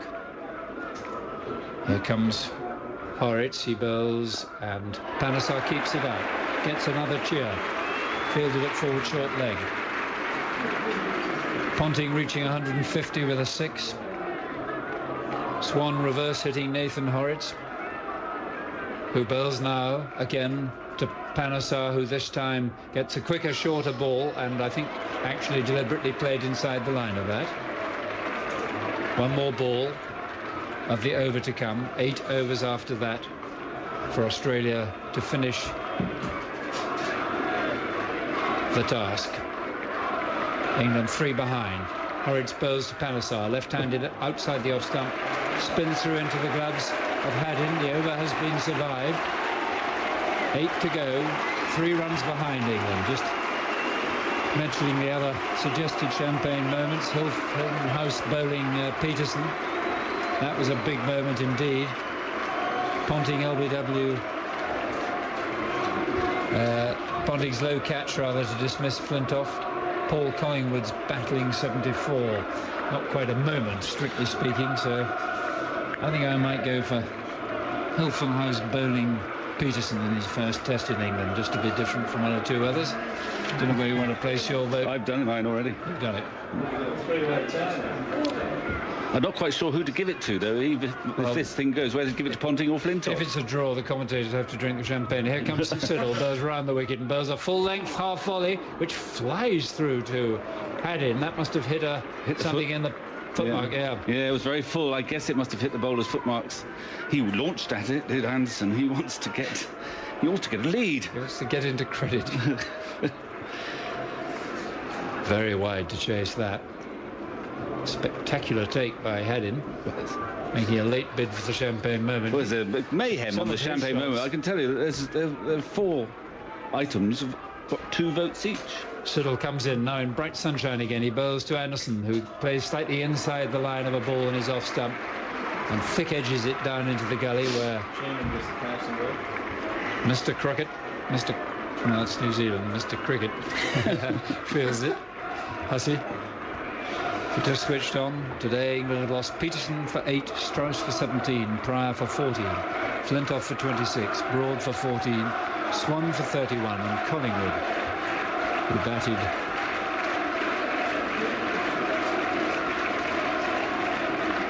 for 74. In comes Siddle and bowls.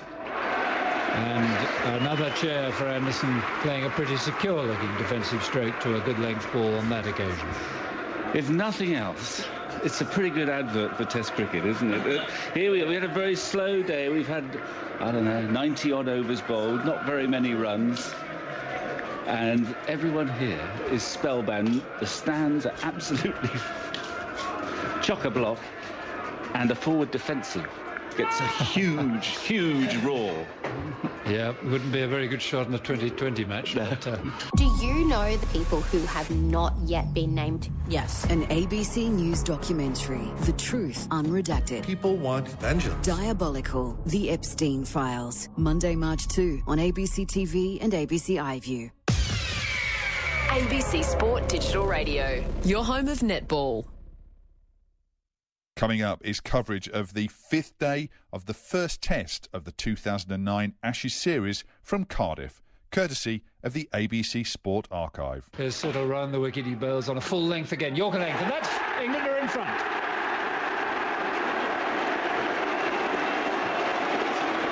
Either that or Wales have scored the winning try at the Millennium Stadium. Jimmy Anderson, Shane Williams, it does not make much difference. It's only 4 runs, but it does mean that Australia have to bat again, so there's some time eventually. England have eventually got there. Some time has to be taken out of the game. He squeezed a Yorker past gully, so it's 240 for 9.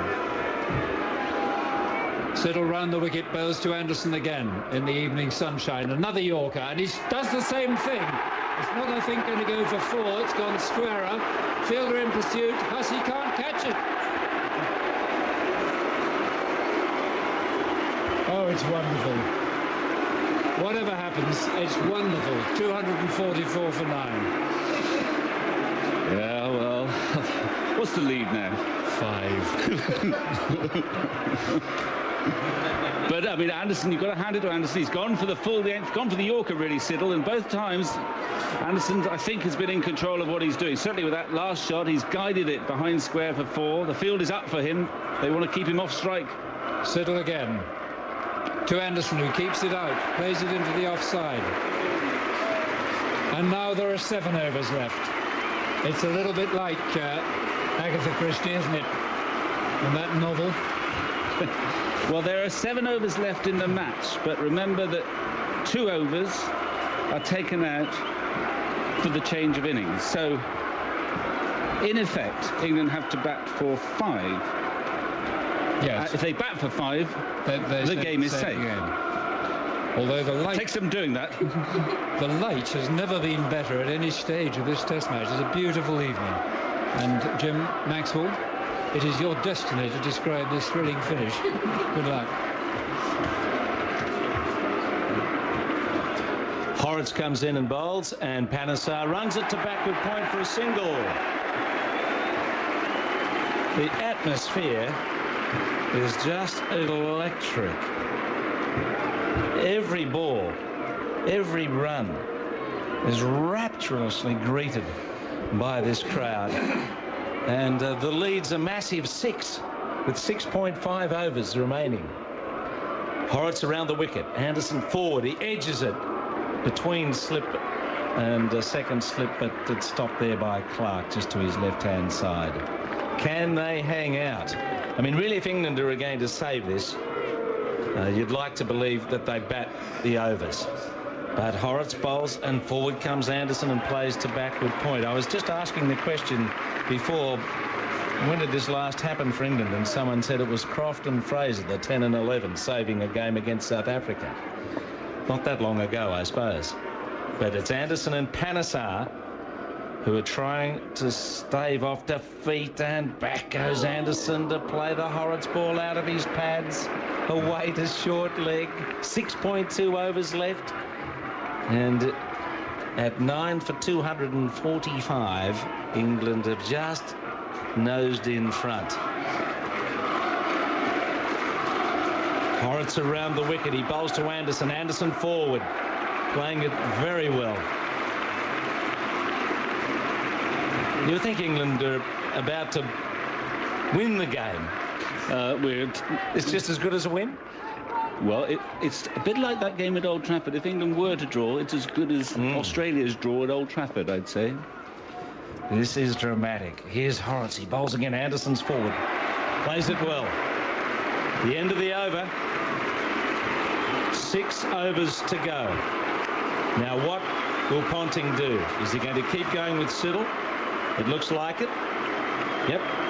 Siddle got the breakthrough when he had Collingwood caught by Hussey in the gully for 74. But this has been a strong performance by England from 5 for 70 to still be alive at this point of the day. Yeah, it's quite strange too. There's a huge grandstand away to our right, and in between the overs, the security men come out onto the field to guard the field. And now, when the over is about to begin, they just go back over the boundary rope again. A pitch invasion. We don't want one of them just at the minute. We've got the security guards to deal with that. Anyway, it's Panesar and it's Siddle. Around the wicket to bowl to the number 11. He comes in. Panesar is hit on the pad and appeal for LBW. It looked like it was going down the leg side. Siddle thought otherwise. He was jumping. They were jumping in the slips. He was like a Maori doing the haka there for a minute. He was around the wicket, though, and I think it hit Panesar on the front pad, just going down leg side. Good decision. Everyone's under pressure here, umpires included. 5.5 overs remaining. And Australia, if they're to win it, they have to get this last wicket in the next couple of overs because they've got a few runs to polish off. But they've got to get the wicket first. Here's Siddle. He bowls again, and forward goes Panesar.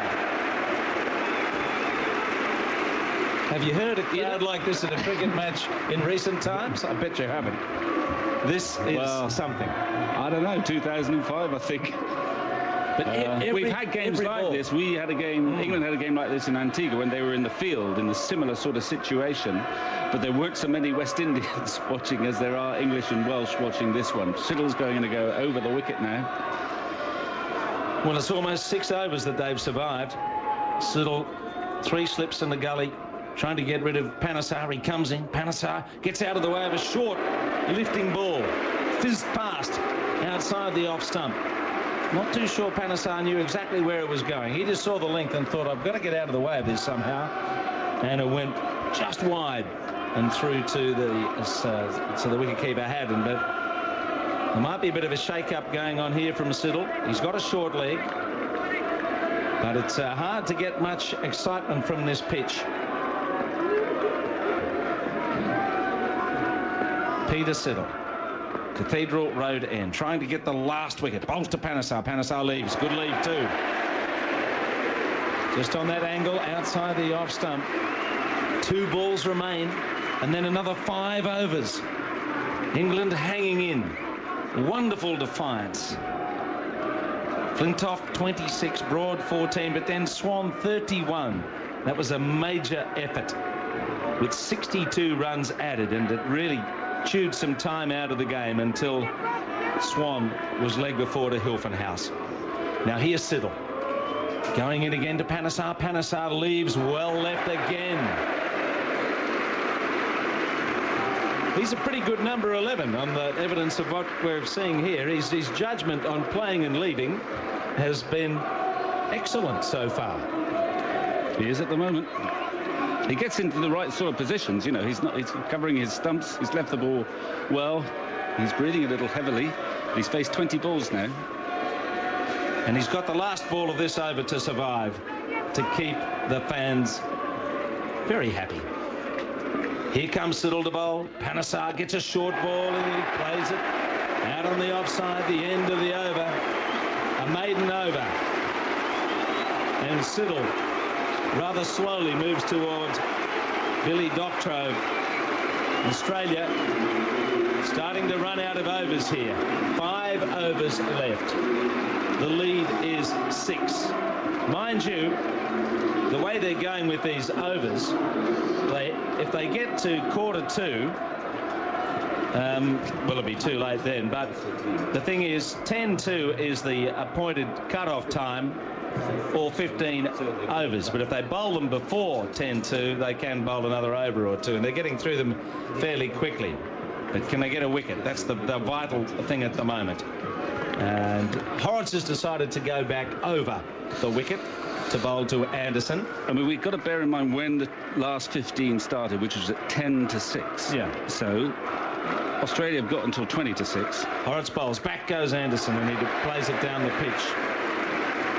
Well, really, they've got to get the wicket before 22, haven't they? Yeah. And they're struggling to get it at the moment. Good defence.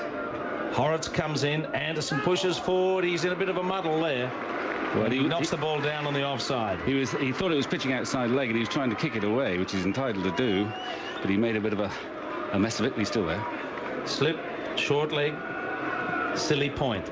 Australia striving for this wicket. Horrocks bowls. Anderson forward. Pushes away to backward point and gets a run. Thick edge to backward point. Easy single. And that just helps the cause a little bit. They lead by 7. A little bit, not a great deal, but 1 run. It's going to come back round the wicket for Panesar. Horrocks comes in and Panesar leans forward. They're going pretty well at the moment. Horrocks just can't make anything happen. Into the pads, get the ball to bounce for bat pad. Here he comes again, around the wicket to Panesar. Panesar forward and steers it down with the softly held bat straight to Hussey, who's there in the gully. A lead of 7. The overs tick by. Horrocks around the wicket again to Panesar. Panesar leaves, a good leave outside the off stump. 4 overs. Yes, just 4 overs remaining here. And the crowd sensing that England are going to wriggle out of this with a draw. Well, I don't know if they're sensing that necessarily, but they're reveling in the excitement of it all. In a curious sort of way, I think Panesar's reveling in it. The adrenaline's gushing around it. He's batting, though, with good judgment. A big call here, I think, by Ponting. They want to take up a bit of time here.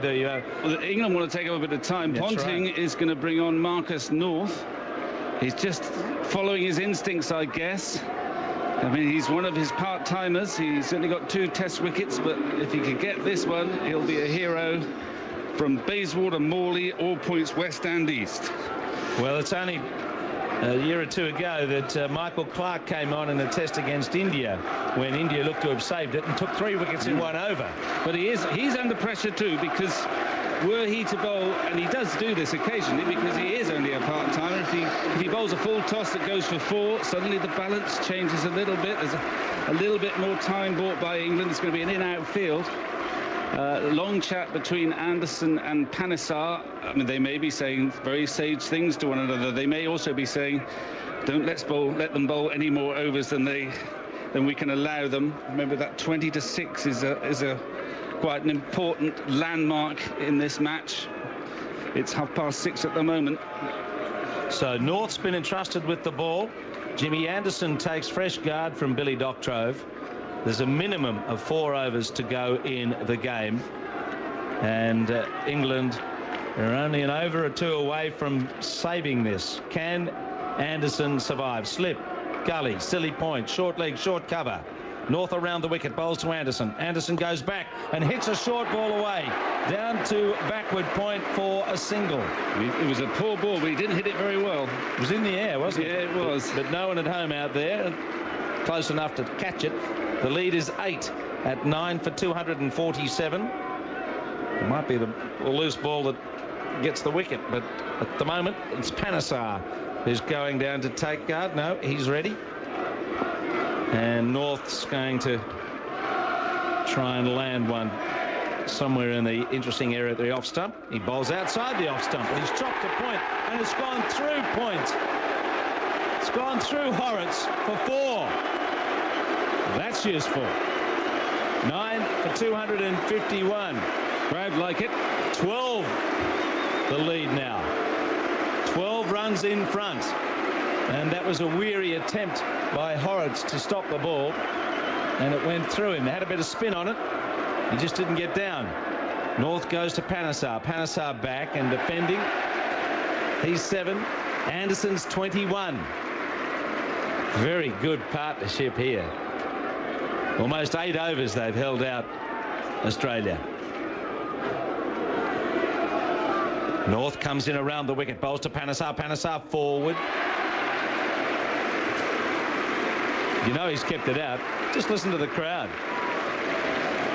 This is great theatre. High drama at Cardiff in Wales' debut test match. Monty Panesar fighting for his country here. He watches and he's back and he plays it well. Guides it down behind point. Another ball goes by.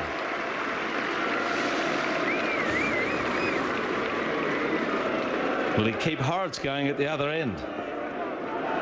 North has 1 ball to go. He moves in towards Panesar. Panesar forward, plays it on the bounce to Ponting. 3, a minimum of 3 overs to go.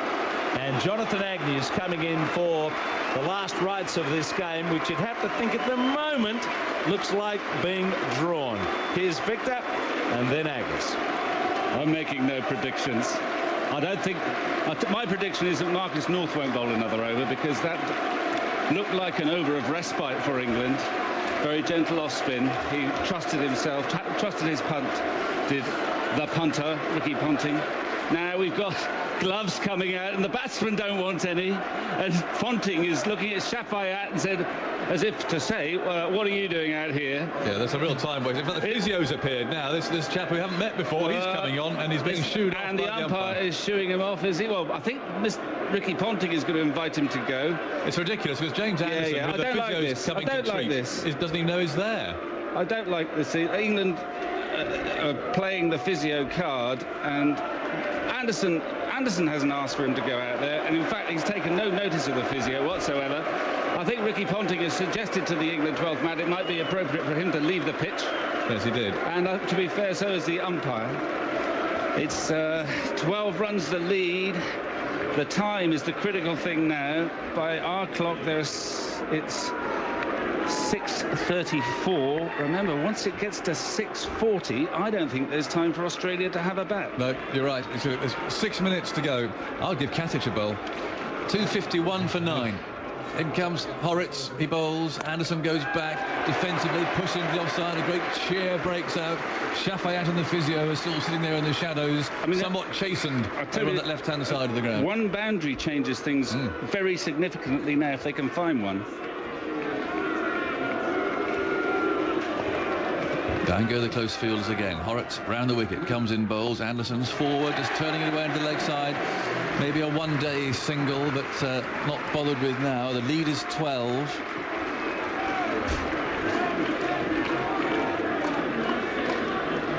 And Horrocks walks slowly back in the sunshine. Ball's ticking away. Here comes Horrocks again, the off-spinner, and Anderson once again is for the middle of the bat. Ponting fields at silly point. Australia have to do something. Because these two so far have resisted everything that's been thrown at them. 2:51 for 9.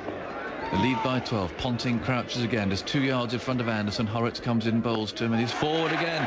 Ball dribbles away to the Australian captain to pick it up.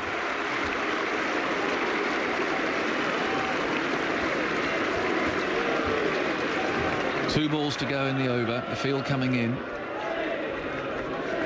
After this, well, we've reckoned that if England have 1 over or 5 minutes to survive. Here's Horrocks tossing it right up. Anderson's forward, and it plays it carefully up to extra cover. And then goes for a stroll. Panesar's leaning on his bat.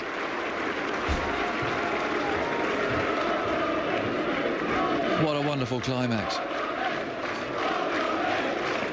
Can England get out of jail? They seem doomed at lunchtime. Horrocks bowls a much quicker ball. Anderson defends it. Another over is survived. Right, well, if Ricky Ponting needs to make his mind up quickly, he wants to get 2 overs in if he can. I wouldn't bowl Marcus North. We've all become captains. You'd bowl Cattich. I think I'd bowl Johnson. I know he's not bowled well. He's going to bowl North, I think. I think he is. Oh, well, let's see what happens. Well, 2 overs probably remain. But it's a question of what's left for Australia if they get a wicket now. Well, you could have a scenario, we don't want to anticipate, where Australia need 12 off 1 over or 16 off 1 over. Indeed. England could then put every man on the boundary, but not sure I'm up for that. 2:51 for 9. It is North. I'm surprised by this, but who knows? Bowling his off-spin from round the wicket. It goes in, bowls to Panesar. Forward, bat and pad together. The ball goes absolutely nowhere. The Aussies scramble for it. It's picked up by Haddon.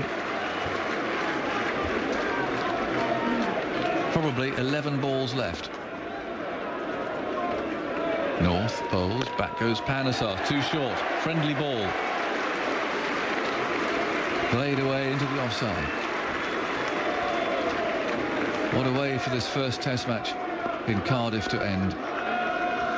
North round the wicket, moves in, tosses this up outside. Panesar's off stump, he doesn't play at it, and so he didn't. 3 balls gone. Panesar, who's looked very calm and very collected actually in the course of this resistance, settles down over his bat again. A couple of taps at the ground. In goes North round the wicket, bowls it again too wide of the off stump, and Panesar plays no shot.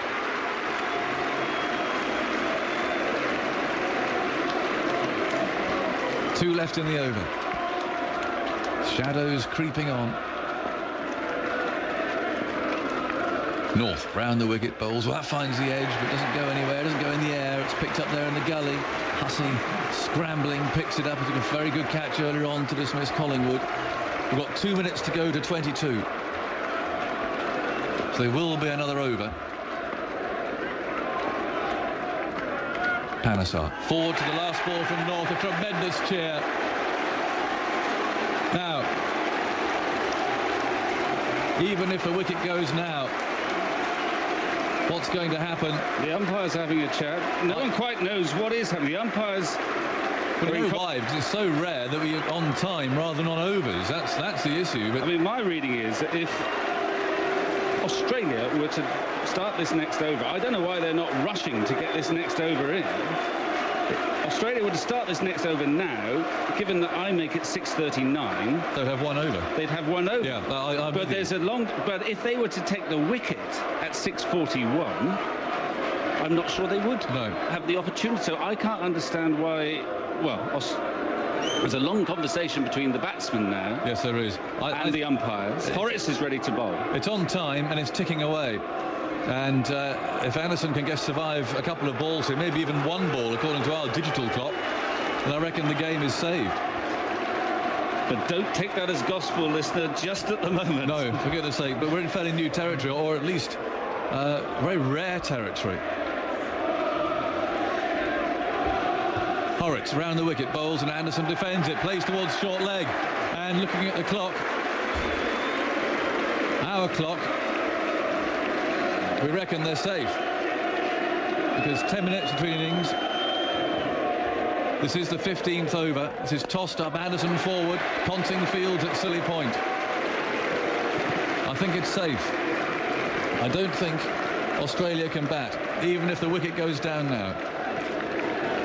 The clock on the pavilion is just showing past 22. In goes Horitz, bowls, Anderson is forward. Cheer breaks out as Ponting fields. What a climactic finish to the first match in this series. And England, it seems, have escaped.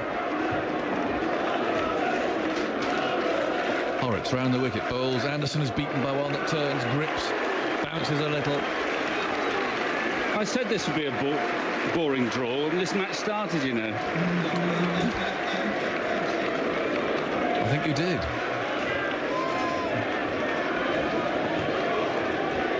Two balls remain. Horitz bowls, and this is played back up the pitch to him.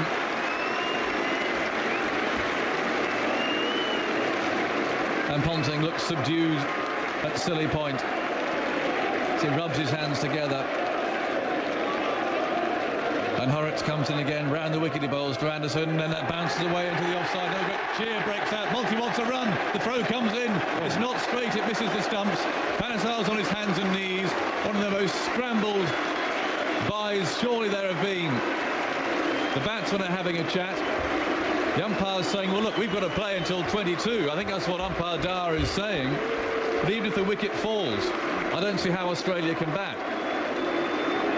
Nor can I mean, England could therefore declare, but let's see what's going to happen. It's the shaking hands. That is it. The game has been saved. An extraordinary draw. And James Anderson punches the air. Panesar shakes hands with the Australian fielders. What a finish. What an escape. One of the great escapes. As somehow England, who are 70 for 5, they were 5 down at lunch. They look destined for defeat, and a heavy defeat too in this opening match, have somehow got away. Well, not somehow, through Paul Collingwood they got away. 74. He faced 245 balls. He came in the 11th over and was out in the 94th. With Flintoff 26, Broad 14, he faced 47 balls, and Graham Swan 31 in 63. England have earned a remarkable draw. Who knows what impact that might have on the series, but certainly they'll have gained a lot from the last hour or so of today. Not a huge amount before, if we're honest. But what impact they might have on Australia remains to be seen. But for now, England are jubilant. It's as if they've won the game. Certainly here to the entire crowd on its feet. A full house in Cardiff. And what a way for Cardiff's first Test match to finish. The full house giving the players a standing ovation for all the entertainment and that climactic finish that they have provided. 252 for 9 for the record. And there we go, Victor. Well, it's a sort of irony that this game is played at Cardiff and they're spitting nails at Old Trafford, and yet we've got a carbon copy of that great Old Trafford Test match of 4 years ago. On that occasion, it was Australia's last pair who held out amid huge tension. And now, well, unlikely heroes suddenly surfacing for England.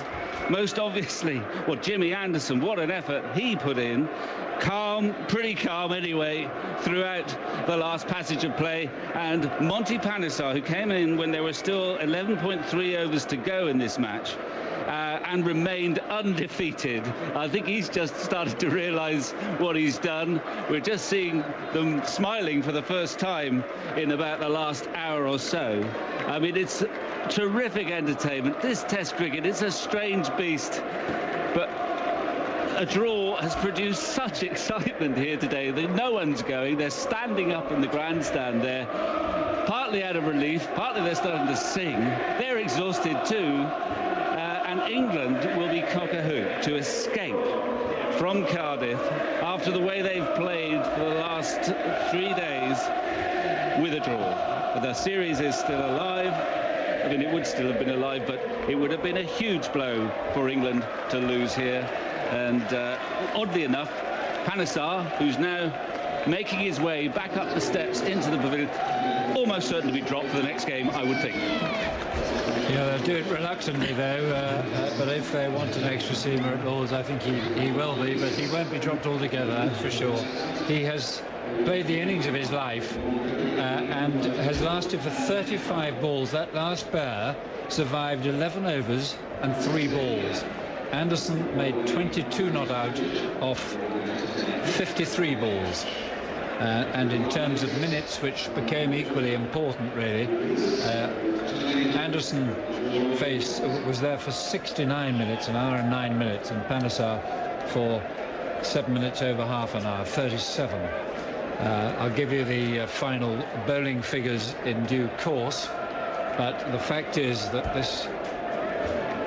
the spirit of 2005 is alive. I think we can look forward to Lord's on Thursday, well, as far as England supporters are concerned, with immense relief. Commiserations to Australia, who got so close and really deserved to win this game on the slowest of pitches. As you say, Vic, it was a cast iron bore draw from the start. But what a thrilling contest, and what a beautiful evening we had. Nobody could have left the ground before the end of this game. And what a memorable start for the Welsh staging Test cricket for the first time. They've been praised many times for the way they've got the ground ready and got every aspect of the organisation of this game perfect, really. Who'll be man of the match, I don't know. But we haven't really been thinking about that over the last hour and a half or so. I guess it was during the partnership between Swan and Collingwood that went on for quite a long time, and then also, significantly, I think, a few runs started to be scored. Swan, yes, relatively speaking, played quite freely, and that kind of eased the tension and gave England and this crowd hope. They could see suddenly just a way out. And although Swan got out for 31 playing a poor pull shot, I think his contribution was quite important. He just broke the stranglehold, got the game moving, and suddenly Ponting was a bit concerned about yielding too many runs as well as getting the wickets. Yes, and it was all the odder how freely and well Swan played after tea, considering what desperate trouble he'd been in against Siddle, hit 3 times in the over before tea. That's right. It was hard to get the ball in the right place when you bowl those short balls on this surface, and I'm sure Siddle couldn't quite get it high enough, that skidding bouncer, the one that hit Swan early in his innings. But all the lower order played their part. There'll be a lot of question marks about some of the efforts of the guys, the specialists up the top, but you've got to give huge praise to Anderson, who was pretty calm throughout. He's suddenly become I know he didn't bowl that well in this match, but he's suddenly become quite a significant player in the team, a senior player in the side, and he was not cowed by the responsibility he found himself ladled with, especially when Collingwood went. When Collingwood went, I think everyone thought, well, it's been a good effort by the lower order, but it's not quite enough. It was very like Ponting going at roughly the same time. Yes, exactly that. I remember at Old Trafford as an Englishman, or the Englishman in the crowd thought, Ponting's gone, we should get there now. Ponting, by the way, is going to be announced as the man of the match. That's fair enough. What he batted wonderfully well. But for Australia to have got their... was it their highest total against England? Anyway, fourth highest. Fourth highest. Yeah, fourth highest. I think the highest. And in the only first time test they've had 4 centurions in a single innings of an Ashes test. I think it's also significant, you know, that 59 overs have been lost in this game. Has 2/3 of a day to rain. Now, whether that would have had any effect on the overall. I mean, look, England should have batted out the day anyway on this pitch. I mean, there wasn't much in the pitch. The fact that they got out of it from 5 for 70 says a lot about Collingwood and the rest, doesn't it? That they could have survived. But I mean, the pitch was pretty bland, really. Well, I mean, at the end there wasn't much happening. No, I agree. I agree with that. I mean, in a way, the outcome has flattered the pitch, I think, because I don't think that's an ideal test surface. But we have had a terrific last day. We may get a chance to discuss it further, but Jonathan is now out on the outfield. Over to you, Aggers. Just a real quick word. Andrew Strauss walking out. Well, my word, what a finish that was. Yeah, unbelievable. I mean, you know, so many times today we thought it was all dead and buried. So, great guts from Paul Collingwood, and the two there at the end, Jimmy and Monty, was outstanding effort. And we live to fight another day. I mean, we're not going to get carried away with drawing a game, but there was a lot of fight there, and that's good to see. A lot of fight from Paul Collingwood in particular. What innings that was? Yeah, unbelievable. I mean, we all know he's capable of doing things like that, but he just seems to come up every time we need an innings like that. He's the one who's able to play it. So outstanding. And just from that innings alone, we deserve to get something out of the game.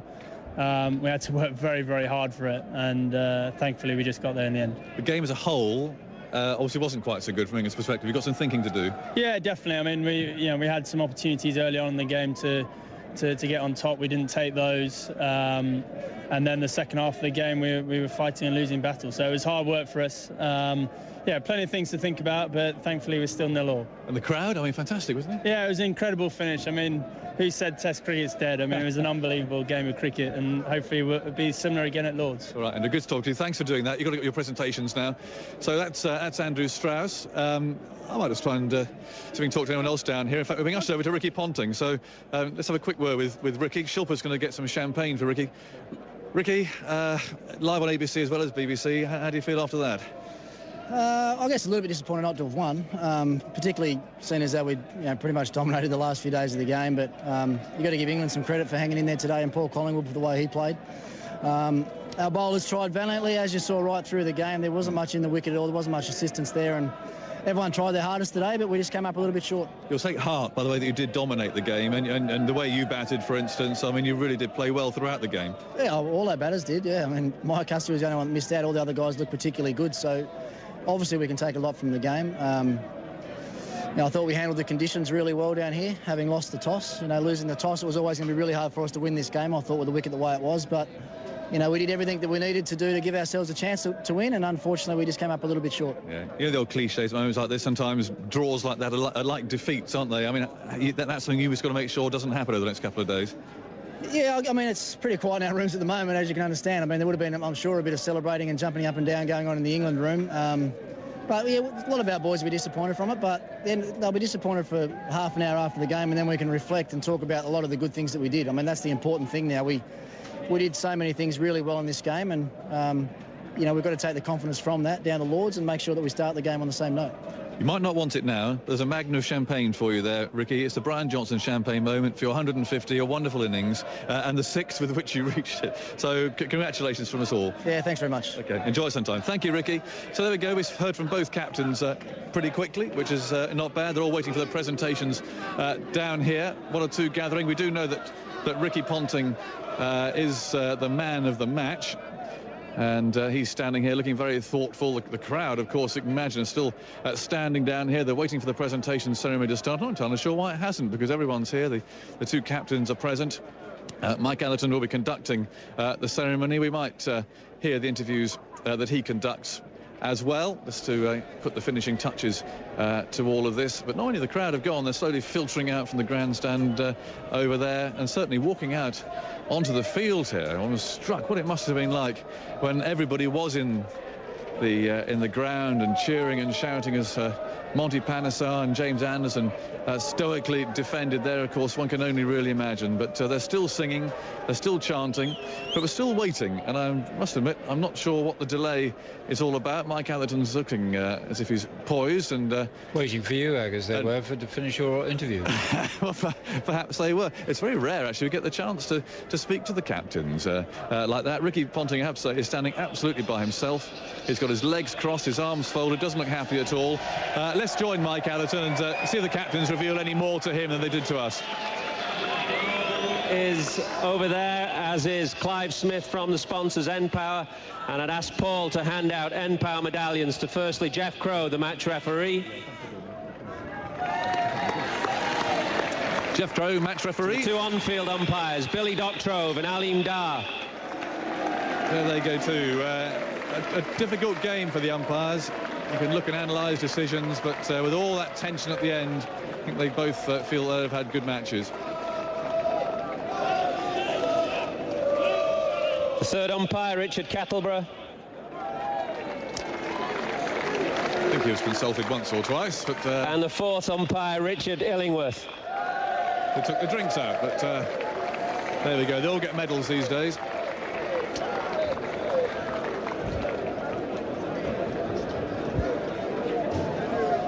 Time to have a word with the England captain, Andrew Strauss.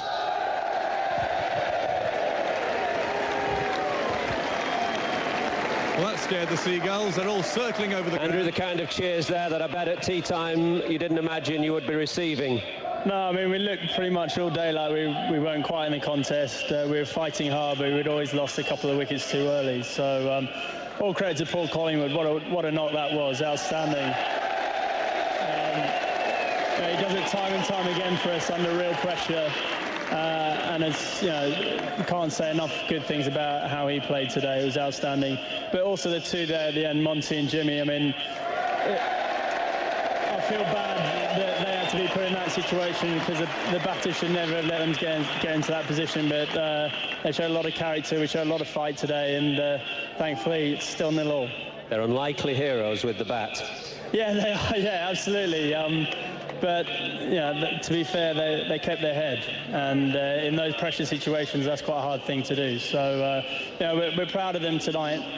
We're proud to have come out of the test. Risk of break into these interviews a second if we can do, because James Anderson joins us. Jimmy, well, my word, how was that for you? Yeah, it was quite nerve-wracking. Yeah, look, it was a difficult last couple of hours for us. Collie played unbelievably well today. A lot of credit's got to go to him because he pretty much carried us the whole way through the second innings, and just left a tricky last half hour for me and Monty. But at the fantastic, how did you feel? The crowd behind you and all of that? I mean, it must have been absolutely fantastic out there, wasn't it? I mean, yeah, right, nerve tingling, but every ball had the crowd behind you like that. Yeah, I mean, obviously we wanted to do it for the lads in the dressing room, and it spurs you on. And I think the fact that we had so many thousand people behind us as well spurred us on that just that extra bit. Yeah. What were you and Monty talking about? There's been a few little discussions going on. Yeah, we talked about watching the ball, which is quite obvious, but the ball was spinning a bit from Horrocks, so we just thought play the line, and if it spins we miss it, and if it doesn't then it hits the middle of the bat. Yeah. Generally, what about the game? I mean, you get out of jail there, frankly. Yeah, we've not played well at all, to be honest. We didn't bat as well as we can do. We didn't bowl as well as we can do. But the fact of the matter is we're 0-0 going into Lords next week. We've got 3 days to sort of get ourselves ready for that, analyse what we've not done so well here and what we can do better at Lords, and hopefully we can start well at Lords on Thursday. Put your finger on why? I mean, was it nerves? Was it just, I don't know, adrenaline? Everyone just, waiting for the off? Yeah, nerves probably played a factor. There's such a big build-up to this game, and there's going to be nerves in any series. But something that's been built up as much as this, there's probably those little bit extra, which didn't help. But I think we settled into the game quite well. Certainly with the ball, we bowled a little bit better as the game went on, and we didn't bat as well as we can do, but we know exactly what we've got to do when we go to Lords next week. And often, Jimmy, last question, but to escape with a draw like that is often as good as a win, isn't it? Psychologically, be a huge boost. Yeah, it felt like one at the end. Like, the crowd's reaction was fantastic. The guys standing up on the dressing room, it did feel like a win. We were in a tricky situation, like I said, 7 down at tea. And again, someone like the Australians, they usually finish teams off when they're 7 down with 2 hours to get the last 3 wickets. So we did a fantastic job to get anything out of the game. Well played, you. Thanks for talking to us, James. And we'll see you at Lord's on Thursday. There we go. A happy man indeed, while Ricky Ponting continues to talk to Mike Atherton up there on the dais. And we're going to say goodbye too. It's been an absolutely breathtaking day. I do hope you've all enjoyed it. I'm sure you have. Gripped to your radios as Cardiff has enjoyed its first match and England have escaped with a draw. They were 70 for 5 down at lunchtime. But thanks to Paul Collingwood's defiance, they're going to go to Lord's now, with the series still standing at 0-0. And of course, we're back at Lord's on Thursday morning. We're actually live on the air at 10:25 on Thursday morning, the second Empire Test of Lord's. Don't miss it, for goodness sake. Till then, from all of us here in Cardiff, goodbye. This summer,